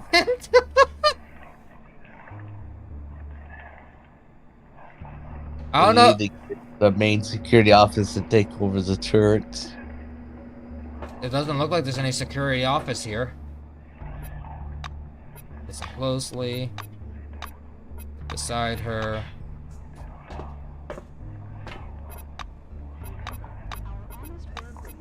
They're all like a zombified spell. The screen shows nothing but static, so they're watching something that we can't see, right? Yep. Nothing in there.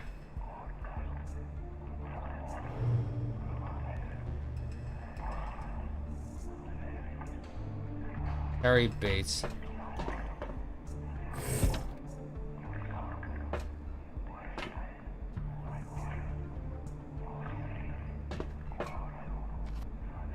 You see a dark shadow in the poorly lit corridor. It's scrubbing the floor with a clump of something damp groaning. You approach and set foot in a puddle of blood. The floor tiles are stained with it. The orange is on all fours, his abdomen ripped open, smearing blood all over the floor with his own intestines.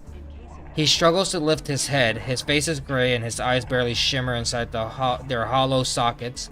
A little while longer and they'll likely close for good. The name tag attached in the uniform says Terry Bates. We don't have a mech kit. We do not have medicine of 30, so we can't do anything for him. We have a psyche of 4. Try to persuade Bates to stop scrubbing the floor with his guts. Ask what he's doing. End the poor man's suffering. Number 3. What? Number 3. It's not easy to reach a madman, but you know how to do it. You and take Barry's hand, look straight into his eyes and persuade him that the floor is clean now, and he no longer needs to mop it. The orange is running his hands through the splotches of blood and confusion. No, it's too wet now. Water bears bones. I'll take another rag. Barry suddenly stops dead, looks at you.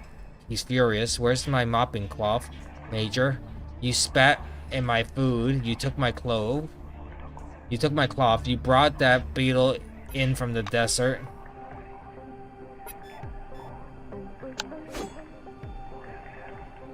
There are traces and fractals. Traces and fractals.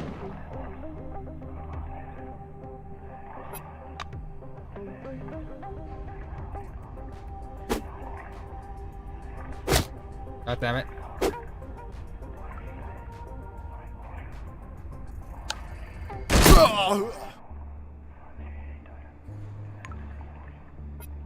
Well, that ended that. I was trying to be nice, but no. Hit points 159. We didn't take damage? I find that hard to believe, but okay, right? Yep. That away.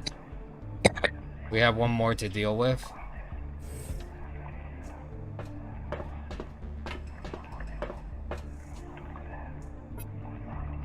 Lean, attractive, dark-haired man in business attire is leaning with both hands into the sink and gazing in the mirror. A touch of self-satisfaction occasionally crosses his face. It looks like he quite enjoys the view. His expression mars the expression he makes, but only a little. The dark-haired man is wearing a distinct uniform of silver wing, a study in style over particularly. The squarely pinned badge informs anyone who cares to know that this is Harold Feng Jingtao. The title below says that he's the deputy head of the National HR department. The diligent attempt to start a conversation is in vain. The man keeps staring in the mirror, examine how he ignores everything. You figure it can't hurt to assess your own appearance, and surprisingly, everything about your reflection seems more or less familiar. You're dissatisfied with some parts and content with others. It's just an ordinary reflection. Except you feel something odd when you divert your gaze from the mirror, as though someone else is being reflected apart from you and the dark-haired man. You turn back and check, but there's no one there.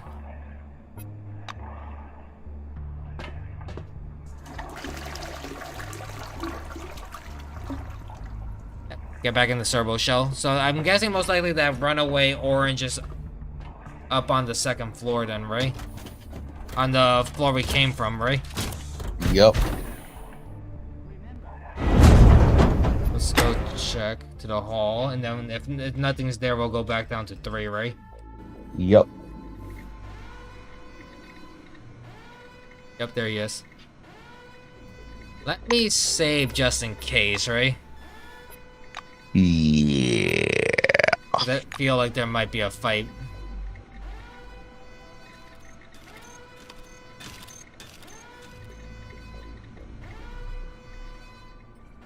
Behind besides the fallen elbow, Ginsburg resembles a Christmas tree. A few chains are dangling from his neck, and he's wearing a lady's gold watch on his left wrist. He levels his gun. Oh, it's you. Things are looking shit around here. The elevator's crashed, and I haven't found any other exits so far. Maybe you know where to find one.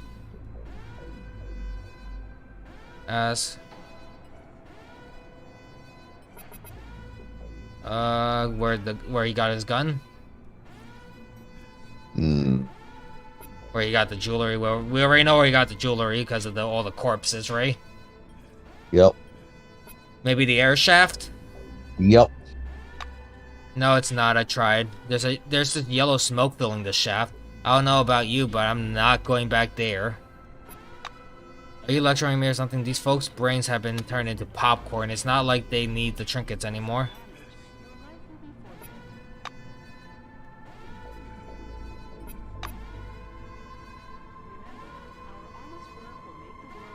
Decker doesn't even know where the bullets come out. What use would it be to her? Any more questions?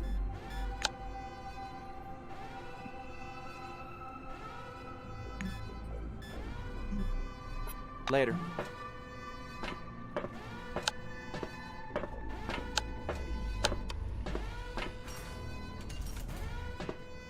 Not even worth it.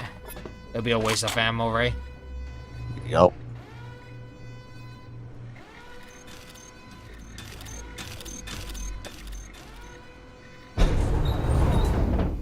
Offices and computer rooms. This might be where we have to reestablish communications, right?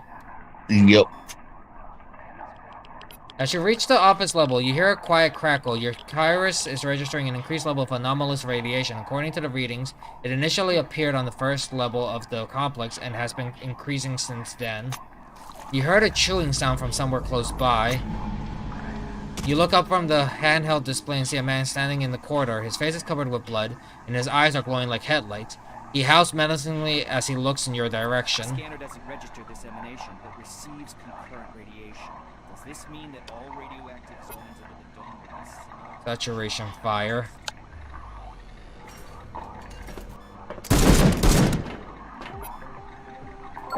I made an oopsie. Ah!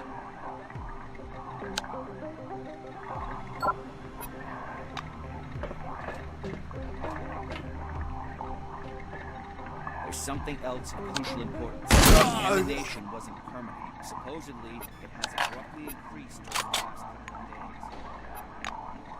days. Okay. I'm not going in there. It looks like that's just a waste of time, right? Yep.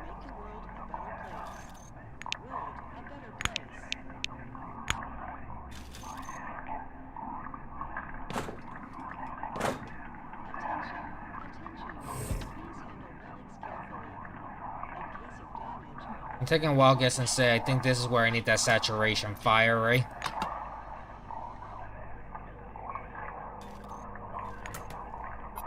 We have to reestablish communications, and the only way I think we have is to go fucking this way, right? Yep. Oh, fuck me.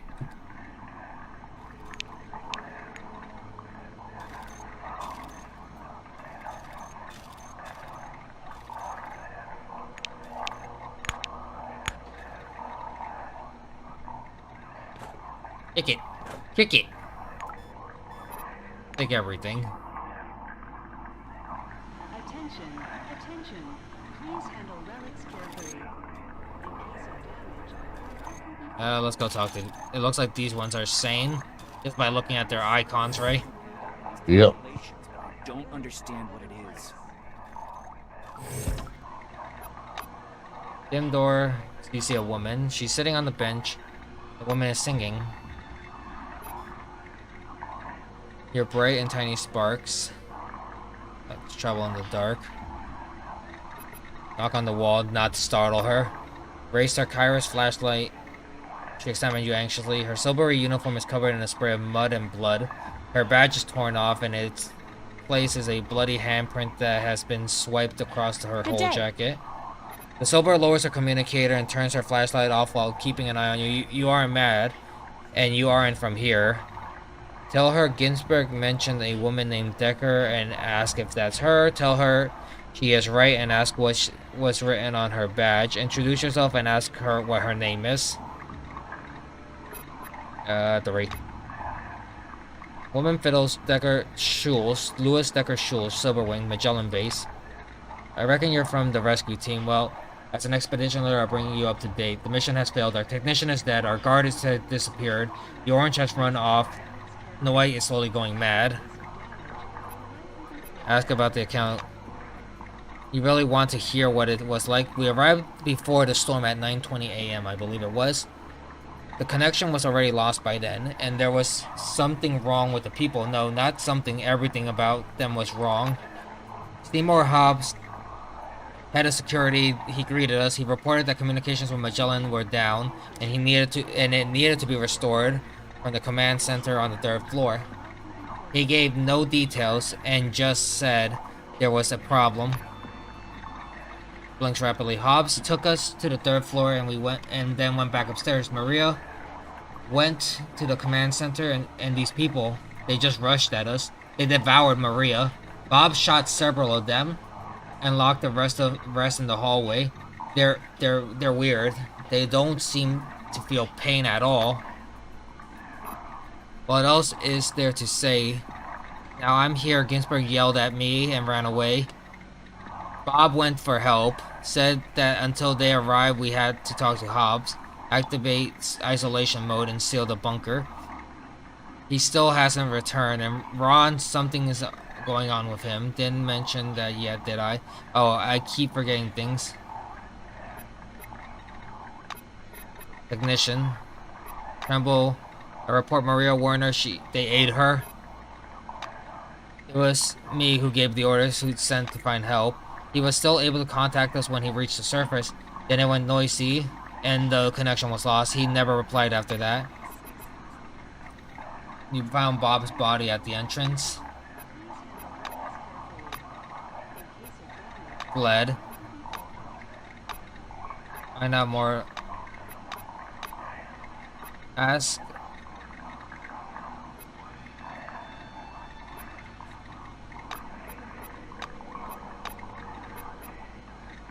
Learned enough. Kingsley. Goodbye. Apparently, there's some connection between the eminent... Reception 7. Humming. Continue. Oh, you again.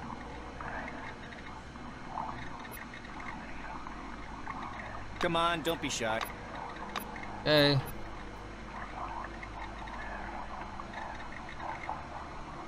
It was nice chatting.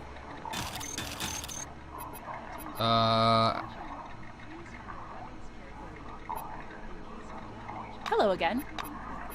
Tell Louis you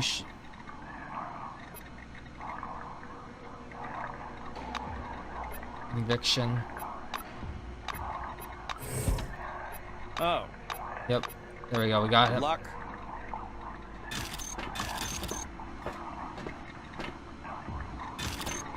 Oh. Listen to again. listen. Continue. When I was done with my calculations, I found some notes regarding the relic expedition. Apparently they did find something not quite ordinary. I just put 2 and 2 together and came to the conclusion that finding caused all this. Tell them it's settled. You need to go down. Ask them how to contact Magellan. All conflicts are built alike. The security measures are similar. Take the left corridor, find the main computer. Oh god, I'm gonna have to get into a fight. Excavation, yes, a good question. Turn right. That's what exactly was found in the excavation. Can't say for sure. Staying here is just as dangerous. Okay. Crows. Shake her! It's okay! Let the Iron Giant shake you. Do not stop resisting. I am here to rescue you.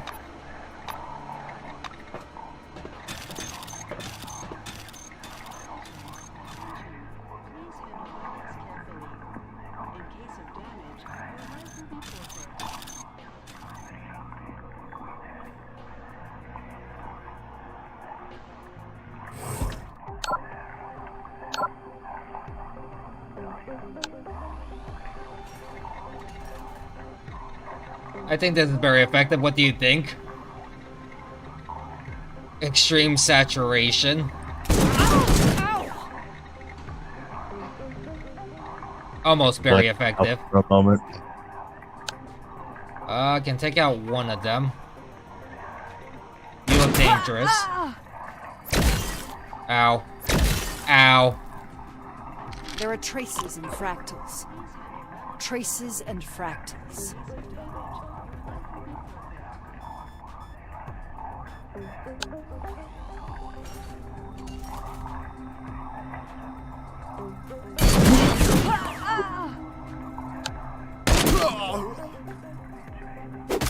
Ow.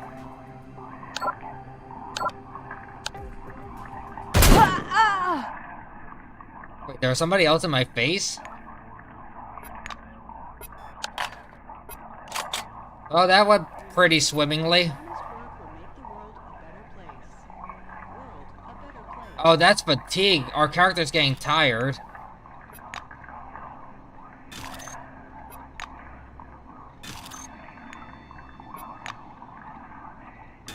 I'm gonna have to find a place to rest, right?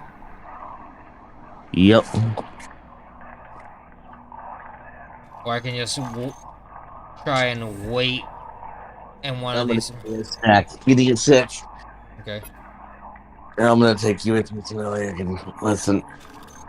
If I stay in my bed in too longer, I'm gonna fall asleep. Take all of that. I'm gonna turn you down. There we go. Okay, let's see. Unlock the emergency protocol. Cancel emergency. Uplink. Log out.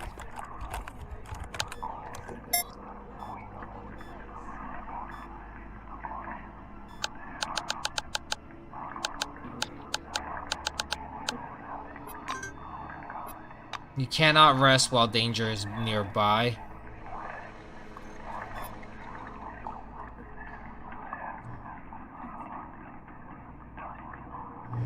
What are you breaking in for?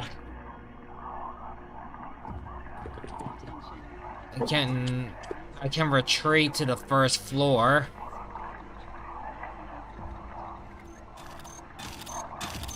I can retreat back up to the security barrack and rest, right? Yep.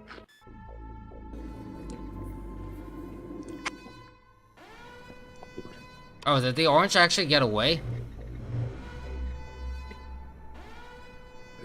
No, he's still there.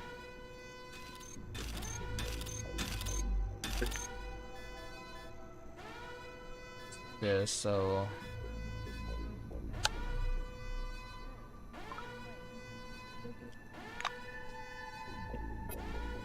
Oh, I still have a lot of, fatigue from shooting things. Okay, now I'm back to normal. Which means now I get to go fight again! Goody. How much ammo do I have? Or am I gonna have to switch to the shotgun? 73 rounds, 113 total. Hello, Gregar. Yo, hello, how are you? Welcome, welcome. Hi. What are you streaming? I'm currently streaming Encased, or... I had to go and apparently make my character sleep till midnight to get rid of the fatigue of fighting. In case of damage, Mm. life will be forfeit. And now, if I want to go talk to Kingsley, showing that we gained some control, I need to get into a fight with with an infected in a metal suit, like I have. I think the best option here may... Why, hello there. Never mind, the option has been made already.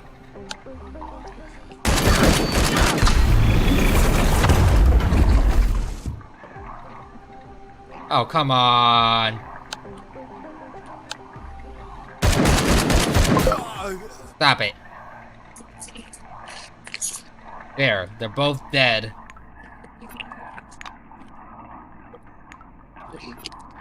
Can I shoot her from here? No. You can always make it close and personal with a buckshot.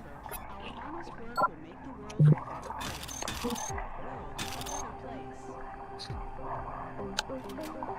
Still too far away.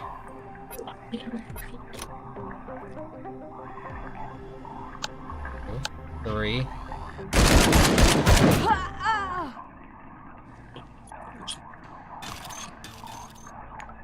There is no making friends with the infected. The white noise on the screen is replaced with pulsating blackness and a remote echoing beep. Connection established. Yay! In a few seconds, Kingsley's face appears on the screen. The Silver adjusts his glasses. Come in. C-12 Nashville. Kingsley speak. Oh, that's you. Good to see you. Kingsley clicks his retractable pen and shifts closer to the camera. Report. Inform of him of all the dead bodies. There's so many dead people. People got annihilated by the fucking base's defenses because it was set to no one leaves here coming in or out alive. But then I hijacked it. Then I got in. Then I got attacked by zombie-esque people with white glowing eyes. And then I got in. And then I got pieces of a relic. One was in a toilet for some reason. Then one of them tried to jump me with their guts hanging out their body. And then I had an orange try and run away. And then I met two people that are... One that looks like they're fucked in the head. And the other that is fucked in the head, too. And then another undead tried to jump me, and I blasted him first. Then I blasted 4 more undead. And then I went to go sleep till midnight. And then I blasted 3 more undead. It's been a fun night, Kingsley. The chief So officer you listens dealt to with the casualty zombie report without avatars, interrupting. and then He's visibly you found a relic and a toilet because, you know, that's the best place to keep your relics. Right in the shitter. Yes, exactly. Ancient technology. Somebody tried to flush it down the toilet. Oh my god, this is powerful. I gotta get rid of it. Once you finish speaking, Kingsley gets Oh, lost in goodness. thought, biting the end of his pen. If there's anything else I need to know, you may add it to your report. He finally starts speaking, his voice soft and emotionless. Report the parking lot turrets were switched to aggressive mode, but you solved the problem. The Silver jots something down on a sheet of paper. I'm a So they're no piranha. longer a danger for the rescue group. Correct. Very good. They're not a danger to us, but they will be a danger to everybody else. I don't even know how many turrets did we sneak on by? 2, 4, 6, 8, 10, 12. I counted like 14. Yeah, about 14 turrets that wanted to try and turn me into Swiss cheese. I love Swiss cheese, but not human cheese. Yeah. Kingsley seems to perk up a little when he hears of the Double maelstrom. confirmed. Did you examine it? Was it moving? I like cheese, but not the sound of Anything human else? cheese. No, thank you. You don't have anything to add to your situation report. Tell them that the situation isn't clear yet, but something gravely serious must have You happened. describe recent events. Martin convulsively jots everything down in his notepad. The Silver wipes his forehead with a silk handkerchief, fidgeting. Good grief. Is there anything else? Tell them you don't have anything to add to your situation. Not at this time, but just a big old but. Several of the people that you sent here before me without an armed escort have all been annihilated. Minus 2, and the one that ran away with his piss trail. And maybe his orange jumpsuit a little more brown. Director Kingsley flips a page in his notepad, nervously tapping his pen on the desk. Duly noted. Inform Well him. then, the news is unsettling. Yeah, just a What bit. about the crew? Have What you about found them? Yes, I did. If it's not an issue, could you update me on each member of your group? Okay, let's break it down to you, sir. Okay, the blue person, Maria Werner, dead. She got assaulted by these zombie-ass people. They ripped her to shreds. They consumed her in the form of cannibalism, ripping every inch of her apart. Kingsley presses his palms against his temples. I beg you, don't put yourself at risk unless the situation absolutely calls for Too late for that one. We can't afford any more casualties. A little bit too late for that one. You sent a singular person here because of your history, you are the best candidate to retake Nashville all by your lonesome. Good job with that one. Essentially sending also a group of people to their deaths with only one escort. You know, just my 2 cents, sir, but whatever. You know, there's a lot of dead bodies here. Yeah, the escort that you sent, the person of Blackwing, Robert Malin, dead too. Found him as Swiss cheese. The chief officer puts his pen on the desk and sits back in his chair, his gaze empty and detached. I'm sorry to hear that. Do continue. Are you sure you're sorry? Sir, are you sure you're sorry that he's dead? You sent them out here with only one guard and thought it was going to be okie dokie. The orange ran away like the bastard that he is. The director sighs angrily. When the investigation is underway, I'm certain they'll ask me why I deployed someone like that for the task. Ronald Steele is fine. He's not crazy. He's trying to investigate everything for you. The Silver jots something down. I don't doubt for a second that Ronald is doing exactly that. Man's a true professional. And the administrator that you sent, Louis Decker Schultz, she do I tell them that she lost her mind, that she's slowly losing her mind? And I had to shake her because she just started saying crows and talking about twinkly little lights in the dark. Or just say that she's alive. I should probably tell the truth and say that she's slowly losing her mind from the exposure to anomalous energies and the fact that she has a psychic ability. Just for safety purposes. Well, I mean, she is alive, so that's not a lie, right? It's not a lie, but me thinks that it might be a good thing to tell him. She might need psychological evaluation and maybe a moment of quarantine when she gets back from this mission, because she's probably fucked up at the moment. Me thinks that might be pertinent information. I don't know. What do you guys think? I think you should leave that part out, but that's just me. First one. Apparently, it's 2-1 here, unless there's anyone else hiding in the voice chat that wants to chime in for this democrat. There's not. Okay, good. So it's a 2-3 vote. So we're going to tell him, yeah, she lost her fucking mind. Kingsley takes off his glasses and rubs his forehead with apparent exhaustion. I'm sorry to hear that. And I have nothing else to tell you about the crew. Once your report is over, Director Kingsley becomes lost in thought. Shark, I think we should have probably put a bullet in the runaway orange. What do you think? Or do you think that would have been too violent? That would have been too violent. I need to apologize. On behalf of the corporation and myself. Yeah? Forgive me. For what? I shouldn't have sent a new employee. Oh, really? His voice sounds oddly dull. Oh, okay, you're gonna say that with such a monotone tone. Oh, I'm sorry for sending you to what may or may not have been your demise. Good thing you had a machine gun with you, at least. God forbid it was a fucking pistol. Martin wipes his glasses with a red handkerchief. Your report seems to suggest we're facing something incredibly dangerous. No shit! I always tend to follow my instructions to the letter. In this case, the instructions say you should stay where you are and wait for rescue. But sadly, I know what we're dealing with. Yes, sir. I understand you noticed, but can I tell you something right now? I hear a million voices in my head, and they're slowly getting louder and louder because I'm standing still trying to talk to you. Too, Gregor. Kingsley puts his glasses on and looks at the screen. I'm sorry I couldn't give all the details. Fuck Nashville is a high-security No, facility. Gregor's just schizophrenic. But I guess that's not important anymore. A certain relic resulted in what you are witnessing right now. What did she say? In the last couple of days, I didn't say anything. I laughed. Staff suffering rapidly deteriorating I said he's mental schizophrenic. state, and now everything's Calling out culminated Gregor like in that? Really? This. Really? You're gonna do that? He's hearing voices. The Silver sighs raggedly. Take action. Go down to the excavation area and find this relic.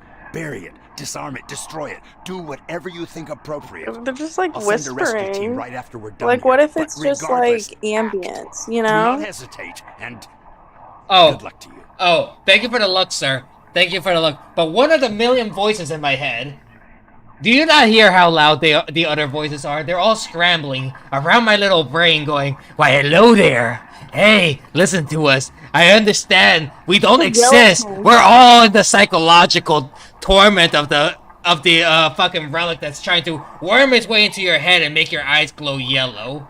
I mean white, or whatever fucking color is going to make me glow. I don't want to glow. I want to go down there. I'm going to blow the fucking relic up and be done with this bullshit. I'm about to turn this into Warhammer going, for the Emperor! Fuck you, Chaos! I'ma blow you up! This is what, I can't have nice things. I turn everything either into a joke or I just go, blood for the blood gods!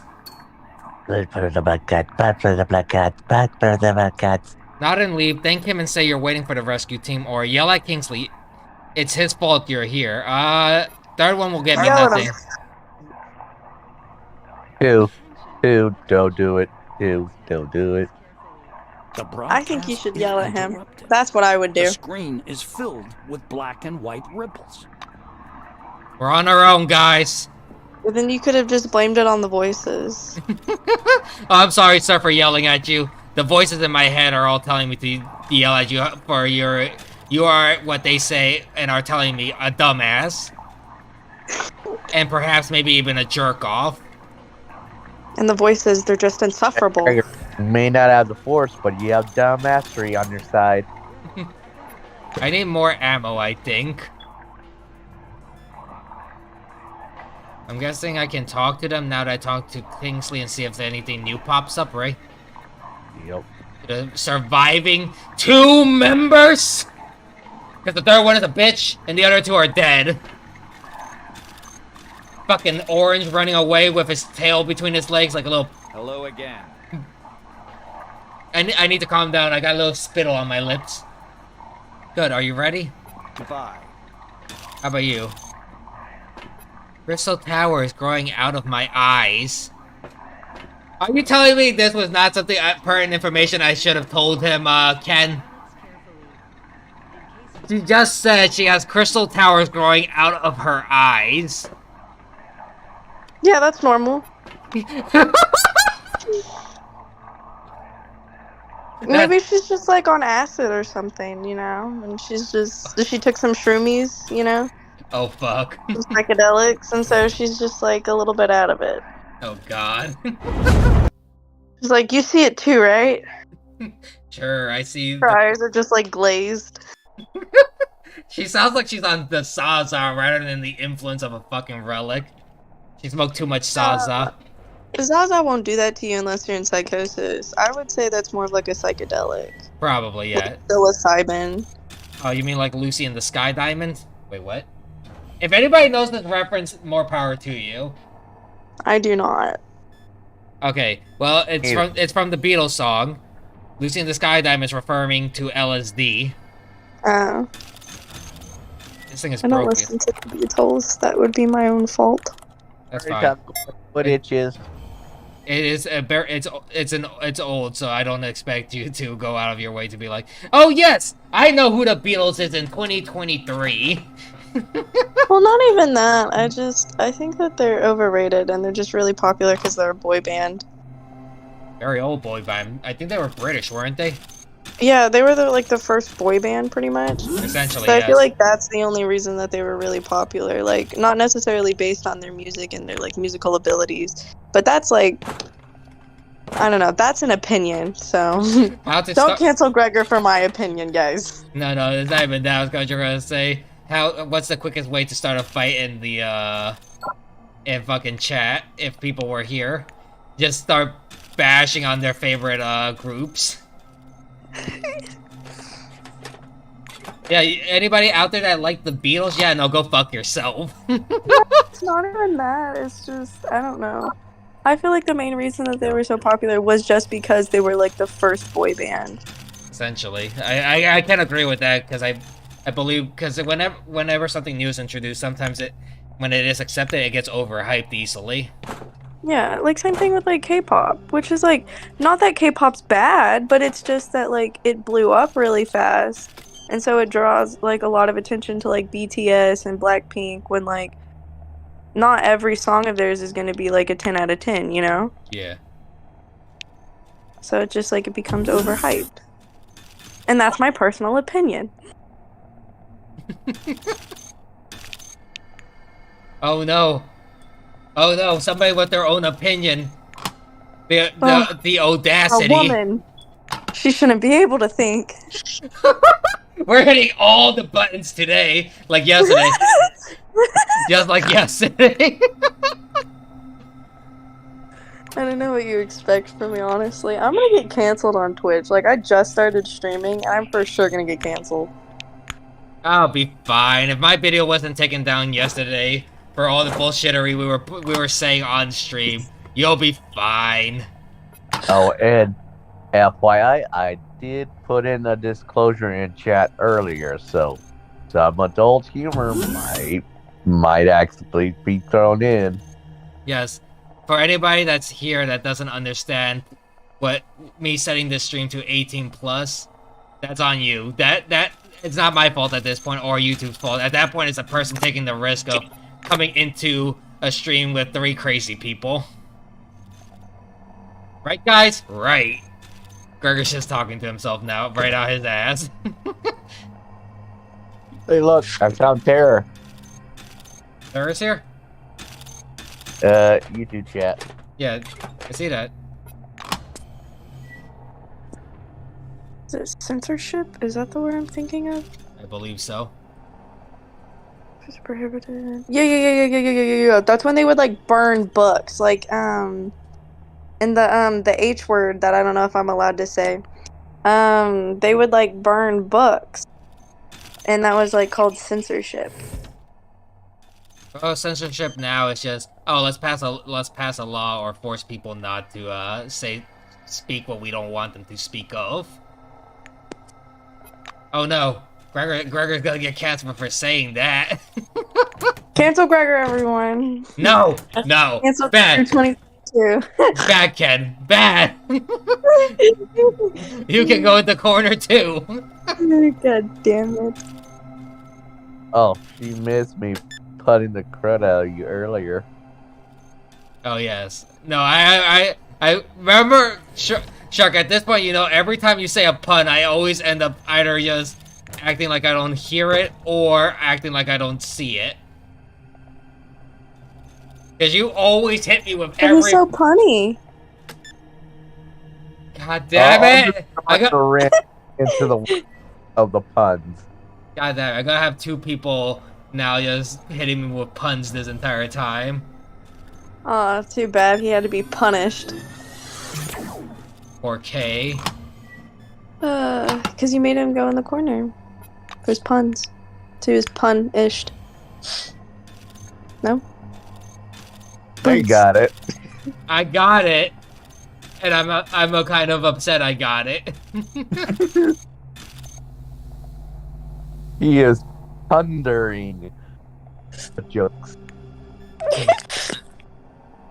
Oh lord. Oh god. Or K. I cried. Or K. Or K. Way out of this one. Stop it. No. Yeah, I said. God damn it. What? I'm just over here having an excellent time.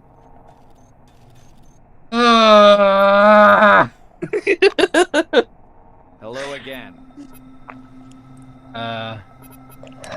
Who's unfocused gaze blissfully tries to follow the yellow light. I'm no doctor, but I think she's getting worse. Before replying. Nothing save that the strange reports I saw in the computer room. It was compiled by a physiologist from Nashville who observed the halo eye symptoms in himself. The report's author states that they found something alive in this cave. The relic communicated with him and kept talking until the medic completely lost his marbles. Don't take these hallucinations at face value. That's just something for you to keep in mind. close. Ask if he's going to help you find the relic. Would you like me to drag her all around the excavation area? Here's what we'll do. Once you've located the relic, just take a quick look at it and call me right away. Later. Okay. Activating sun controls. Yep, I need lights. Enabling lighting in the excavation zone. Warning. Huh? Damage to power system detected. Start the emergency generator. Fuck you. Just start it. Why do I have to go do it? You're a machine. This should be something that should work for you. Strange series of events. Consumed by darkness. Horror of the incredible darkness.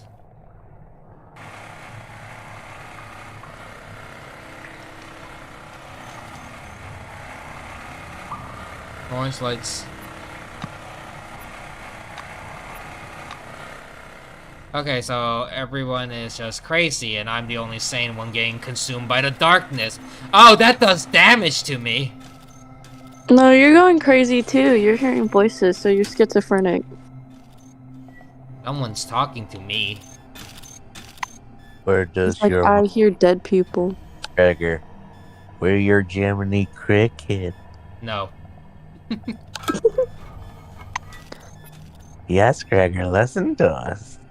Never! I reload my gun with malicious intent. I reload the pew-pew with malicious intent. Okay, where do I have any more food? Anything that can heal me? Fatigue minus 300. No? Why's your movement speed so slow? Because I'm in this thing. What do you mean? I'm in a literal armor that is like a tank armor. Lighting enabled. Have a nice day, employee. Have a Your nice eyes day. look like buttons? What the fuck? Did you see that? Yeah, your pills smell like plaster. Dude, what is homie on? His hands feel really slippery. It smells like your heart rate. It's funny, he stands at the edge. Who's there? My thoughts. They're in my head. Your eyes look like buttons. I don't think that they're okay. I don't think so. A sound, can you hear it? Dude, they're all tripping. We're all tripping balls. Oh, pretty. I'm going to get blown up, aren't I? Touch it. Touch it. This amber, orange Fuck around and ball find out. hovering above the scientific equipment connected to it seems to be the reason for what happened in Do three. Fly by the seat of your pants. Disconnect the tubes from the freezers and strip the relic of wires and detectors. A pleasant tingling rolls through your skin, and each wave fills your head for a mere moment with strange, rapidly fading images. Without taking your eyes off the sphere, you move closer. Fly by the seat of my pants, disconnected, call Steel loudly. Steel did tell me to call him, but Ed might be right. Maybe we should just start ripping tubes and see what happens. Yes. Explode. You disconnect the cooling system pipes, the other guy. and Freon sprinkles noisily on the artifact's surface, boiling into thick white vapor. The sides of the relic are covered with detectors. You remove them all. Judging by yet another anomalous wave, your actions had no effect. You suddenly begin to feel numb. The prickling in your hands and the anomalous radiation pressing against your head grow weaker, but a frightening sensation rises in their stead. An unknown force detaches you from your body and takes you up into the cool, ringing silence. The maelstrom hanging above Nashville embraces you. All of your consciousness unfolds like a giant canvas. Okay. Hurling you into a dark auditorium. You see the maelstrom swirling over Nashville. Pulling you from the crumbling walls of the base, it lifts your mind above the world. It covers the lands of the dome like a gigantic spot, in the swirling shadow of which the lights of human consciousness flicker. This just sounds like dissociating. Some of them fade away, barely in contact with the maelstrom. Others grow dimmer and blink painfully. Some glow with a strange, cold light. Gaining strength, the maelstrom, rushing westward, comes crashing down onto the southern lands of the dome, leaving behind hundreds of fluttering and slowly fading lights. After sweeping out Concord and Spire Station, the maelstrom finally calms down. It hangs in the very center of the dome, like a majestic, lazily swirling vortex, and your mind rushes about within it like a shining spark. Oops. It takes you some time to realize that you're wandering through a fog. Eventually, the dull, white nothingness begins to dissipate, slowly returning you to reality. A noise fills your ears, a rumble resembling the sound of waves rolling ashore.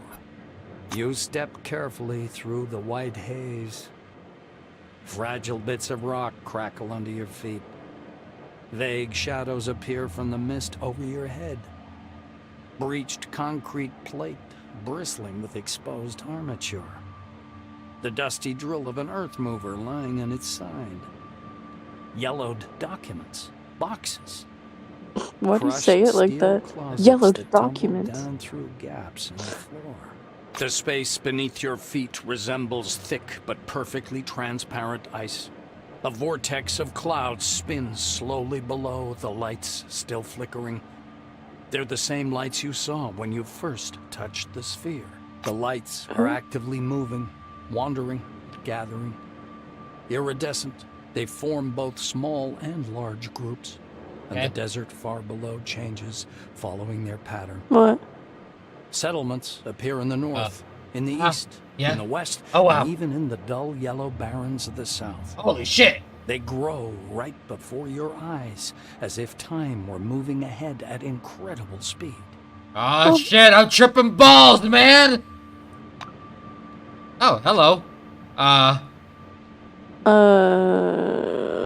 Are there people? Maybe you should have called the guy.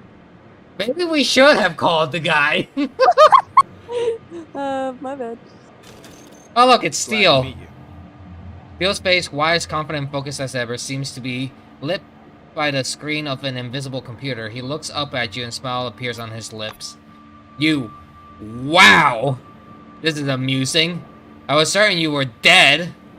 He walks up and touches you with his palm, but you feel nothing. Arnold looks disappointed. His uncertain gesture suggests he feels nothing, just like you. What was I hoping for, anyway?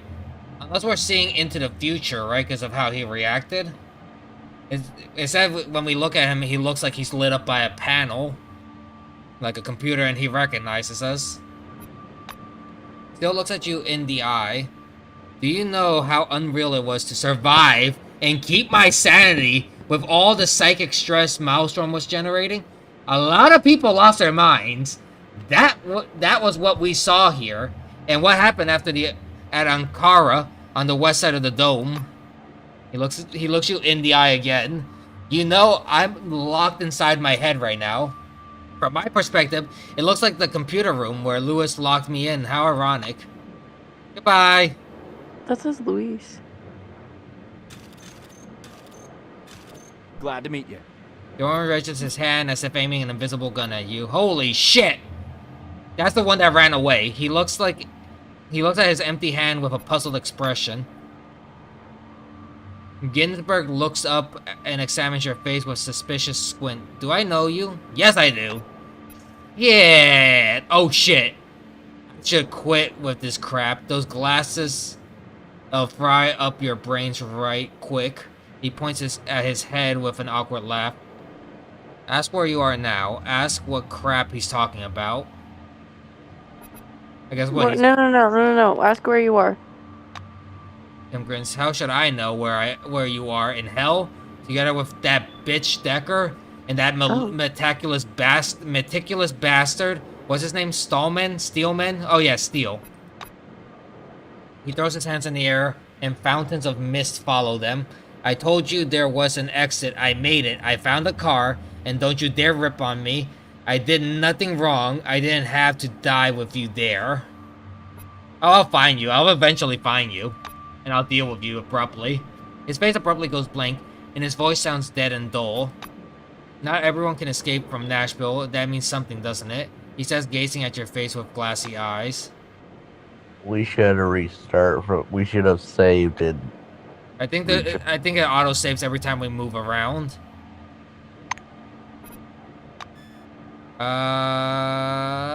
Nashville Cave right here. You see? Yep. Yeah, look, see, we can go back. It's fine. Keep playing. Figure out what the fuck I just made you do. Is surrounded with white light and mist, her hands clasped in prayer. She reminds you of an angel statue from some reformist church. Seeing you, her expression changes. She crosses herself boo. under her breath. Wait, was that the one that we told to escape? Yep. Get her to Get calm her to down. calm down. You know how it goes. I guess that's this one? Yeah. She nods timidly. Yes, I see. This, both you and this mist, it's all in my head. Clara never moves her gaze off you. I remember you saying, find the car and drive away. If I knew you were sacrificing yourself, I would have stayed. If someone frees you from your oath out of generosity or humanity, does that mean the oath shouldn't be fulfilled? I still don't know the answer to it. You see sorrow and grief in her eyes. I only know that I'm This is why you don't do awful ketamine, kids. I hope you're in heaven now. Tell her you're in heaven. Tell her you're in hell. Tell her you don't know where you are. Remain silent. You don't know where you are. Clara sighs heavily. I see. You're in purgatory probably, but that wasn't an option. Is this some sort of a sign? Do you know about signs? This is when... You've been going on at 3 hours, FYI. Yep. She drawls as if her words were being played from a corrupted tape. Clara's face alters subtly, as if it had turned to stone. Abbott is very kind to me, but his faith is nothing I could get used to. She says in a dull voice. Abbott? Oh, it's Aaron. There's no doubt. The funny, scruffy old man standing before you is Aaron Melville, the old man from the gas station. Question, how was he affected by the blast? You. Because it covered all of the desert. Wrinkles his already wrinkled face. It's you. Long time no see, sweetheart. It covered the entire dome, Shark. Except every one of them they're saying it sounds like they're in the future, right? Because he said, long time no see. And technically, the trip to Nashville was only a few hours, and with the rest, it should be less than a day. We weren't gone for the... It also said it seemed like time was speeding forward, but you had no concept of time. Correct.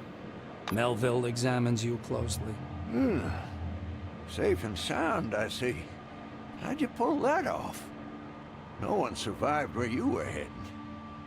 The only worst place is the center of the dome, where the spire...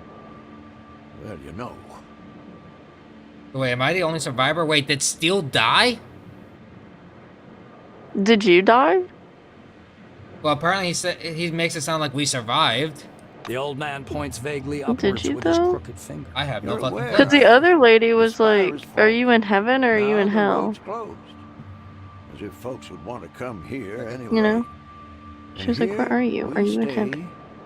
Like crabs in a barrel. I think, yeah, because how she made it sound was... Because how she said, if I had known when you told me to get in the go find a car and get the fuck out of here... You would have sacrificed yourself. She would have stayed to try and fight alongside us.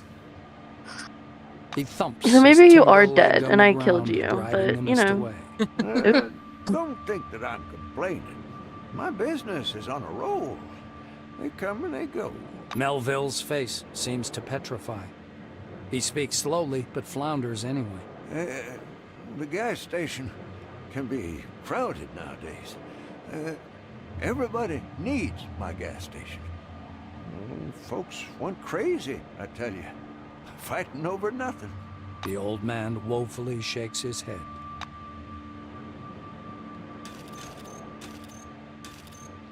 Oh, this is a weird perspective. Oh, well, hello. I see images. I see somebody with a crown. A dazzling supernova-like flash sweeps across your view. The lights, frozen in the desert, start to move, and a cloudy funnel begins to slowly trail after them. The funnel spreads out under your feet. Flickering waves of lights drift northward, driven by the winds of a maelstrom. Not just a maelstrom. Maelstrom. Its shadow covers the west and south of the dome, as if it was extinguishing the lights scattered across the desert. So is it like a Nova Blast? So, hello. Who are you two? Sebastian von Ulden. Van Ulden looks the same as he did during your first meeting. The same shiny glasses with thin rims, Is he an anime character? arrogant expression, and a stopwatch clutched in his hands. He's examining a shred of mist hanging in the air. He's so involved in his research that he doesn't notice you at first. Sebastian van Ulden. Wasn't that the guy who tried to teach us how to scan artifacts? Meeting your eyes, the scientist instantly darts back. Then he comes up to you and begins to palpate your Shark face, bait. Are hands, you here? and clothes. Oh, His here. fingers seem to sink in your face. Oh yeah, it is our teacher. Sebastian van Ulden screws up his lips scornfully. Yes, of course. A thought form, like the pink mist, I suppose, or any other similar anomaly. As was to be expected. Concord's electrical anomalies aren't a threat. New employees should be prepared for. Ask him if he still uses his stopwatch. Ask him about the dot form in pink mist. I think this one, right? The electrical anomalies aren't the threat the new employees should be prepared for. Yep. For a split second, the scornful grimace leaves the scientist's face. I actually agree with you. The megala anomaly of Nashville turned out to be much more dangerous, and the consequences of its appearance disastrous. On the other hand, everything that happened already gives find us that the out. most plentiful research material. If Russo didn't Sorry, hammer somebody him, told we us to would've just learned rip Malmstrom's rip nature a long the time. stasis chamber He runs apart. his hand over the mist, curling around. Right, Ken? Just always go for the most extreme option. That's what I've been taught. The scientist loses all interest in you, steps aside, and continues to study the mist. Martin Kingsley.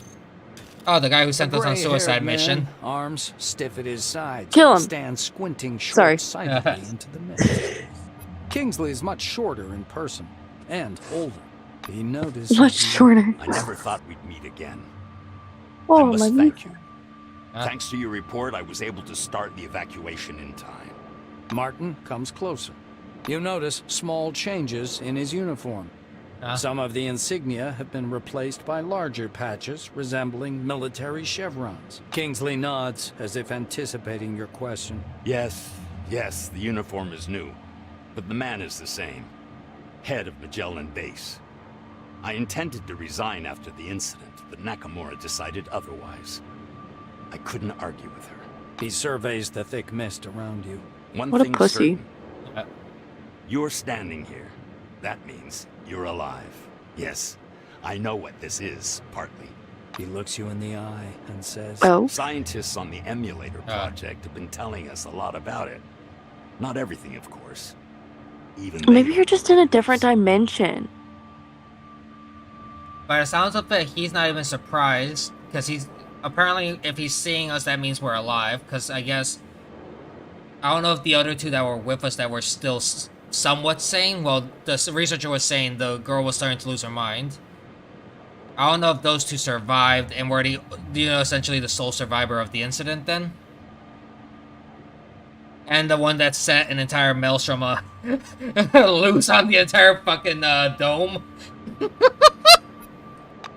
Goodbye, old man. Goodbye. What do I do? Hello? Somebody? Anybody? Hello? Hello? Anybody here?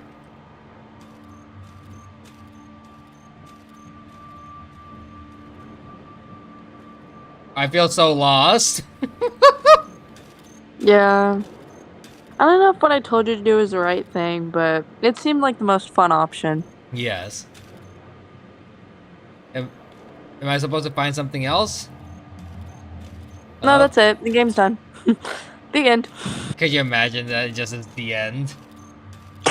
A black screen with just like Helvetica font in like 48.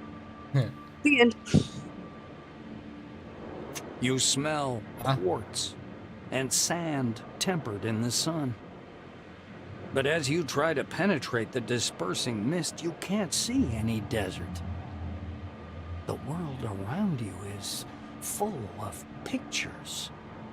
They're floating around like visions in some crystal ball.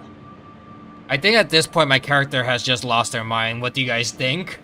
Yeah, I would say probably. Also, I have a question. What the fuck is an eye booger?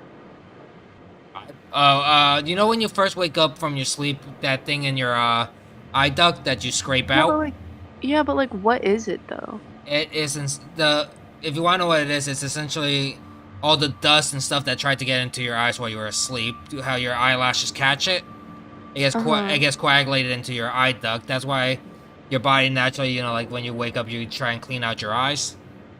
Yeah. It's that same crust stuff that gets in your eyelashes when you wake up. It's everything that your body is trying to stop from entering your eyes while you're asleep. But why is it so hard? Because it hardens overnight. That's disgusting. A hall covered with carpets. Right? A golden Cronus logo on the wall among wine-red banners. A power plant. A city filled with lights. Mercenaries, soldiers, armored vehicles moving through the cool wasteland in the night. The spire of a temple spire, its searchlight shining into the night sky. White corridors of research complexes. The visions fade one after another until only the last remains. The black silhouette of a strange building towering up from the lighter sand. This picture freezes before your eyes, as if giving sense to everything that came before. More people. What the fuck? Stable, Victoria, Johnhan, Olivia, Hieronymus Semexis, Kimiko Nakamura, and Abbott. The mist fades away. You see a short, dark-skinned man with a grim face. He's wearing a brightly colored turban. You take a step towards him, and he strides forward as if to block your way. The ends justify the means, don't they? Have you scientists nothing better to do, Kimiko? He asks, looking upward. The stranger raises his hand, forcing you to stop. He sounds like an ass. We have to be like the Soviet Union and Germany in the late 1930s. Mutual favors, mutual limits, parity. We've always worked on such terms. As he finishes speaking, his lips stop. What the hell?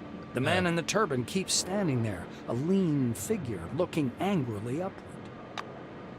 He's like, we should be just like them. Concentration camps and everything. An unfamiliar woman steps out of the mist and looks at you with the wandering eyes of a mad person. That's what he said, basically. A tall, crudely made tin crown painted with gold powder enamel.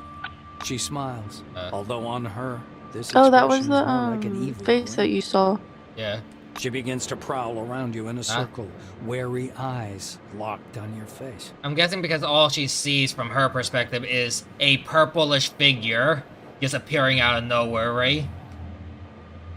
While circling around you, she steps into the mist and stops in place. There it a is. Vague, distant silhouette. Bye-bye. Why do they just, like, dissolve? Light slowly settles. It's either that they're fading or we're no longer connected to them because of the time anomaly. Weird. The woman rolls her eyes discontentedly. Are you serious? Okay.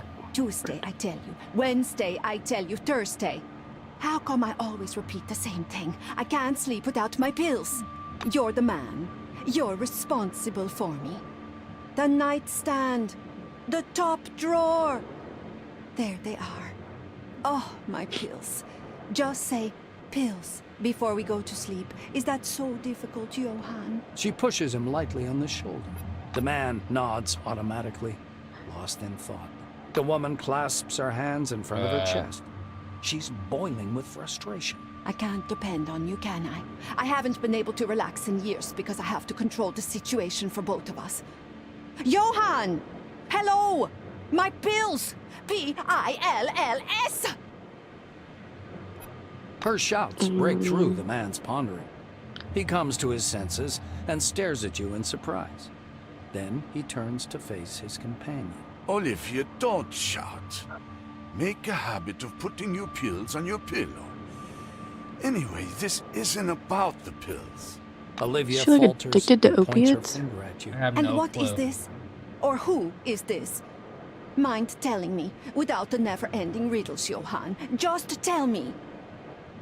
I am a person outside of time. Apparently, I got fucked so hard by a storm. A psychic storm fucked me so hard, it pushed me out of reality. You could say that was perfect timing. Oh, shut the fuck up, sir. Can you have any way to respond to this lovely lady saying who the fuck we are?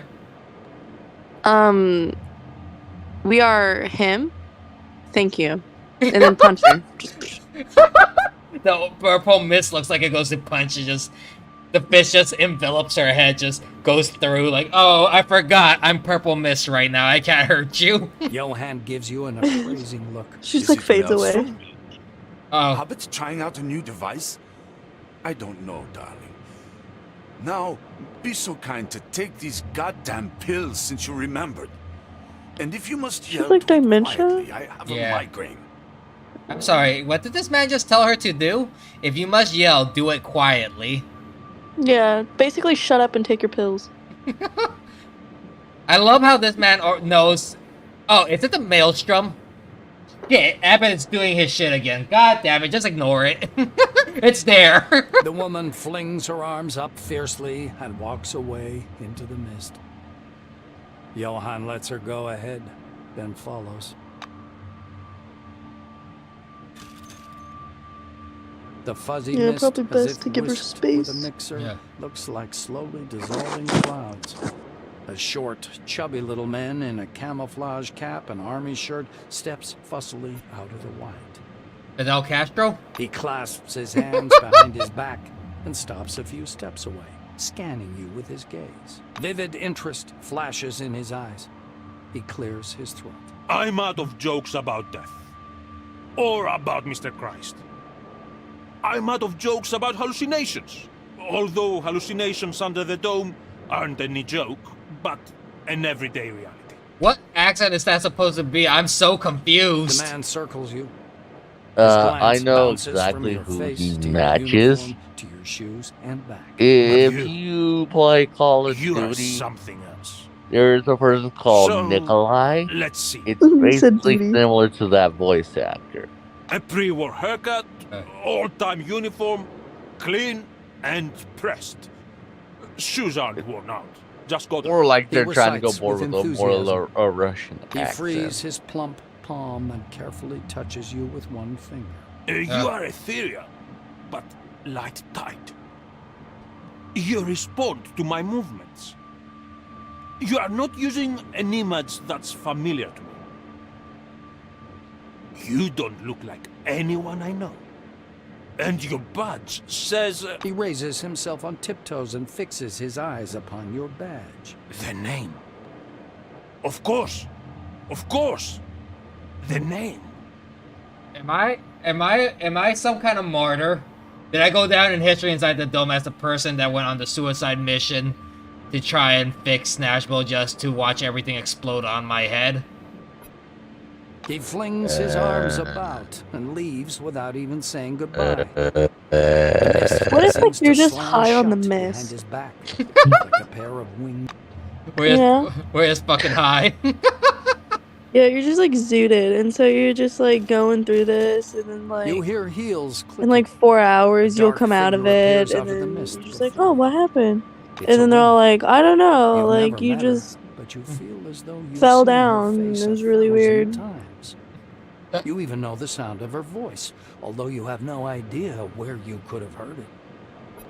She looks at you with surprise. Then she frowns pensively and steps closer. She stands so close you can see multicolored reflections in her bionic eye. After poking you to Take her eye. confirm your ethereal nature, she waves Oh, her you hand poked it. left to right. Obviously, she's hoping to disperse you like mist. Naturally, she fails. The woman chuckles discontentedly and leaves. The clicking of her heels fades quickly away. Well, fuck you too. I wanted to see what you had to say. A wizened old man, long and lean as a scarecrow, leans over to examine you with the curiosity of a vulture. What? His long, yellow-white robes fall down in waves and rustle quietly. His stony black eyes resemble those of a blind man, but their gaze is fixed on you. Such remarkable technology. What? He says in a low, Palpatine? voice. You're alive? This voice seems to belong to some other person. He smiles, a warm and kindly expression, wildly at odds with the menace in his eyes. Name your price, and I'll buy your design. But be reasonable. Take time with your answer. Think it through. I'm sorry, wait, is he trying to buy me? Prostitute? Was that Shark? Yeah. Ken, does this man just technically say he wants to try and buy me? Yep. Yeah. You're a With prostitute, the aren't you? smile still fixed No. on his face, I'm he steps security. into the mist, never taking his eyes off you. You can do both. Oh god, I got 54 points I need to spend, but first things first. Can I leave now? Am I free from the mist? No, you're stuck there forever. I don't want to be here. Here. Let me out of here. Why is it holding my consciousness the longest? Just let me go. I'm just running in circles now. Let me out. Hey, it's like Rick. Maybe it's Let because me you're out. so This is strong. not a dance. Let me out. This is not a dance. This is not a dance. Wait. Help. Okay, you said just to try and run to the edge of the storm? No, I said maybe you're just there because you're like strong-minded. You can try to run to the edge. Do that. See what happens. Other way. Go run me. Run. Run for your life. You like fall off. Oh wait, what?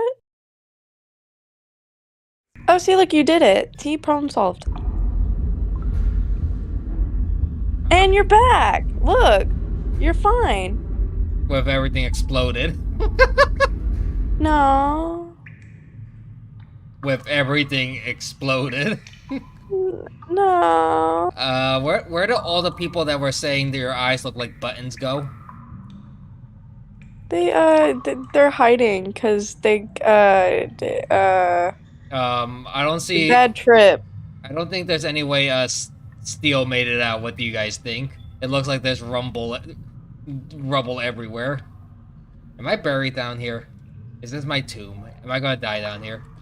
Yes. Oh wait. I think if you were gonna die, you would have died in the little like vortex thing. Probably. Cannot use while in servo shell. Oh god. God damn it, they're making me abandon my power armor. Okay. Have to get the fuck out. The board of directors believes in the bright future of the C-12 facility, which was Nashville, which Nashville just exploded. By the time you exit the cave, the desert is in deep darkness. Blue firefly lights are floating in the thick darkness. The dry, chilly air smells of cooling sand.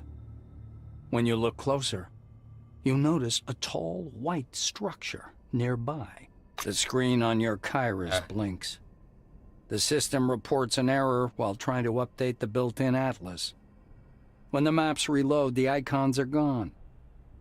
Only a single marker indicating your location remains. Well, you're still near Nashville, at least judging by the coordinates. Oh, goody. Yippee-ki-yay. What's the famous line, Yippee-ki-yay, motherfucker? Yeah. Okay. I'll take that then. Yeah, but if there's greenery, was there really many explosions? You know what I'm saying? Like, Yeah. couldn't have been that bad. That doesn't look like a friend. Oh, they look friendly. Do you have a gun? Go find out. The zone must leave. Encouraged to seek asylum. The city is far enough from... If I can go here. Yes, I can sneak by them. Let's go see what this elevator does. And then I can come down and start blasting. And anyway, I started blasting. Right? Ooh, binoculars. Hotspot south. Locate the familiar cafe. Hello, Terror. Examine the spire. Look more closely at Concord. Look at the maelstrom. Way. Binoculars facing west. Terror's here? Yeah, Terror joined. Nice. Look at the marshes. Zoom in at the mysterious strip. Locate Nashville base. For me. Examine the parking lot. Examine the surrounding areas. Stop looking at Nashville. Moving. I'm discovering areas. Oh, Terror. Oh, Terror's back. Terror's jumping in Hold and out. on. Oh wait, was that Terror? Me. I hit the wrong button. Oh my god, we're getting serenaded right now by sultry voices. I can't hear it because my stream's not working. Yeah, on Discord the thing's not loading in. Oh, it's not. It's not loading in on Discord? Yeah. Oh, there it is.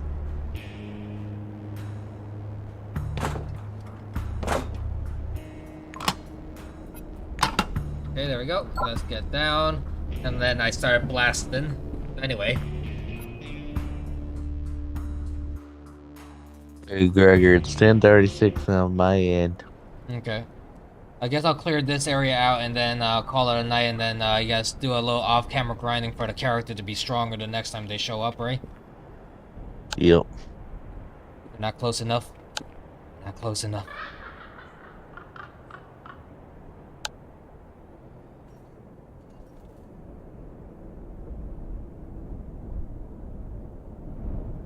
Are they stronger than me?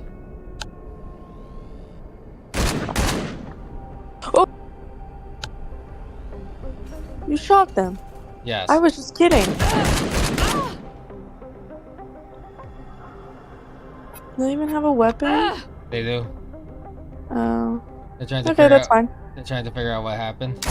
Oh fuck! Ow, my face! Ow! You missed. Oh god, their friend is here.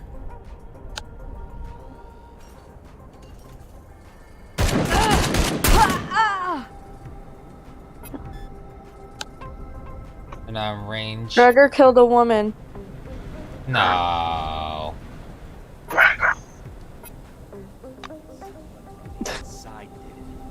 How rude, sir. Oh, On alert. It's not my fault. They started this. No, they didn't. They just stood there. No one needs to know the truth. Okay. Out.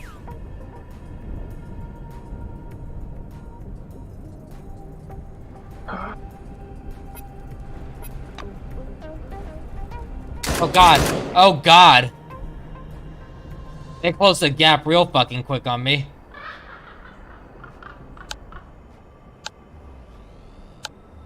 I'm gonna make sure you don't do that again. Yeah, but now you have his friend to worry about. Mark the suspect. On alert. Was that a laser? He's got a laser gun.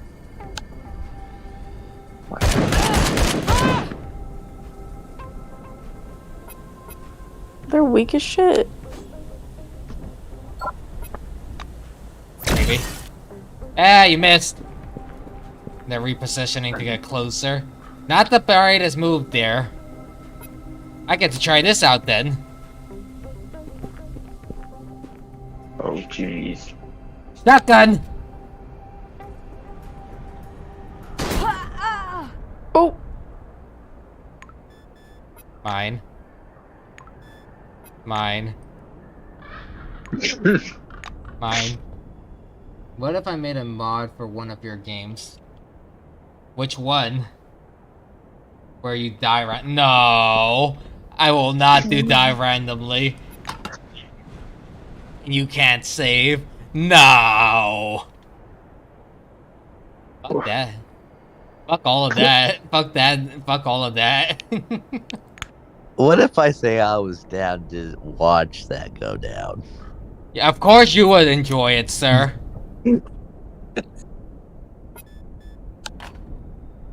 Load. Reload. I just like Ken's reaction to me just going, you know what, I'm gonna make this last shot personal. Oh my god. Sir, why'd you leave, sir? Where'd you go? Your bro just took off for his life. Okay, let me save my game.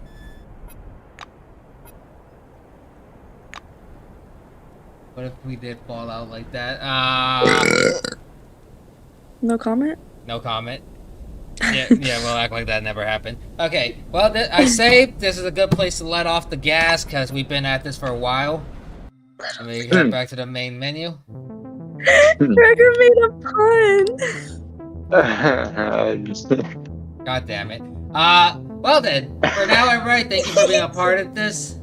A part of the new game being added to the roster called Encased, which is the sci-fi post-apocalyptic RPG. I was enjoying it. Hopefully you guys enjoyed it as well, with the random chances of combat, as well as me just hosing everybody down with a light machine gun.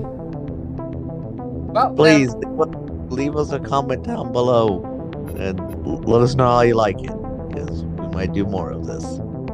Anybody else wants to say goodbye before I say goodbye myself? Bye, everyone. Bye.